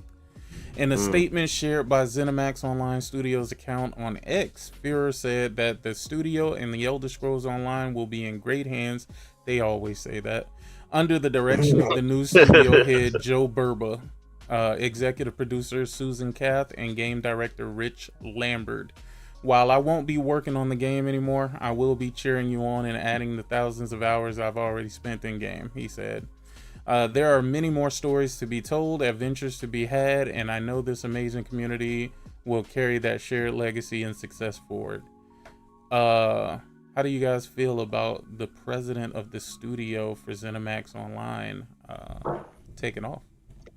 Well, I think he was probably really, really angry and cross. So he got LLM to write his polite, bonhomie parting message, and then just read it over and thought, yeah, that'll do. Because there's no way you'd write such good sentiment after having your game messed up like that. So I don't think he did it.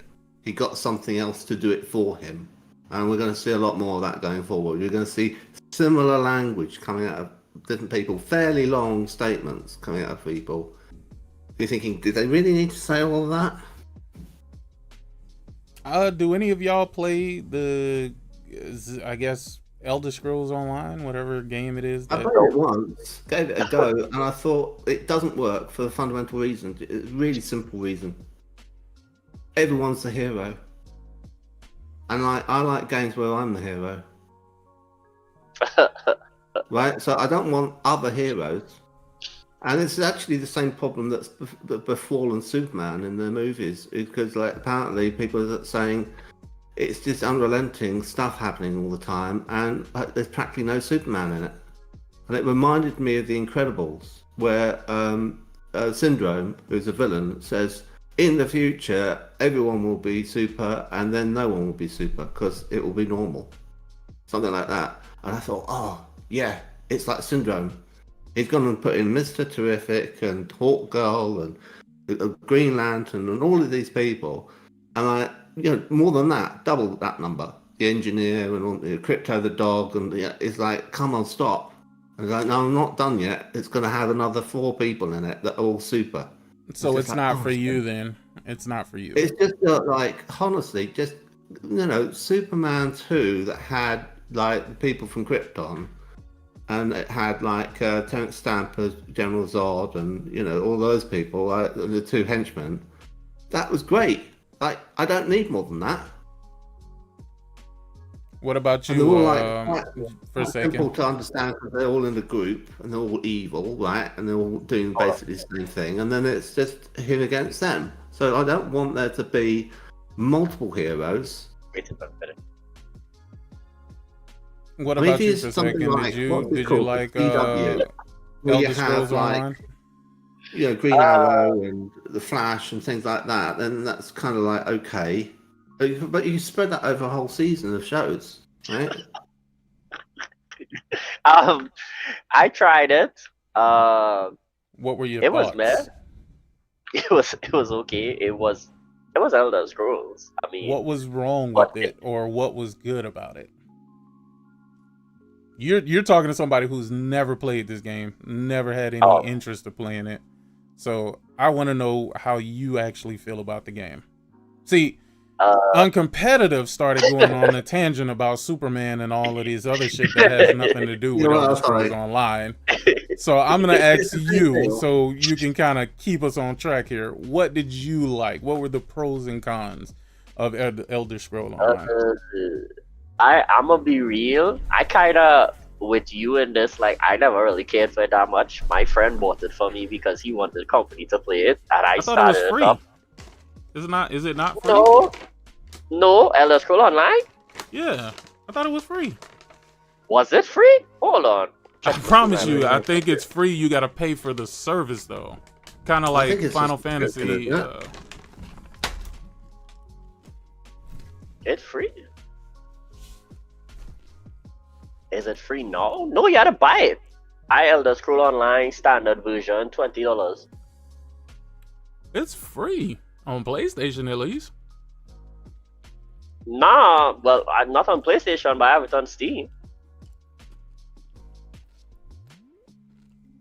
It don't matter if it's free, Sick. It's trash. No, I'm not gonna disagree. like I don't. Listen, Sick, you see the games I just play and the games I talk about, I play and stuff. And for me personally, I like, meh. Like, I guess it's Elder Scrolls, but online. But like, I don't think those games translate well to MMOs. I guess people still like it because they played solo and stuff. But I kind of with uncompetitive in a sense. Like, I think games like that, if everybody's a hero, kind of defeats the purpose. I think it might be because they have some deal with Sony. But I'm pretty sure on PlayStation you can get that shit for free. I saw this shit say that subscribe to Plus membership. Wait, if you subscribe to Plus, you get it free? I think it's been free, bro. I might be wrong, so I'm not arguing it, but I think it's free. No, I'm on Steam right now. I have the game, and it's still telling me to buy the game. This includes the base game and the Morrowind chapter by Elder Scrolls Online. Well, I mean, that's fine because I don't plan on buying it or playing it, so it really doesn't matter. But I just wanted to hear what people thought about it. This was something interesting, right? Like when I saw it, I was like, The average weekly spending by 18 to 24-year-old Americans on video games has dropped sharply year over year, according to data provided by Circana in a new report. As shared by the Wall Street Journal, spending on video games has dipped by close to 25% for this age bracket. For other age groups, the percentage drop is much smaller, representing the pressure young people in the U.S. are facing on their personal expenditure. Here's the thing. I'm going to say you're wrong. It is the services that these companies have put out that have pushed gamers to no longer want to buy games. Especially the younger generation. Why would I buy your game when I can sit and play Fortnite all goddamn day and it's free? I'm just saying. Yeah. More generally, spending at online and brick and mortar stores by this age group dropped 13% year on year between the months of January and April 2025. According to Circana, other age group spending is still rising, though it has apparently slowed. You're goddamn right, it slowed. Well, going on with the economy too, like they forget all these things that going on too. Nah, it ain't the economy. It ain't the economy. It's all the bullshit that these companies are doing that just ain't sitting right with consumers. It's not sitting well with consumers. People have better shit to do. They have better things to spend their money on. This isn't 2020 when, you know, this bug was out here and everybody just sitting at home doing nothing. I think can you drop what you were referring to? Yeah. I think a lot of big companies and things looked at that and thought that'd be the norm for a long time. and they're coming back to Earth now. Will Hancock, I'm gonna have to say, nah, that ain't it. Because a lot of these games they're calling trash, years later, they're saying that these games are wonderful. Mm-hmm. So that's the excuse that they're using, but it's not the reason.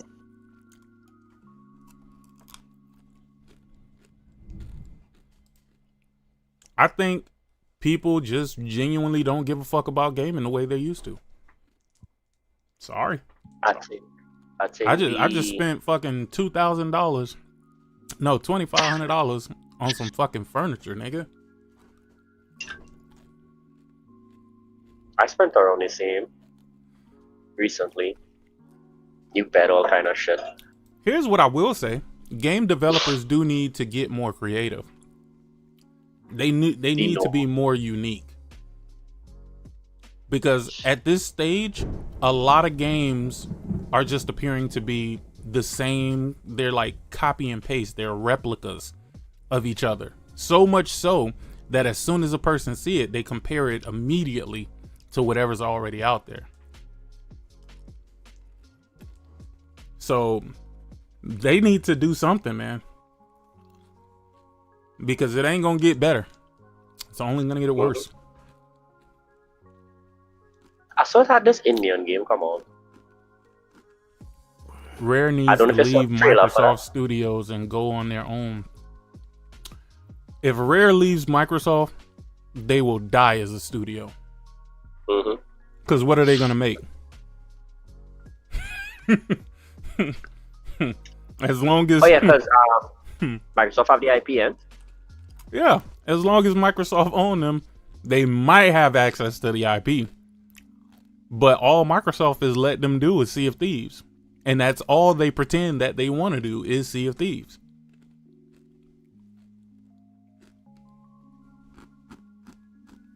I think, yeah. I don't think we'll see creativity anytime soon, especially from the big devs. Unless you're like in maybe the indie devs will keep getting it, and I mean because it have the hero project going around and stuff. No, that's where we've seen all of the creativity come from. It's been gaming outlets outside of the US. Outside of the West. See, I told y'all this Florida weather is something stupid. Bruh, it was hot and sunny and now it's fucking raining. Make it make sense. The Caribbean weather. Make it no. Make that shit make sense, bro. There were no signs of fucking rain. None. And now it's fucking thundering and lightning. Like, if this shit just randomly go out, just know it's their fault. Yeah, but what I was gonna say is like I also think Western developers kind of shoot themselves in their foot in a sense of where there was this huge conformity to chasing money, whatever the lead or not. Yet with Microsoft, like the big chase of money, especially when Game Pass come out, like there was this huge chase for it because Microsoft was writing checks without looking back, and now it's like you burn goodwill because the Eastern like watching your cross eye, and you gotta fight for yourself now. And nobody willing to invest in you, especially when the East rising now in a way they like. I love what the East is doing. No more. Let me be the first to tell you. I love what they're doing. Everything from Stellar Blade to fucking Wukong to just all the shit that they're putting out here. The only games I don't like from the East is those games that I don't really give a shit about, which is the Honkai Star Rails and what's the other one? The one, the Genshin Impact. I don't like those games. The fact that they're free, and then you got to pay for everything. Literally. Oh, I platinum that shit and I never paid a cent. Did you? Yeah, you can platinum Honkai Star Rail without paying a cent. If you log in, like I log in, I think I clocked like $300 in that shit. But it sound like plenty. Wait. I was going to say it sound like plenty, But besides like the first day where I like played out a chapter to beat it, like I spent like 5-6 hours playing out that chapter. After that, like when I beat out the main story and I'll just do anything for the platinum, I only play it on like for 30 minutes to an hour. Play the daily grinds to just get enough money to do like the daily pulls and stuff. Then I stop. So like when I hear the 300, it sounds like plenty, but I 300 over a year. So that's like that sounds crazy. 1 hour a day. Yeah, it sounds plenty, but it's like 1 hour a day. And I platinum that game. And it have DLC and stuff with it now. And I don't want to play that shit. I good. I platinum it and I just stop.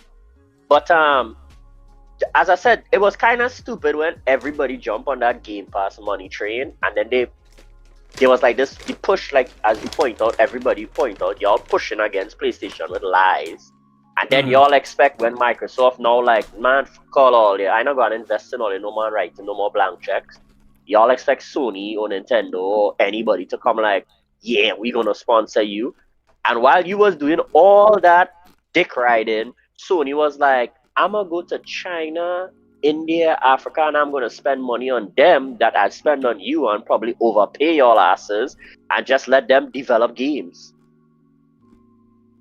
And now you're competing with the East, and they don't give a damn about sales figures. They just want to make whatever they want to make, and the creativity is there. So you competing with somebody that's not afraid to take risk, and you making a clone of a game that you'll always be compared to. I don't. You guys can hear me? Yeah, we hear you. Go on, Matador. How you guys doing? El Matador! How you doing, good sir? What's going on, man? I am doing fantastic. What about yourself? I'm here. I'm hanging. How you feeling, buddy? Ghost of Yotei is out there. I know how you feel about Jin Saika. How you feel about Atsu? Yeah, let me get my thoughts right. I was watching instead of play. I was actually on my way to work, driving and watching it. I know I was not gonna miss that, right? Man, you could have waited. You could have waited till you got to your destination, nigga. You did not have to do that while you was driving. I'm sorry, bro. I know. That's not on my part, but you know me. Is Ghost guy. You know. If you know me, you know.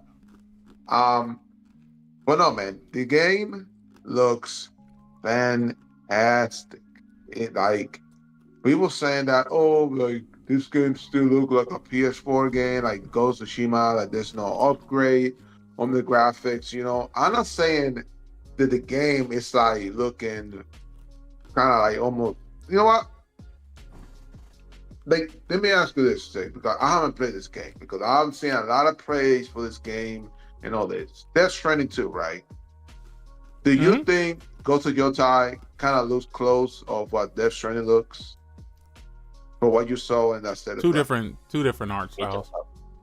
Two different art styles? Okay. Two different art styles. Yeah. Two different art styles. Okay. Here's the thing. Here's the thing. Ghost of Yotei looks beautiful. The game looks absolutely fucking amazing. Here's the problem. Ghost of Tsushima looked good on the PS4. See, PlayStation has been pushing the boundaries even since last generation. So moving into this generation, it seems like there isn't as big of a leap as far as these games go when it gets to the sequels or whatever, because the games already looked phenomenal during the PS4 era.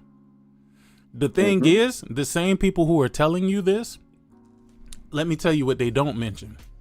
They don't mention that all the games that they like look absolutely the same. Like, Nintendo niggas should never even approach you with that conversation at all, period.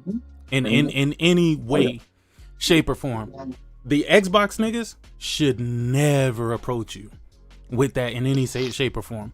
Do you know they've been looking at the same fucking Forza? They've been looking at the same fucking Halo. They've been looking at the same goddamn Gears for the last couple of generations, and they did not expect humongous overhauls and leaps from sequel to sequel. So you can't let them instill that into you, because it's a stupid conversation to have.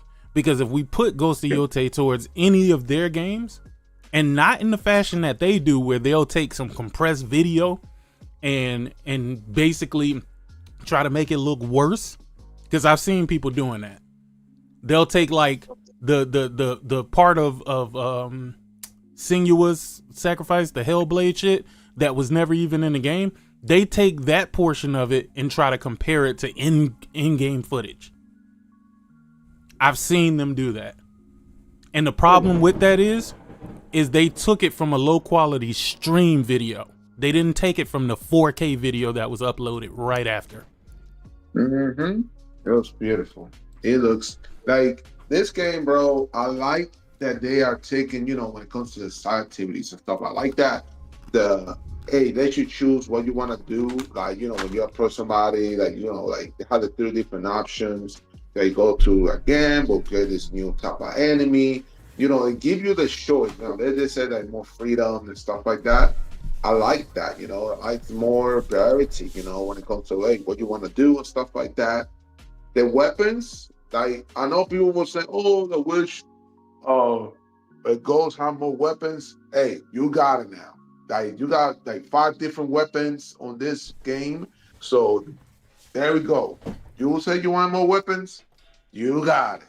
And my goodness, they look pretty good. Like that freaking big ass freaking sword. What's the name of that big ass sword? I forgot. I don't know what's the name of it. But that thing, like the gameplay where they were showing with a big ass sword, that thing looks crazy.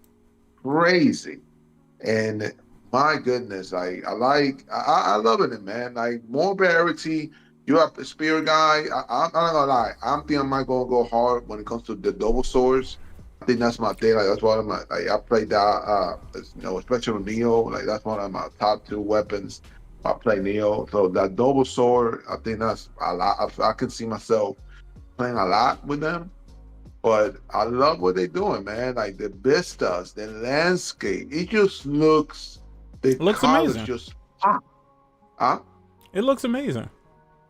It looks amazing, dude. Like some people are just saying, oh, but it looks the same. I'm like, guys, like I just don't understand what the hell you guys looking at. Are we looking the same game? Like, what the hell do you want to expect?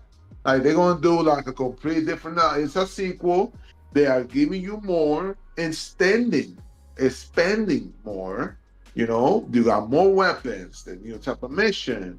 Like you got a sidekick now. Like that is dope. Like they giving you more. What the hell do you want? Well, like, technically, you had the Fox and Ghost of Tsushima.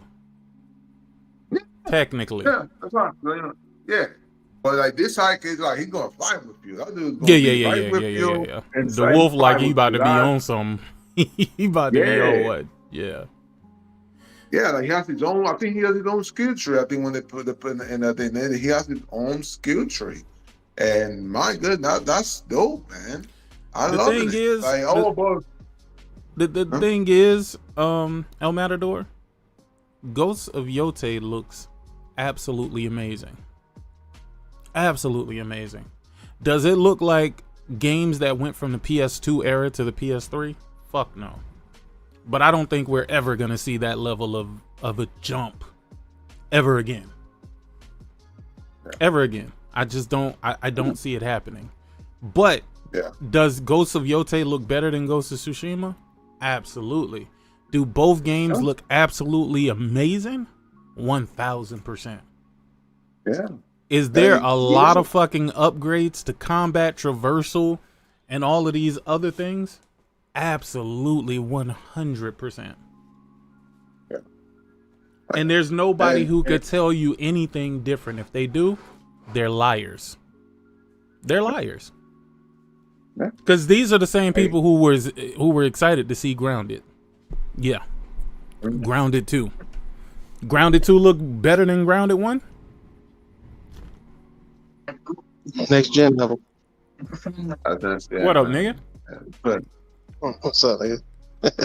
But that's what we're talking. You're arguing with people who are making arguments that they don't make for the games that they quote unquote claim to love and want to play. Yeah, man. I don't know, dude. Like you said, like Ghost Tsushima, looked that good, for a PS4 game. Like people could not believe it when they saw it. Like, no, this is not. And no, man, it's like, dude, PlayStation. I like that they have their standards, and I want them to keep their standards when it comes to high quality. And people just, like I said, they cannot believe, like, oh, you got games like The Last of Us 2, Ghost, being running on that 1.8 T flops. Like, I know people cannot believe they seen this game running on that thing, on a vanilla PS4. And they just now seeing the PS5, they still, like you said, damn, like how the hell they can do this? And it's like, hey, yeah, like games takes time. But yeah, it does take time. But when you get the game, you will get some great quality shit. Like, the new IP from Naughty Dog. Hopefully next year they will release it, or 2017, we don't know. But I bet it's going to be amazing what that game is going to be, So, perfect, man. I'm really excited. Day freaking zero. That game is going to be amazing. I cannot wait. And people saying, oh, why you put a woman? Don't get me wrong though. When I first saw the trailer from Yotei, I was like, damn man, I wanted to see it go. But you said I gotta go to it. But I'm like, you know what? It's fine. I'm no big woman, I'm team woman, protagonist, whatever that shit people want to push. Nah, man, it's all good. The matter of the game is good, great, plays amazing, more upgrades and shit. I'm down for it, man. And they are delivering. Sucker Punch. And one thing I would say, I really was kind of thinking we're gonna see Ghost of Legends 2.0. They were squishing it in. I thought they were going to, but maybe we'll get it later, just like what they did Ghost. Like they dropped that trailer out of nowhere, like a random day. I remember, just boom. So maybe we're gonna get that as a surprise, just like what they did, regularly. Which I hope they bring a comment, because that Ghost of Legends, bro. That thing is like, a lot of developers can take an example that microtransactions, none of that FPS, you earn everything through the game, and it's actually pretty dang good, for the story, the duos, playing the forward co-op. Like, I love that. I put many hours in that. I play all the roles, all the factions, and it's a great multiplayer, guys. If you haven't tried, go play that. Great multiplayer, great, co-op experience that you want to play with friends. Great raid. If you love Ghost, go download Ghost of Legends, man. You will not be disappointed, man. That raid was serious. What's up, Thrash? Go ahead, nigga. What's up, nigga? I was just gonna say, Yotei is a PS4 game through and through. You know what I'm saying? Just like Uncharted was a PS3 game, and God of War was a PS4 game. We keep hearing the same shit over and over and over again. And like Six said, these niggas don't ever want to mention their games. Like Halo Infinite was a downgrade from Halo 5. Yep. You know what I mean? Gens, straight up downgrade. I analyzed that bitch myself. Straight up downgrade. Forza Horizon 5 is a downgrade from Forza Horizon 4. Did an analysis on that. They don't even fucking do the details on the bottom of the cars no more like they did in 4. Fucking, you can just go on and on and on. And that's why I was talking to Gas and telling Gas weird ass. I was like, nigga, this nigga talking about some, because I pulled up his Starfield looks amazing tweets, and he said, oh, this Ghost of Yotei should be a PS4 game. Then the nigga started saying, when I brought that shit up, it's the global illumination that's better. So then I showed them global illumination on Ghost of Yotei. I'm like, which one better? It's like they don't know how to be wrong. It's because they're not trying to be wrong or right. They're just trying to cause a ruckus, bro. Yep. Yo, I love that. I love correct. that. They don't know how to be wrong. For real. It's weird, bro. Like, but they don't got nothing left. Their console is dead. Their console has died before them. They are all choosing between PlayStation or Xbox, but still PlayStation or PC, but then feel that they have the the ability to have a console war still. And it's like, bro, the war is over when these motherfuckers have told you that they cannot out console Sony. It was over then. Should have known the plan was going to be to bail the fuck out then.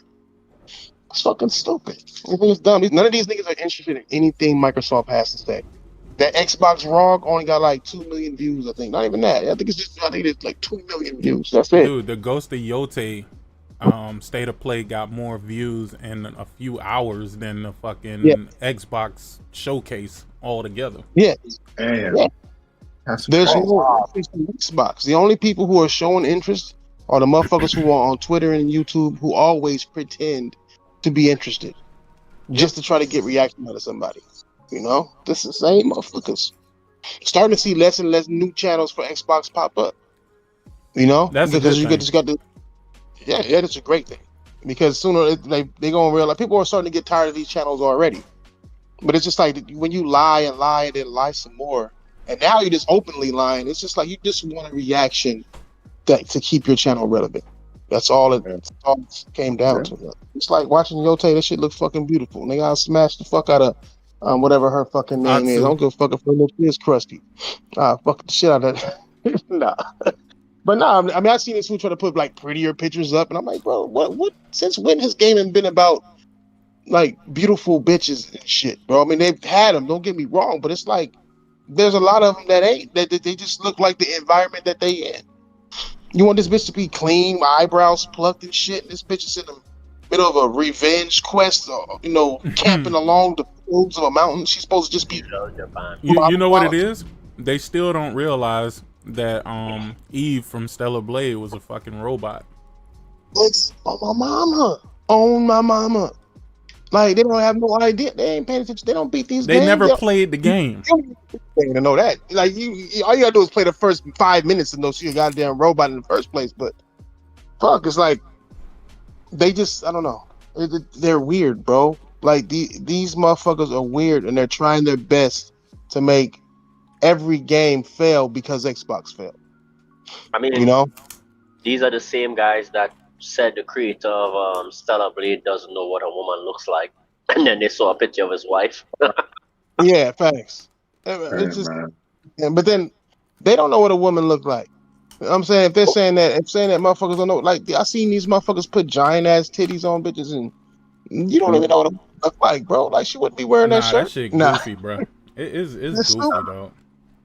Super. And like I said, man, a lot of these people are like upset.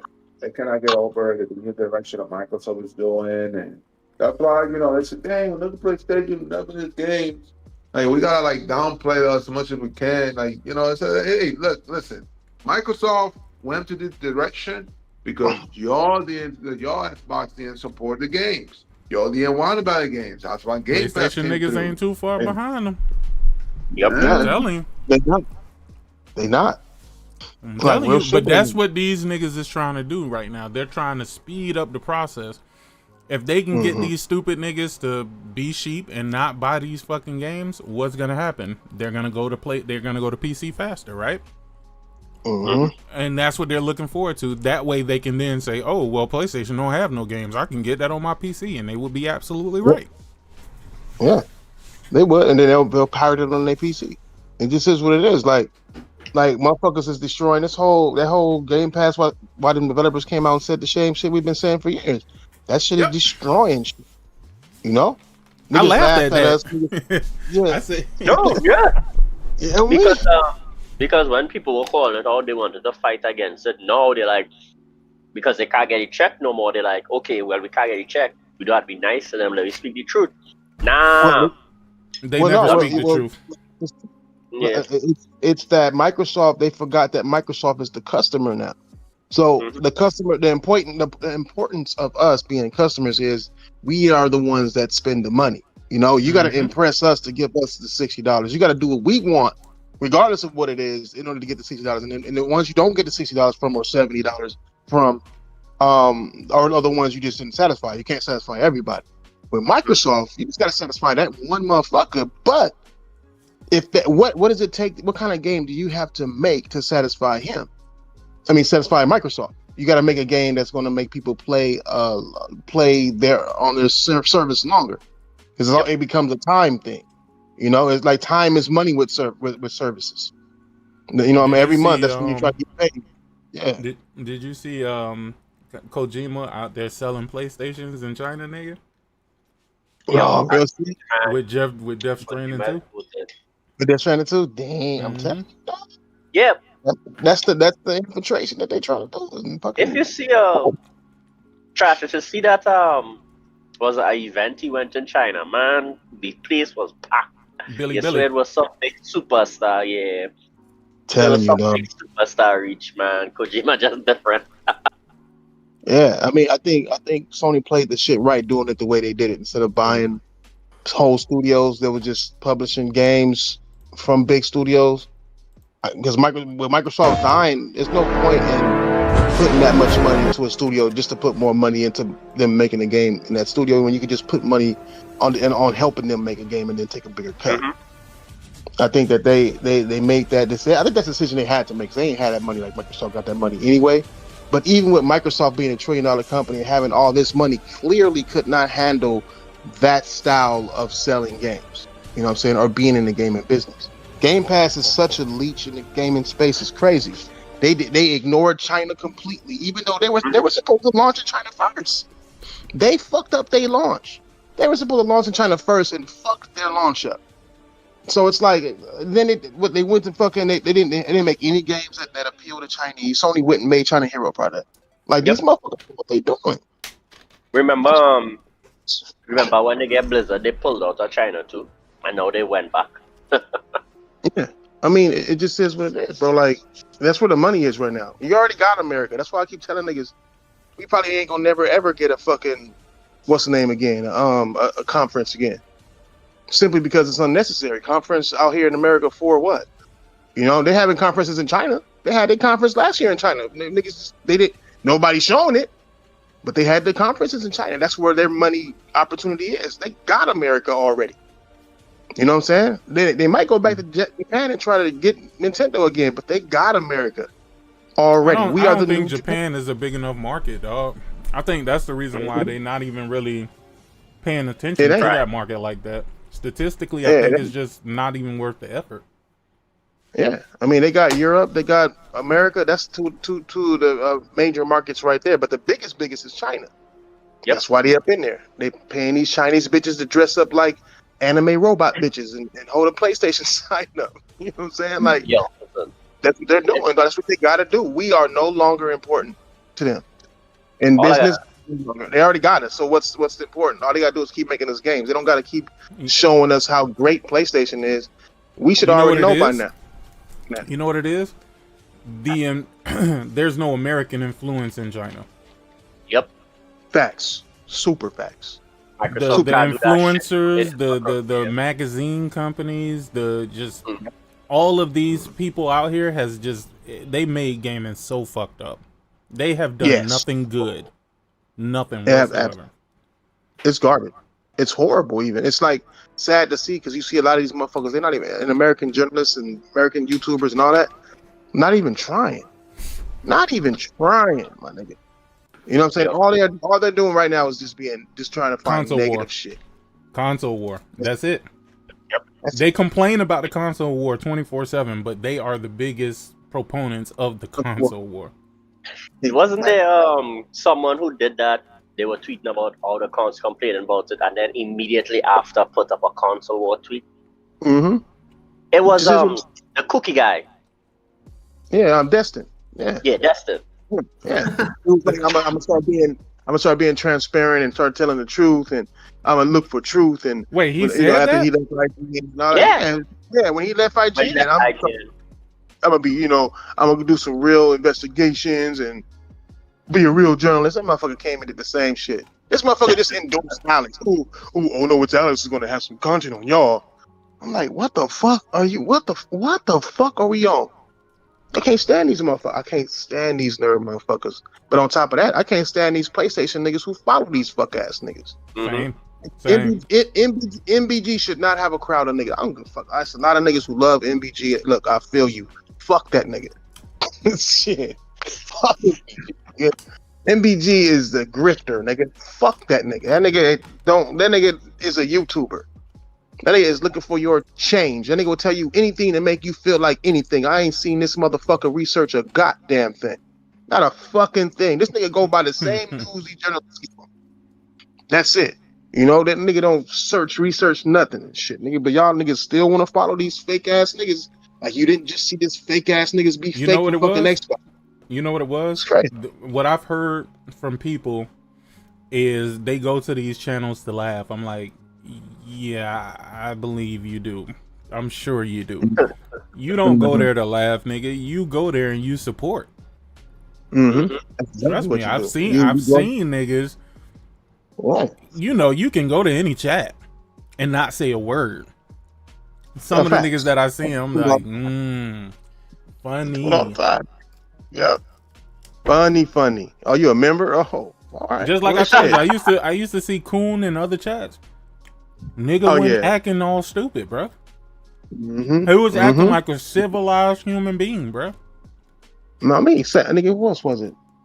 Same with my nigga Crosshairs. My nigga, that's my nigga too. But shit, not Crosshairs. No, is it Crosshairs? The nigga who do the memes and shit. I know who. No. You talking about Overdone? Overdone, yes, fucking Overdone, man. Like I seen some shit, and I'm like, all right, Overdone. Like, okay, I think I showed y'all. Remember I showed y'all when my channel first got taken down? Yeah. Yeah. It's just like, I was just like, not Overdone, my nigga. Come on, my nigga. Like, it's just funny shit, nigga. But like I said, it's a lot of caricatures in this shit, dog. Whether they make YouTube or watch YouTube, it's a lot of people there who just want to be part of the fuck shit or have their hands in the fuck shit almost all the time. It's just like, nigga, gaming don't need fuck shit right now. Gaming need to wake the fuck up, and most gamers need to understand that the only power you have is the money coming out of your fucking wallet directly to a game. If you giving your fucking money blindly to a service, then you lose your power, you stupid motherfuckers. Fuck, these developers are looking at these streaming services to get their money, nigga. Nah, I blame them though. I still blame the developers, dog. Oh, they dumb. They are dumb. No, it is them. They part of the dumbness. 100,000%, 100,000,000%. That's one reason why I respected Larry, and Larry was like, nah, I ain't doing that shit. If we was to jump on Game Pass, people would then think that all of our content should always be included in Game Pass. And he was absolutely right. Yeah, 100,000% right. You know what I mean? Like it's like people, you got them thirsty motherfuckers who don't believe in their products. That's what it is. You put your shit on Game Pass, you didn't believe in your product. You didn't believe it was going to sell. So you want to take that instant bag that you get from Microsoft. Which Microsoft lowered. Nigga, that shit is like 5 to 15 million. It used to be 20 to 50 million or some crazy shit. 200 million. I think they was trying to pay motherfuckers 200 million to be in their shit. Yeah. That's why MLB left. MLB got off of motherfucking Game Pass because Microsoft no longer wanted to pay them like they were getting paid. You know what I'm saying? It's just they was paying more than the game was worth to them. Facts. Super facts. Super facts. But I think that accomplished more just being in Game Pass than it would ever be, because that was like a shock. Them doing that was to get the game on Xbox. We don't need to do more. Now it's already a thing. Yeah, that I mean, like they already accomplished what they wanted to do. They don't care no more.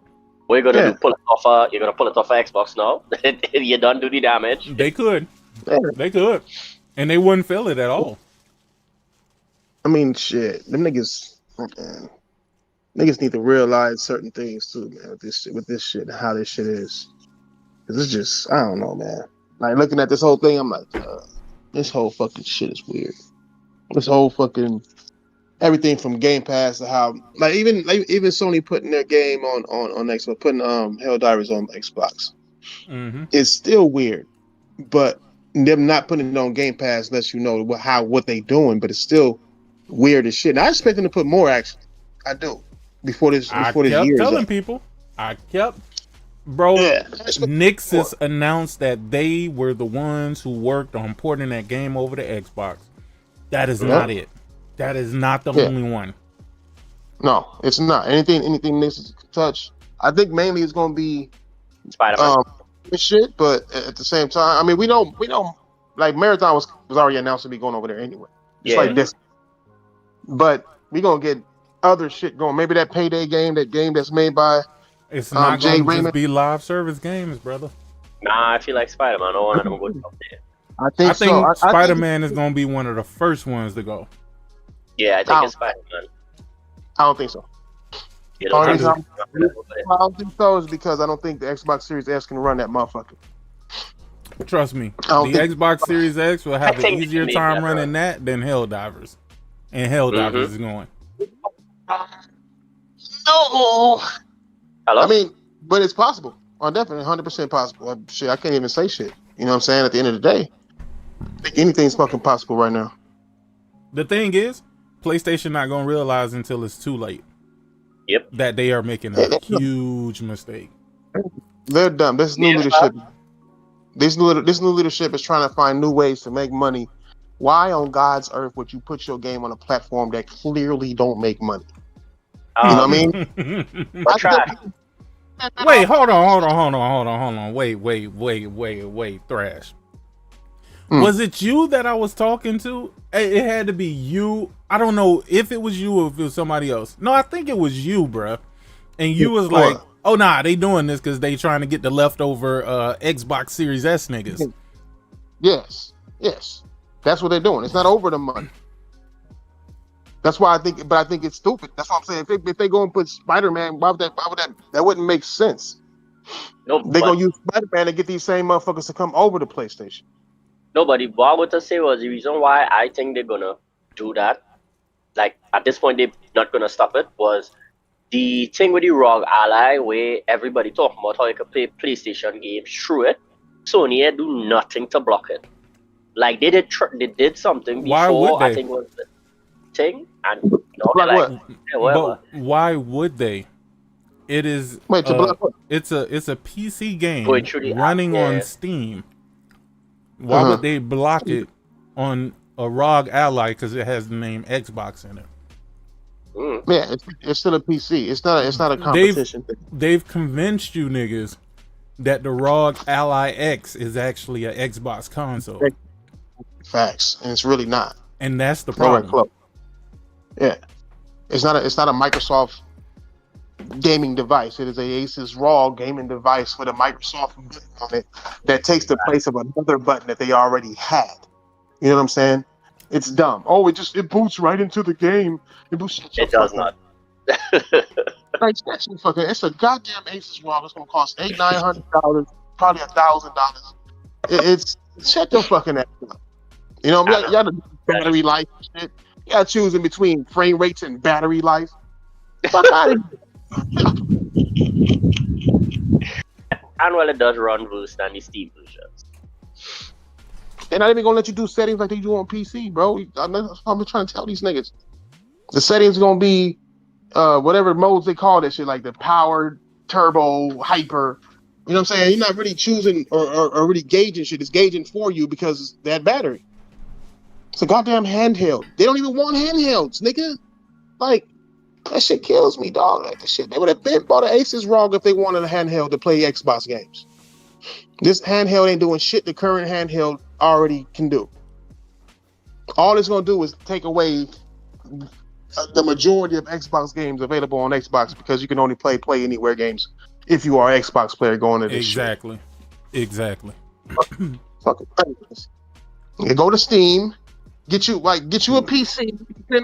Spend your $900 on a half-ass bitch-ass PC. Might as well go on and do that. At least you'll be able to have a bigger library and shit.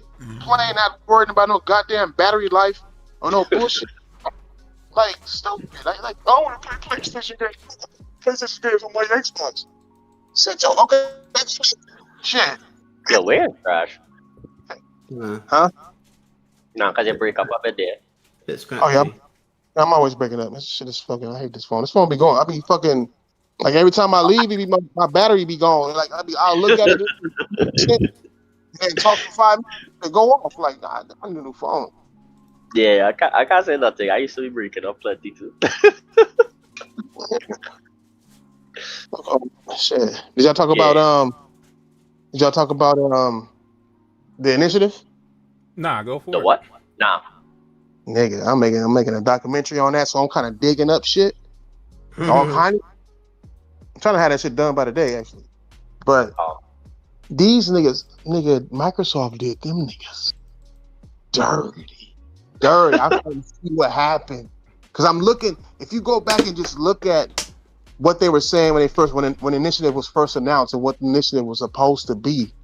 And then if you go listen to the interviews where people who was working for the initiative, when they came on and not knowing what they was working on, what I come to find is that these niggas was working on a skeleton game, a game, maybe an engine and a game, but they didn't know what that game was going to be. These niggas weren't allowed to make no plans. Microsoft wanted them to make Perfect Dark. These niggas want to make a new motherfucking game. When they were announced to be a new studios to work on new immersive experiences. That's what they were announced to do, right? Not no fucking Perfect Dark. Perfect Dark ain't new. A first-person shooter ain't new. Like, you're fucking Perfect Dark. That's not new. You know what I'm saying? So when they started building this game, they knew it was going to be a first-person shooter, but they didn't know what it was. They didn't know what they were making. And then I think the decision came down to make it just Perfect Dark, to where they didn't have no choice. And that's why Drew Murray, what the fuck is his name, left. He left because he didn't want to make a Perfect Dark. He didn't come there to make Perfect fucking Dark. He came there to make a brand new fucking game. And so that's why everybody started leaving. Like, this shit is crazy. Just looking at this shit, people started leaving. And you can see Phil Spencer already had that plan to make Perfect Dark. There was an interview the same day that he announced them niggas. First on the stage, he was saying they're going to make new immersive shits and all, brand new games. Then when he sat down and talked to that white bitch, he kept interrupting. He said that, well, we sat him down. We're going through a few ideas right now. Some ideas I pitched to him were older games and shit. Some of the older IPs that we own. Or they're talking about some new stuff. Like low-key mentioned that it was going to be an old IP. And that was one of the games that they were discussing or like giving him ideas to do. I think they forced these niggas to do that shit. And then the whole saga with Crystal Dynamics coming in and helping them niggas that everybody done forgot about. Like after Drew Murray left, like them niggas hired a whole nother third party to help them with a fucking first-person shooter. A first-person shooter that they already have the characters, the designs, the city, the background. They already what you need these niggas for. The people who made Tomb Raider, you making a first-person shooter game, it became a shit show, and they got shut down. This is Phil Spencer's full-on project. It's Phil Spencer's biggest waste of money and biggest failure. It's to open up a brand new motherfucker from the ground up that he did, choosing, handpicking people and all this fucking shit to do something, and then ultimately trying to force them to do something that they didn't want to do. I'm not them niggas looking at Phil Spencer like, nigga, you got Rare right there. Tell them niggas to put down that bitch ass Forest bullshit ass game that they're making and have them niggas make fucking Perfect Dark. You know what I mean?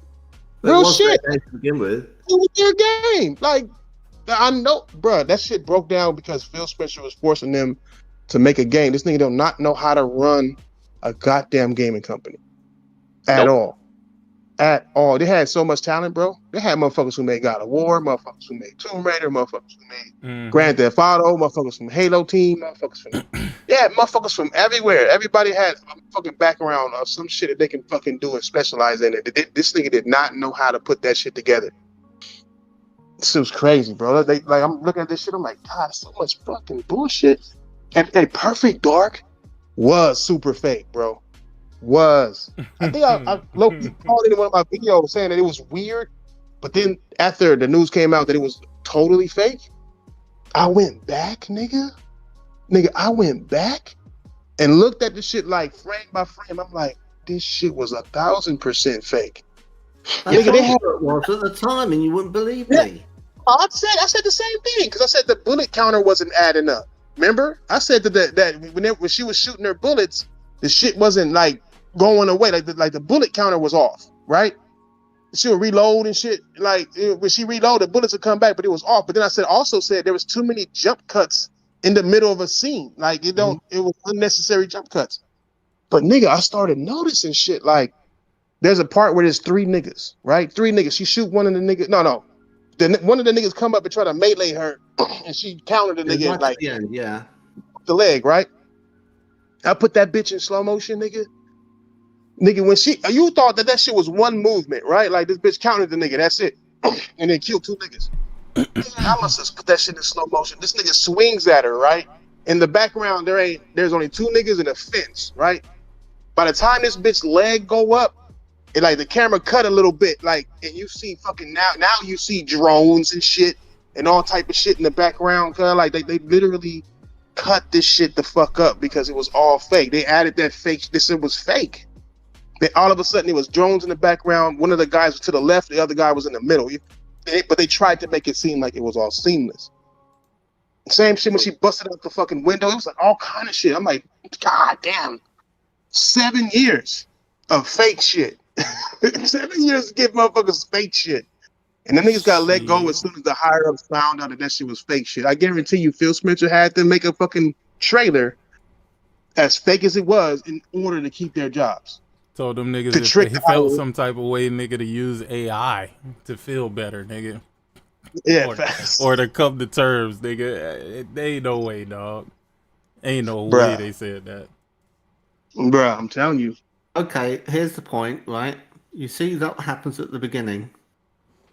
That wingsuit isn't anywhere near wide enough to stop her falling. But then you think, oh, she's wearing a helmet and it's got little thrusters on it, which would burn her neck, but it would also throw the helmet off her head because there's no strap underneath to hold it on her head. In fact, how much weight is being exerted on her neck to stop her whole body from continuing on? The physics of it is completely bought. That's niggas looking at it too, right? You would be better off taking a rope, hanging yourself, than doing what she's done. You might survive the hanging, but you wouldn't survive that. Yeah, they got weird jump cuts for real. Like now this bit here, where she's going doing parkour, I thought might be real. Okay, I thought it's easier to program that than it is to do it as a kind of pre-render. Think about she goes in the room. Everything like mirrors edge, bro. No, I'm not sure that this is still real. When she gets her gun out and it's all computer screens and stuff, I thought I'm not sure about this because it's a jump cut and then there's this what's it called? It was in the original game where she had like a special vision thing where she could see through walls, but not with this gun. It was with a different gun. You could actually shoot through a building into another room where someone was. They show that she do that shit. She do this shit in the shit. Yeah, like, it's coming up right now. Like when this motherfucker. All of this has got too much production values in it for it to be in game and be actually real time. That was a jump cut right there. That whole flash, that was a jump cut. It's happening all the time. That is wild. And every shot she takes, she don't miss. It's like perfect, like a computer is doing it. Yeah. Yeah, you're right. Right here, bullets aren't going down. Like, oh no, yeah, look, it is. Right here, look, right here. Rewind that part. She's gonna shoot the nigga against the wall, and then she's gonna shoot that nigga 3 times. But right here with the drones. You can see that count? When she lifted her leg up, when she countered it with that leg, nigga. Yeah. The third guy next to the wall. Right here, the bullets not going down. Like when she shoot that guy 2 times, that's when the bullets go down. And then there's a second guy she deals with, and the third guy is a lemon who doesn't do anything.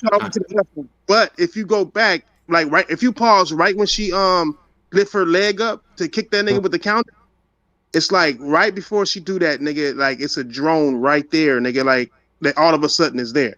That wasn't there before. It's like, but it's supposed to be all in one motherfucking swing. You know what I'm saying? Like the shit's so fucking trash. Like, look, if you see the gate right here in the background, there ain't no drones or nothing with these 2 niggas running up. Watch. And then like when she do that counter, as soon as she do the counter, his counter is 2 drones just sitting there. Watch. Let me see. I know that must be later than yours, but let me see. I think it's before Yeah, that. it's just slightly earlier by about 3 seconds. Before that. Yeah, I went That's back. about it. Yeah, I went back. Right about See, here. the bullet count I've been tripping here. Wait, no. I think it. No. It's oh yeah, this right here tripped me out because she shot the thing in one shot. She shot the in one shot, and then shot the guy through the smoke in one shot. But right here, like right there, oh wait, fuck it, he skipped it. But look, see, there ain't no drones right here. Ain't no drones like in that gate. That gate with the grass in the background, the gate with the plants on in the background. Ain't no drones over it, right? This nigga counters, right? And then right here, boom, it was a cut. You see the cut, and then it was 2 drones in the back when her leg was up. Now Yeah, them 2 drones are there. Yeah, you know what I'm saying? Like they literally jump cut everything because it was all fucking fake. Like it wasn't no need to jump cut this.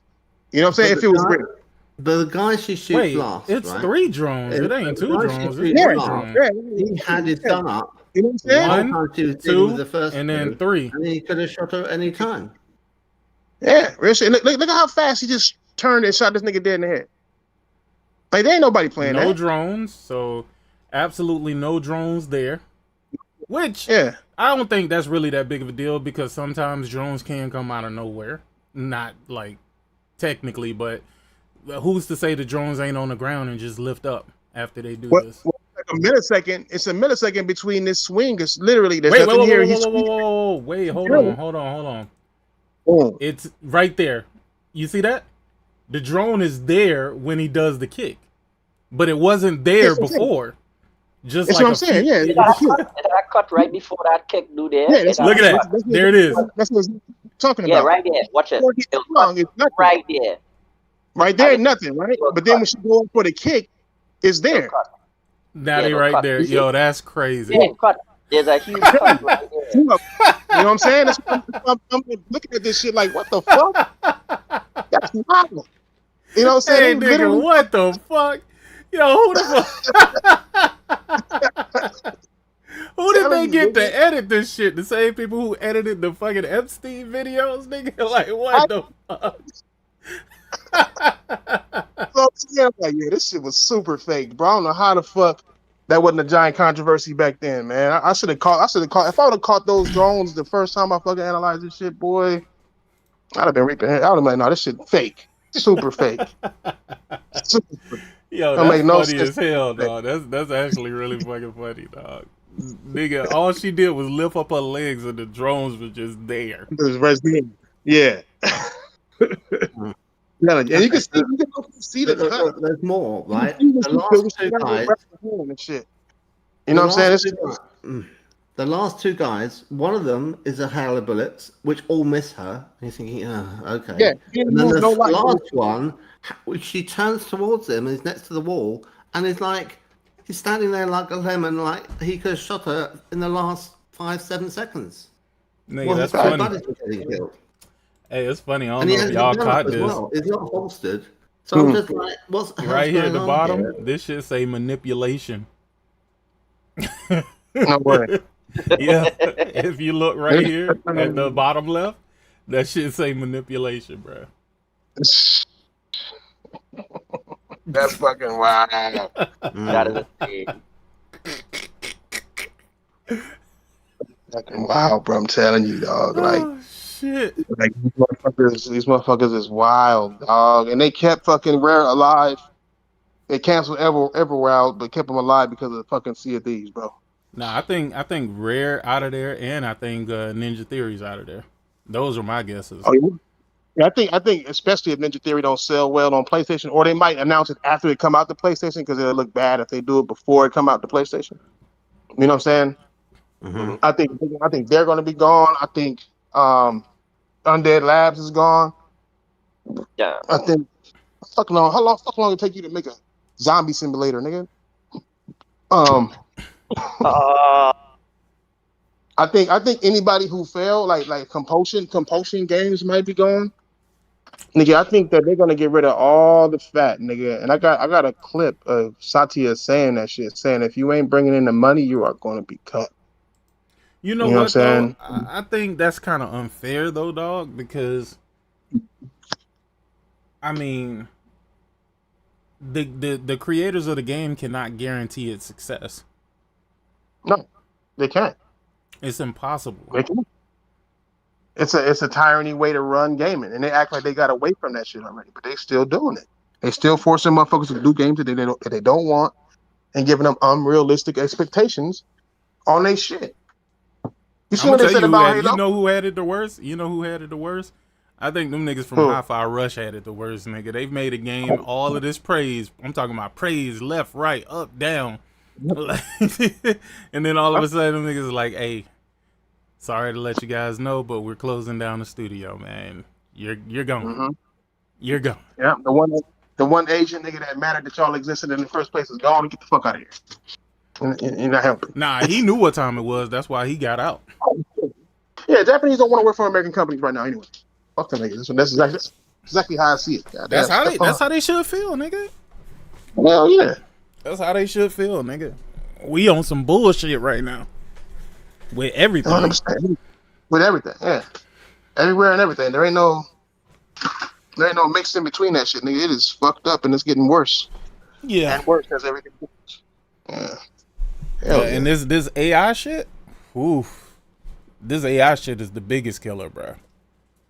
This AI shit is gonna have a lot of Luigi Mangiones out here. Oh, really? Mangione? Mm-hmm. Yeah.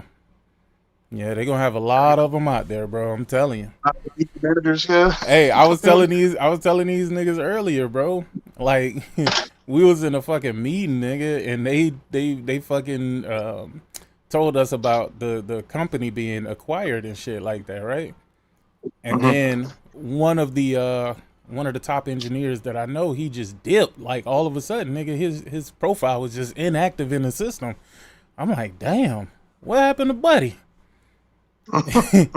And somebody I can't name him, but somebody was like, he was working on a AI for the engineering team, and what the AI was created for was to basically provision switches and routers and basically bring devices on and off the network, right? Well, as soon as he finished that shit, nigga, they fired him. No. Yes. Yes. Now, it's not 100%, but you might as well say that it's gonna get there pretty fucking quick. And I looked at it, I was like, nigga, even my job ain't safe, nigga. Not if you can just put a few commands into a AI chat and it can do everything that I would have to do from memory. Yeah, okay. Yeah. It's a lot of people scared, my nigga. A lot of people scared. This AI shit is so stupid, man. It's gonna fuck up everything. It's gonna fuck up the economy bad. Honestly, it definitely is gonna ruin the fucking economy. But I think that's what they want in America anyway. If your ass ain't 8-figure rich, they don't want your ass in America anyway. These are facts. Sad facts. Why do you think they're doing everything in their power? I mean, everything in their power to just fuck everything up. Mm-hmm. And the funniest part is the fact that they had any poor people that were following this shit and thinking that they were doing something for them. Bro, that got to be the greatest trick I've ever seen in my life, dog. Mm-hmm. I told you I had a neighbor who was full-blown MAGA, talking about MAGA flag and everything. And he was like, 2025, Trump 2025 revenge tour, he had that flag. Bro, ever since that nigga won and started doing all this goofy shit, bro, that nigga took that flag down. You know, you couldn't even tell he was a Trump supporter no more.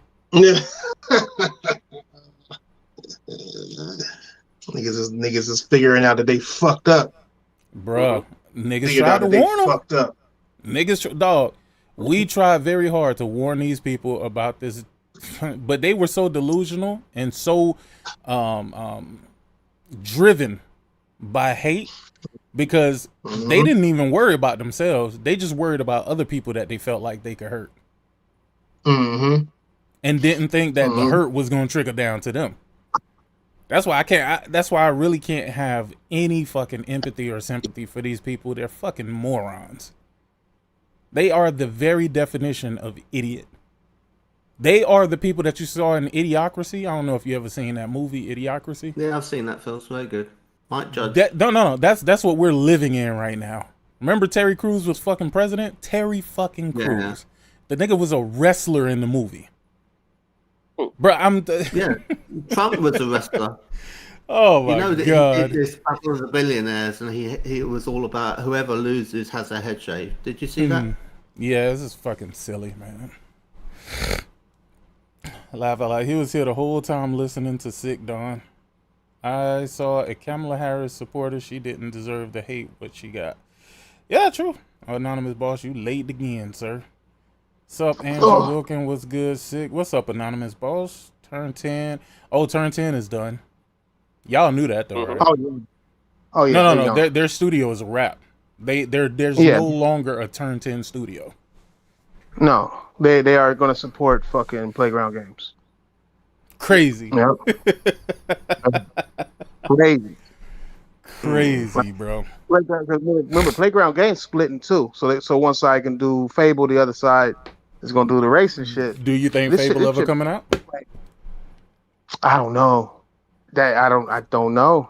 Hell no.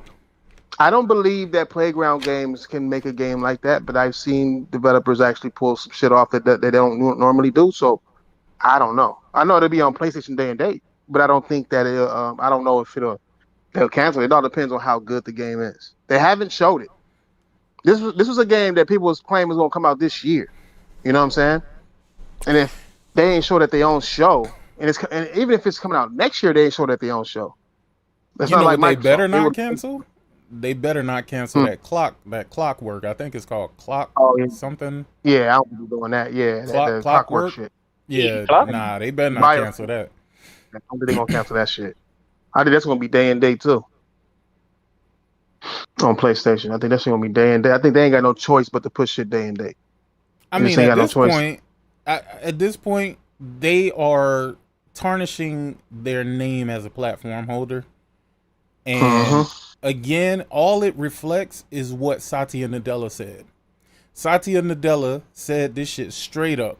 He said, "I don't give a damn about exclusives." He was like, but Sony does. They're the ones who created this whatever. You know what I'm saying? They're the leaders of this. And he was like, if it was up to me, everything would be everywhere. As you see, our Microsoft Office is on Apple computers. That was the example he used. And I was like, stuttering Satya, man. He tried to warn us a long time ago. He tried to warn him. Nigga really did. He really did. And nobody ain't trying to get Diddy out of jail. Man, Diddy gonna be free soon. Very soon he gonna be free. Ronald Reagan got to be president and all his was just a cowboy actor who knew nothing about politics. Folk in the road, it's a chance Fable may not come out. Nah, well, you know what, I ain't gonna say that because we thought that that initiative game was farther along and was gonna come out too. Perfect Dark. Yeah. I thought I was certain Perfect Dark was gonna come out. I thought Perfect Dark was cool. They proved you wrong quick. I ain't gonna lie. I was surprised about that one. That one I was surprised about. Only because they invested so much money into it and they had Crystal Dynamics working as a co-studio or whatever. So that kind of tripped me out. I'm like, dog, so y'all just threw all that money away? It was the first quadruple A studio. Nah, I don't know who said that, but it was stupid to say it because it was a studio that was not known for anything. So why would your first game be a quadruple A game? Right, exactly. People were saying that because of the team. So they had Rockstar fucking well-known developers on every level. They felt like, oh, this is gonna be a super team or some shit. I don't fucking know. Yeah. What I thought that AAA, the A's represented things in marketing like budget and marketing, and there was like quality. You could have a game that was cheap but it had a lot of marketing behind it, and it would have a different designation. So what is a 4A? What's it actually? That was just rookie ass motherfuckers trying to add value to AAA. Like trying to say AAA, like they think the more A's you got, the more quality your game is, and that's just not how it I don't see it, because I mean AAA by definition should be peak, right? Mm-hmm. You shouldn't. It's like, you know, the best possible scenario of a game. Yeah, the game might not be good, but it's had the best developers. It's had, you know, the best budget. It's had the best marketing. You couldn't really have anything more going for it. Yeah, that's like A++. You know what I mean? And then added another plus, and added another plus. You know what I mean? Like it's just it doesn't make sense. What? It's not how it works. And now it's a headache, and they all need Pro Plus. Oh man, nah. Initiative was doomed to fail from the beginning, man. Again, that's what I keep telling people, bro. It doesn't matter who came from what studio. You got to understand those studios had to work together. You know what I mean? Yep. And just because they were with one of these studios don't mean the final product for whatever they're working on is going to come out and be great. We've seen that way too many times with people who, because every time somebody leaves a studio and they want to get recognition for the new studio, they always say, hey, you know, I was the director of, I don't know, XYZ. What the fuck does that mean, nigga? The director, you're the director, right? But you're not the animation guy. You know, you're not the technical engineer person who is making all of this shit work in the back. Like you're the director, nigga. Like that's all it is. But you heard about the guy leaving Naughty Dog? Well, the guy who used to be the director for Naughty Dog, he making his own Japanese studio. Oh, is he? Real shit? Yeah. What his name is? Vinit Algawar? Something like that. Some Indian dude. Yeah, man. No, I didn't know. Yeah, real shit. No, I didn't know that. Yeah, just because you get the talent don't mean that just because you worked with a talented studio at one point. Look, example, Mind's Eye. They came from Rockstar. You know what I'm saying? They worked on GTA. So we automatically thought that the new game that they made was going to come out. It was going to be polished. Nigga, it was going to work. It came out the exact opposite, nigga. That's the first game on PlayStation that I requested a refund. Damn, real. It was that bad. I remember you. You was like, I was hype on that shit. Backing it up, like, he was backing it up, like, just tell me. And it went like that. It was that bad. What was it? It was bad performance, buggy, clunky. It was probably every bad thing that you can think of that a game could be. Oh, real shit, that bad. Jesus. It was not good, bro. It was not. First of all, you just gave me a game on my Pro that was 30 FPS, nigga. That's the first major strike against you, dog. Like 30 FPS, nigga? No performance mode, no nothing? Nah. And the quality mode didn't even look that good.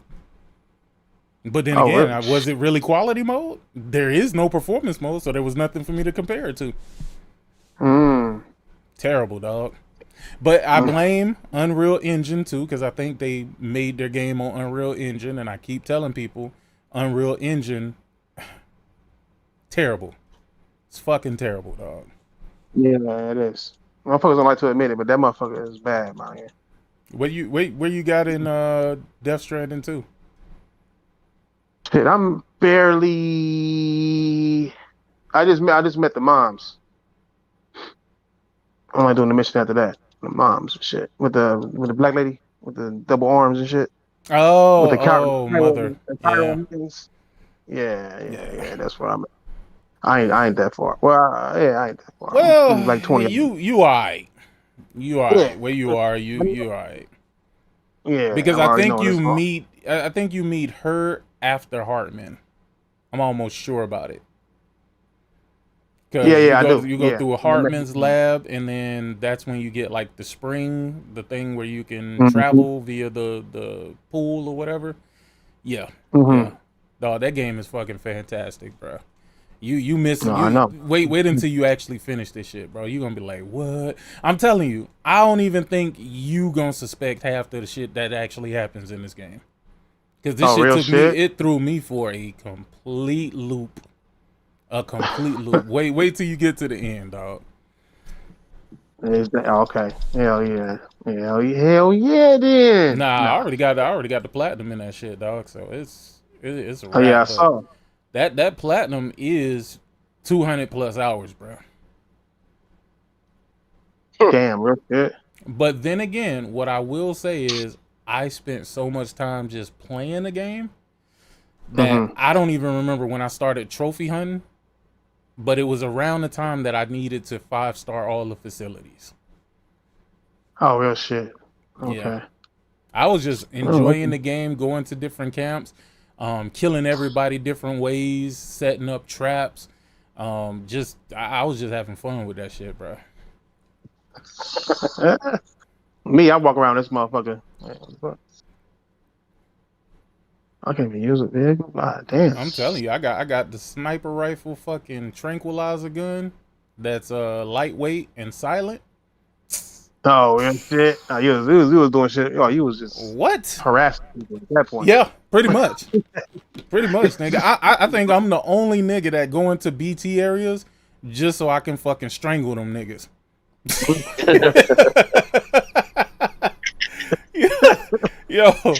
Yo, the BT areas just became a place where I just fucked around, dog. Like real shit. Just fucked around. Until them niggas started sending out different color BTs where you had to do different shit to kill them. I'm like, God damn, you motherfuckers. Yeah. Stop telling me what's going to happen in the goddamn game. Nah, if you encounter BTs, you should have encountered the different color ones already. Oh, dog, I'm telling you, that game is so fucking random. Nigga, I went into one of the fucking areas where the people was, right? So I'm just out there fucking around, killing people. Not killing them, but putting them to sleep, right? And tell me why the fucking, some sort of BTs came from up under the ground and took my goddamn car away, bro. No way. Left all my packages sitting on the ground. All it came for was the car. I said, that's crazy, my nigga. and I still don't know why it happened. And another random encounter, nigga, I was in one of the camps. I think it was the Twin Lakes camp or something like that. Bruh, the motherfucker, I left my truck sitting, right? Motherfucker came and jumped in my shit and drove off. He drove off. Wait, who? Oh, one of the AI niggas. Yeah, one of the NPCs, one of the brigand. Motherfucker jumped into the whip, and then you know how you can see the icon of your car and all your shit that's in it? Man, I saw that shit just kind of moving away. I'm like, yo, what the fuck? Went out, nigga was driving off into the sunset. Put some cowboy music. Yo. Yo, nah, that shit pissed me off, bro. But you know what though? I'm gonna tell you another thing, and since you early on in the game, don't forget about Mexico. Oh yeah, I did. I just came back from going back there too. I be going back, seeing some shit. I'm like, okay, you know what I'm saying? It was a grip it. It was like some shit I didn't even discover and shit. I'm like, oh, okay, shit. I didn't know. Yep. Make sure I clear all this shit out. When I was picking up shit, I was like, let me get back into the game before I get too stuck in this. I beat the game before I ever went back to Mexico. I totally forgot that was a fucking area that I needed to 5-star the facilities. I totally forgot about Mexico, man. I was in Australia, man, having fun, nigga. Oh, nah. Let me shut up. I don't want to get too deep in it because I'm gonna end up spoiling some shit, my nigga. And it get deep, nigga. So pay attention to BB. Oh yeah, I've been having my thoughts about that shit, nigga. Like about what? I've been having my thoughts about what's going on with her. Between her and what's her face? The bitch who the fucking blonde head chick. Tomorrow? Yeah, tomorrow. You got Tomorrow, you got Rainy, you got Rainy. Fragile. Yeah. Well, here. Well, let me ask you a question, and it's just you don't have to go too deep into it. Does Fragile seem weird in this shit? Oh, I think Fragile gonna betray a nigga in this shit. I think I've been suspecting her since I first got on the ship, nigga. I'm gonna tell you that's not the case. I don't know. Oh, I'm not telling you. I'm not telling you what it is, but I'm telling you that's not the case. When you find out what it is, you're gonna be like, holy shit. You fucking I couldn't be that. I ain't gonna tell you even if you guess it, but I'm just saying, when you play the game, pay attention. Pay attention. Fragile. That bitch is when she got shot, she died. Huh? That bitch dead. That bitch dead. Somebody else is running. That's why she smoked now. Nah, that nigga, you wrong about that. That nigga Cliff was smoking, cuz. Nah, you wrong though. All right. I take it. I'm telling you that you're wrong. You could be possibly right, but I'm telling you that you're wrong. You're wrong, but you're right. He's right. No. But even though the truth of the matter is you are wrong, but you are sort of right. Okay. But you're wrong. You don't know why you're right. But you are wrong. Okay. Does that make sense? Yeah, it makes enough sense. Yeah. Shit. Anybody who played the game and who finished the game, they know that I'm not lying to you. Like it's a process of elimination as soon as you allow people to ask questions. Like she picked up a lot of different shit. And I know Rainy cured her and all that good shit, but Rainy cured. I was picking up.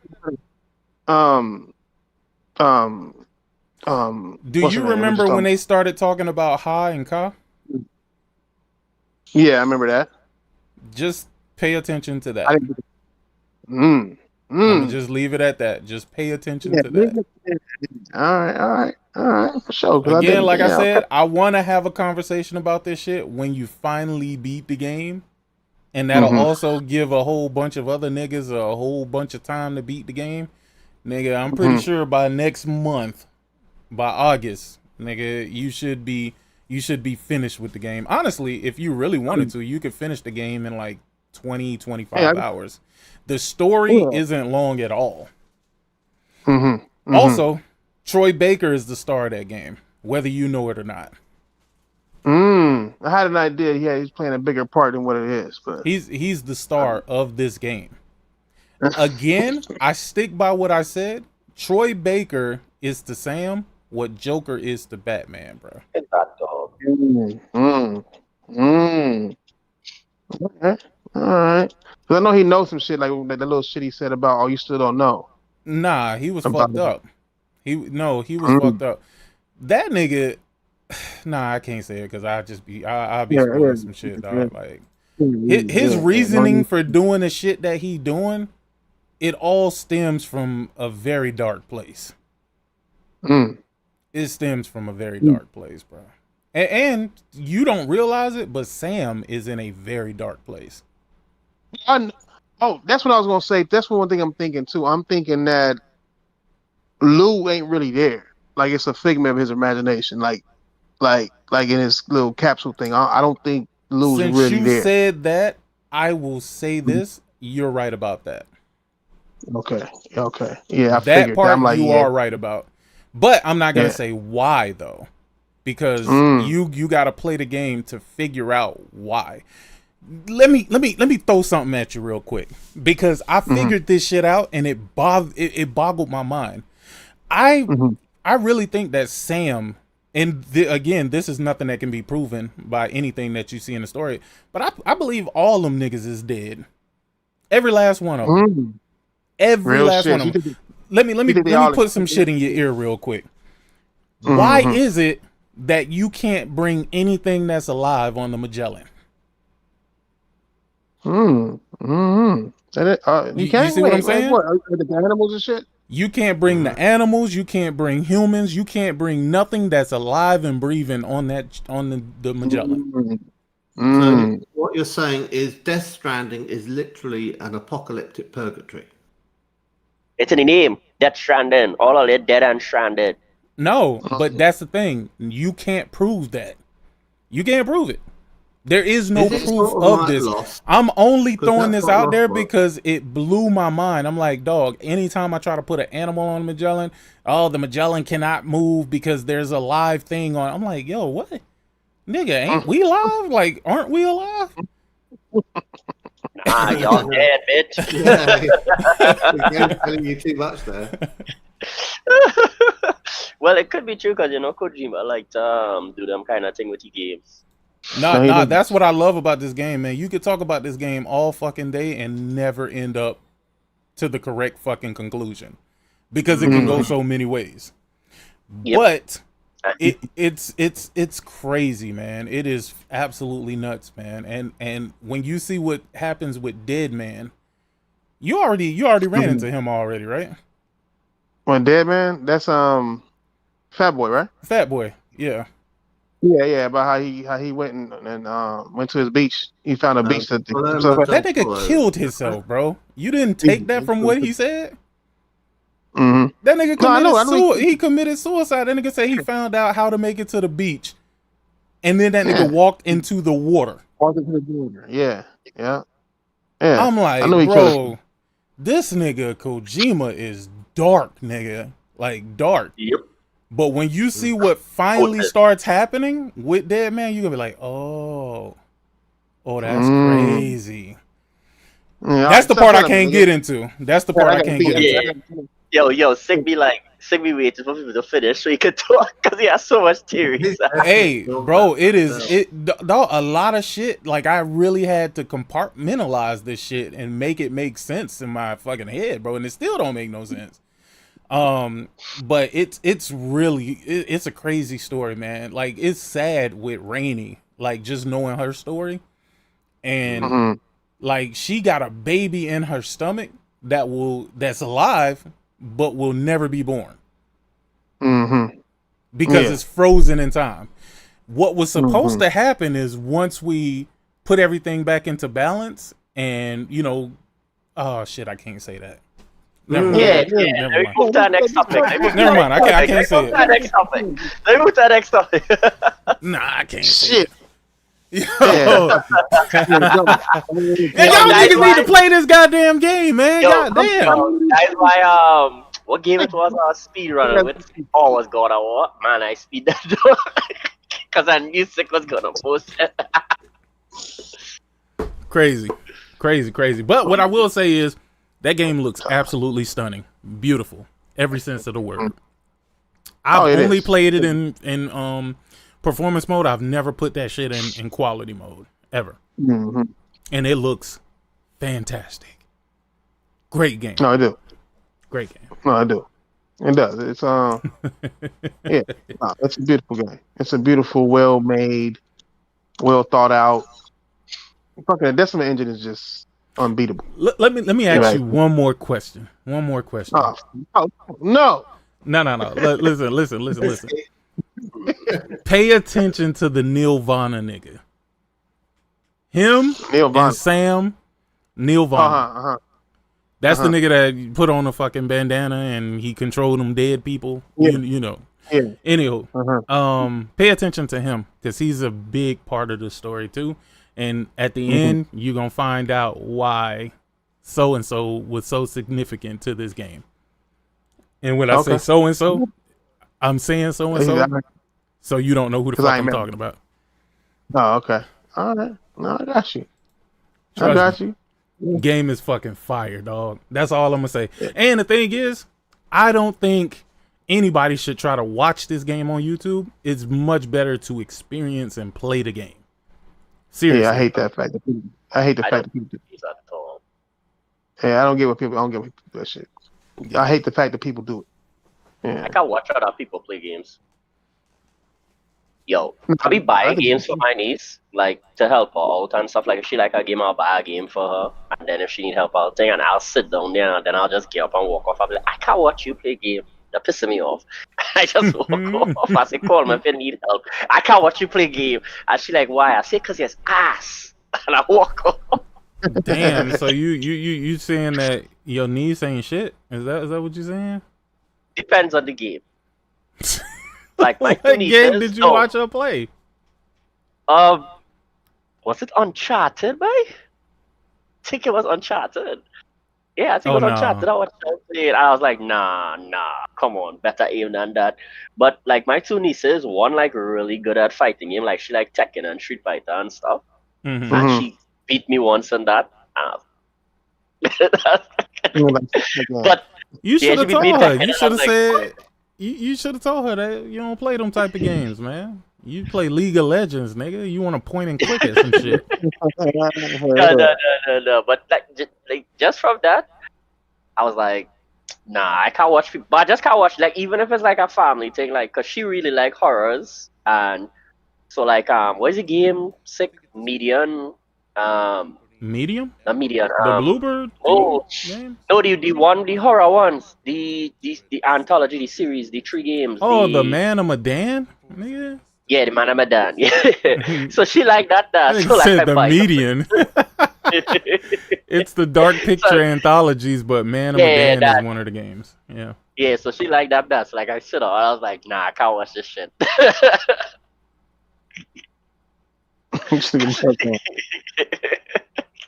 And she make bad choices too, so that pisses me off even further.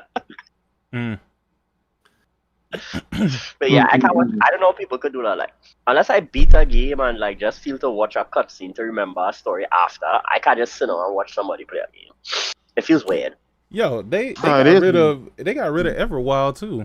What the fuck was Everwild? That wasn't the deer game, right? Because what happened to the deer game? That was a deer game, the one with the leaf antlers and shit. It was that one. They got the one. Yeah, they got rid of that. I'm talking about the one that hit the soda machine or some shit like that. You remember that? I do. That wasn't a Microsoft game. That was somebody, one of these developers who don't know how to make a game, because I don't know why they ain't. Did it ever come out? No, I don't think it ever came out. No. Bruh, I don't even know what the game was called. Twice. Shout out to John Baptiste. He say they threw me on a loop with the Red Samurai because I thought I knew who he was, but when they flipped it on me twice. Yeah. They did flip it twice. But we can't talk about that because these niggas don't know. These niggas don't know, man. Something very important happens at the end, and it kind of puts things into perspective, but you won't see it till you get there. All right. I hope so. Shit, nigga. Make it there, nigga. You gotta make it there. I'm almost there. I gotta hurry to do this before Donkey Kong come out, nigga. Donkey Kong about to come out, nigga. I'm gonna be on that. Shit, nigga, you need to go ahead and plumb through this story then. Hell yeah. I know you don't care about no platinum or nothing like that, so nigga, you might go ahead and finish that story, dog. That platinum is a long ways away. I be making deliveries and shit though. The last game, I didn't go straight through it, but I didn't make as many deliveries as I should have. You feel me? I was trying to get that story going. Okay.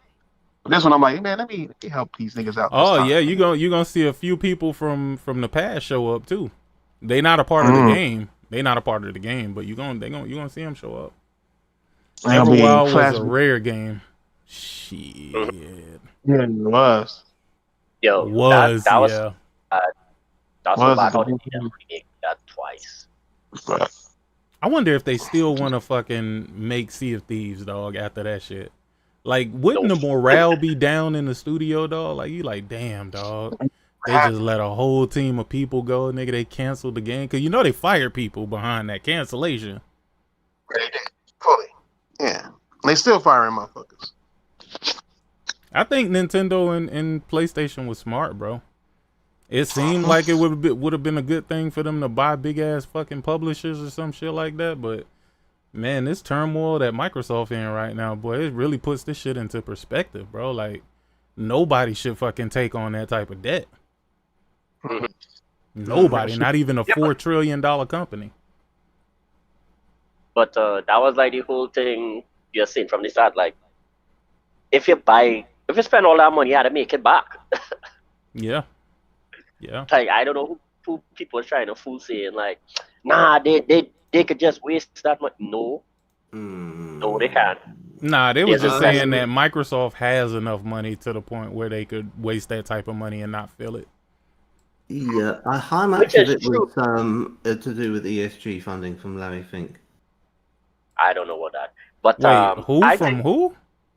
Larry Fink is the CEO of hedge fund named BlackRock. He has $10 trillion under management. He invests selectively in the stock market so that he will only support people who are pushing sustainable development goals, green issues, diversity, that sort of thing. And so that's led Microsoft to court them and say, invest in us. And they hired a lot of people who were, LGBT and walk around with pins and have pink hair and stuff. And now it looks like they're firing them all. Because that was all during the pandemic where there was a COVID stimulus and it coincides with them having cheap loans, really, really cheap loans. And they just took on a whole load of staff that they didn't need. So a lot of it is that. And it's like the chickens have come home to roost on that whole period. But, chickens have come home to roost. This is rare. You can't just blow out your firm with people that don't really. Why you said it like that, nigga? It's a known idiom. People rarely use that shit. People, who the fuck say that shit, nigga? The chicken has come home to roost. I've heard that a lot. I've said that. It's an environmental and social governance is one of the words that's used. Anyway, I think it's all snapping back to normal now, as much as normal is. But then we've got the AI thing coming in. What's going on? Like businesses being businesses and looking after their bottom line.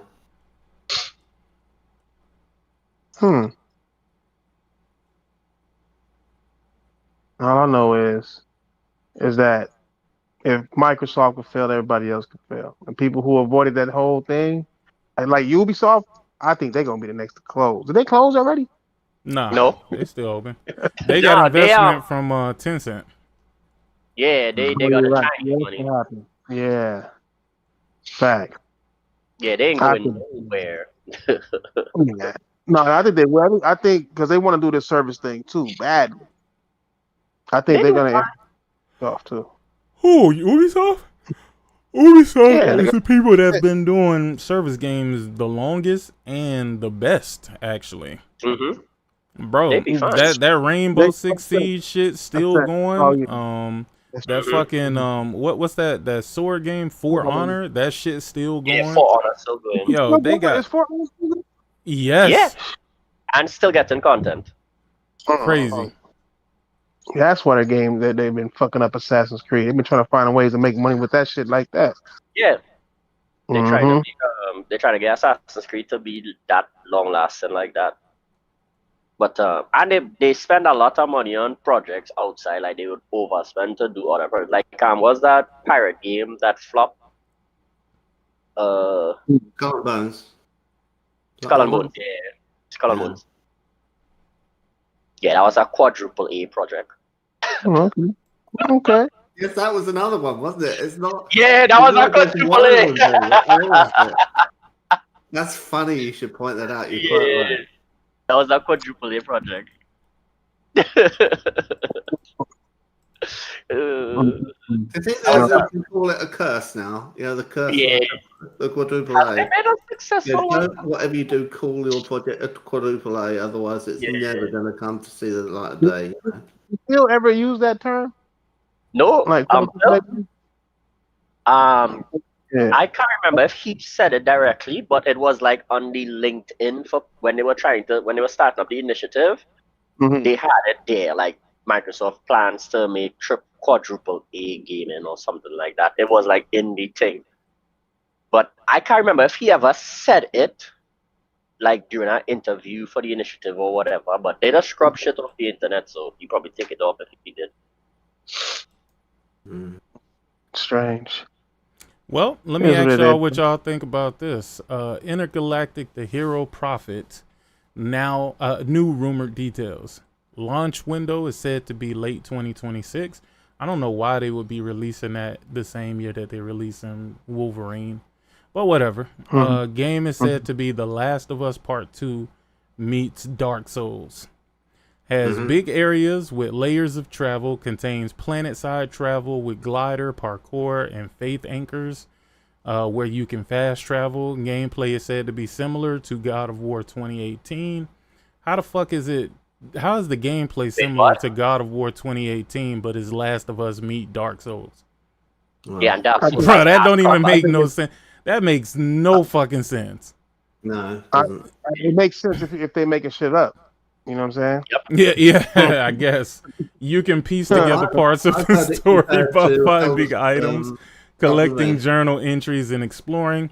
Neil Druckmann's script is said to be heavy. Lighting engine is insane. Next trailer said to be at the Game Awards 2025. Oh, it would have to be if it's gonna come out in 2026. But the Game Awards, huh? Oh no, this shit. They said this shit is from 4chan. Never mind. Disregard everything y'all just heard. Yeah, for sure.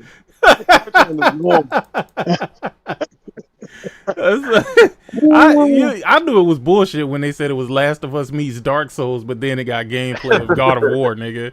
Like what? You know what I'm saying? Like, get the fuck out there. Yeah. They just there. Man, people just make up shit, bro. Too much. That's crazy. That's crazy right there. Last of Us meets Last of Us 2 meets Dark Souls. Do y'all know if they ever fired Jason Ronald yet? No. They ever fired him? No, he's still there? Fired? No. I think he's working with the ROG team, huh? Or some shit like that. The Aces ROG niggas. Like he's helping them. Well, you know, I think that because he was in a commercial for some reason. I think that's what it was. Yeah. I think in that Aces ROG commercial, like he actually doing something. Nigga, what? They were so expensive. Y'all think he's sick because it's just expensive? Or is he on those? I don't think it's Ozempic, bro. Something definitely going on with him because everything looks different with him. His facial structure looks different. His teeth look different. Like rapidly too. He looks like he is on some sort of a decline with something internally. I don't know what it is, but it's something. Stress from all the fanboys on them that be calling them Daddy Phil. You know, it's crazy, man, because as I get older, I notice my shits take longer. Wait, what? Yeah. As I get older, my shit. I thought I heard wrong now, so like I was like, wait, what? So I was like, wait, what? I thought, what, shits take longer? Yeah, man. Shit take longer. Yeah, man. I notice as I get older, man, my shits take longer, bro. Unless I drink a whole bunch of fucking water, nigga. Then my shit slide out, nigga. Yeah, that is because wait, I don't really be talking these medical shit here, but yeah, you're supposed to drink plenty of water. It's your diet. If you have too much oil in your food and stuff, that does make it like sticky and all kind of stuff, and basically stop it from just ploop. Nah, it's too much. That's like remember I was cracking that joke with you when he was like, somebody was saying they just play a game in the toilet. I was like, oh, let's do that shit. I just go in, come out. Like, what the fuck is that? I don't be in the toilet that long to play a game. Like, what's going on here? Yeah, nah. That's crazy. That's crazy. Anybody who play a video game on the fucking toilet, man, something, go get yourself checked out. PlayStation set to attend Tokyo Game Show 2025.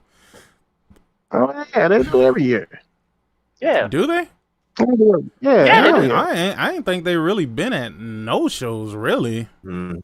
Like, don't get me wrong, they have people that come out with certain stuff. Like at Summer Games Fest, I guess they considered PlayStation being there by Kojima being there for Death Stranding too. That's the only thing we saw. Mm-hmm. You know, I still ain't watched that shit. I still ain't watched. You ain't missed nothing. Y'all told me it was trash. I'm like, okay, no, he's gonna watch it. Yeah, you ain't missed nothing. So it don't really matter. Here's what it is. Hey, Sick, am I the only one that noticed that he sounded like Joel from The Last of Us when they were on the beach? Hey, I didn't. Now hold on.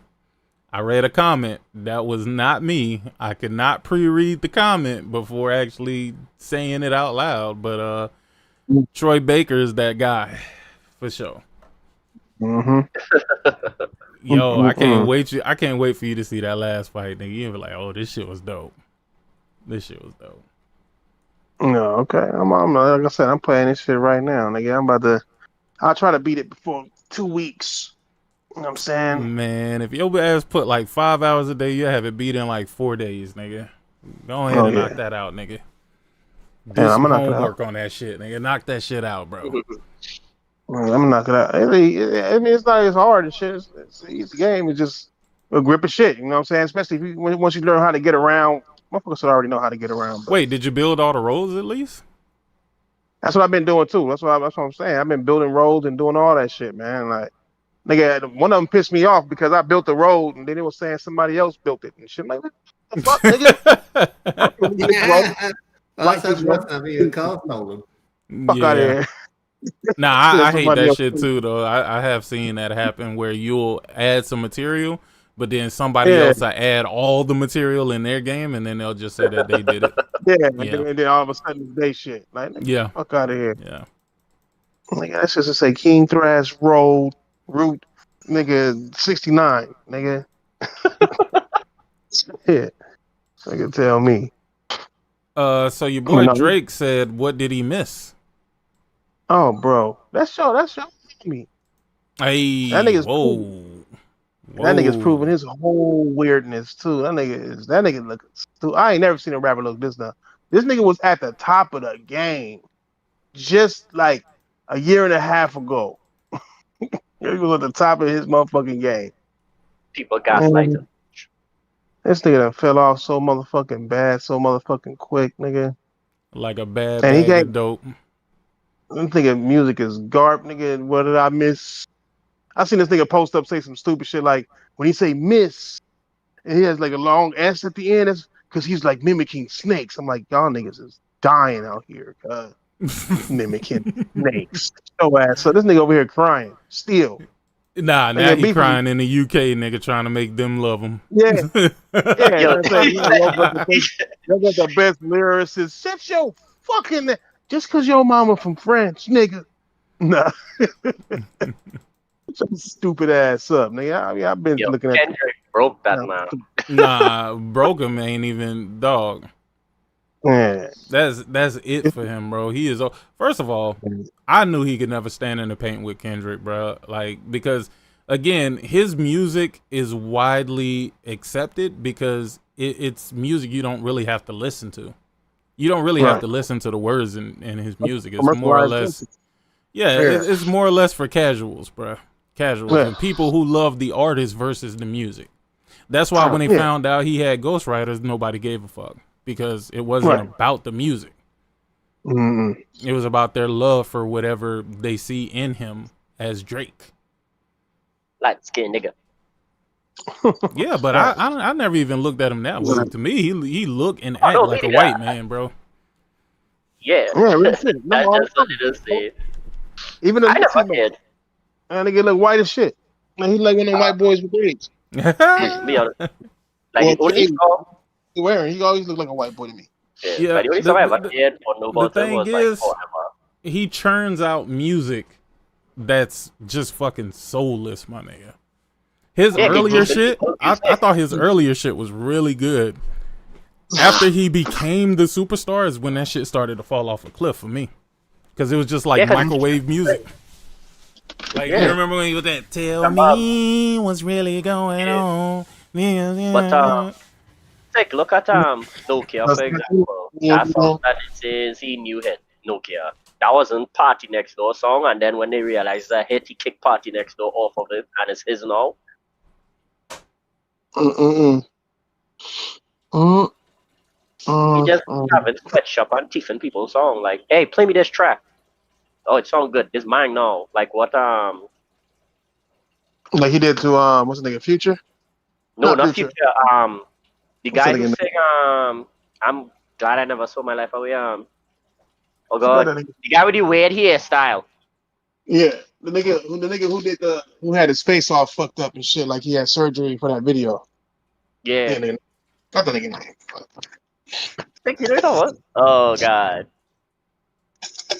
Yo. What's Steve dog? You said the what?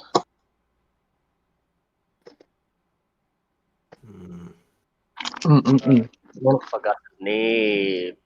I forgot his fucking name, but in the future though, it was The Weeknd. The Weeknd, yes, that's The what it was. Weeknd. Yeah. Yeah, he started music. It's still like half the album. Yeah. After that, like, that's all he does do. Like, the whole crew he have is like they would play music and whatever and thing and just take everything from them. Yeah, that's what you do. Like, anytime somebody plays, who's snoring? I don't know. That's what Ifrin says. Ifrine. Yeah, you snoring. Sleep. What's really going on? But that's like, if I had all that money, like I was on top of the game, ain't nobody telling me shit about, hey, I think you better rapper than Kendrick. I don't give a fuck. I have money. Like, I'd be like, he got me. Yeah, he got money like me. Whatever. I ain't here for money. He should did like DD. They get linked up with him. Yeah. Well, Kendrick didn't like him anyway, so he couldn't link up with him. Here's what it is. Yo, that's a crazy ass wallpaper. Oh, which one? I'm looking at this wallpaper that somebody made. It's like a Wii U dashboard, right? And then they got like Steam, OBS Studio, and like the shit actually look kind of dope, nigga. Like they must be used that what the thing called, the wallpaper engine. Oh yeah. Oh yeah. That's the shit that you'll see people playing on Steam and be like, what the fuck? And nigga, wallpaper engine, what the hell are you talking about? Yo, tell me that shit don't look dope. Yeah, that look dope. I used to that do shit that. look dope as fuck. Let me see. Yeah, it on. Look at there. It got the time and everything. Mm-hmm. Oh yeah, see it. Yeah. What's that but for? It looks like the that's a wallpaper. That's a wallpaper. They using a Windows computer. Oh, it's an actual Windows wallpaper. Yeah, it's a wallpaper. The icons work, so like you can click on it to like go to Steam and OBS and stuff. They're like the Wii U. It does. Yeah. It absolutely does. They should have do the task by everything. But niggas, we been here like 7 hours, nigga. I'm finna go and do something with the rest of my life. Oh shit. Really? Yeah, it's 7 hours, nigga. Well, technically, we've been here for like 6 hours. That 1 hour is where I just had the music playing. So yeah. Yes, sir. Well, no, do your thing. All right, nigga. Later, man. All right, niggas. Have a good one. Y'all be easy.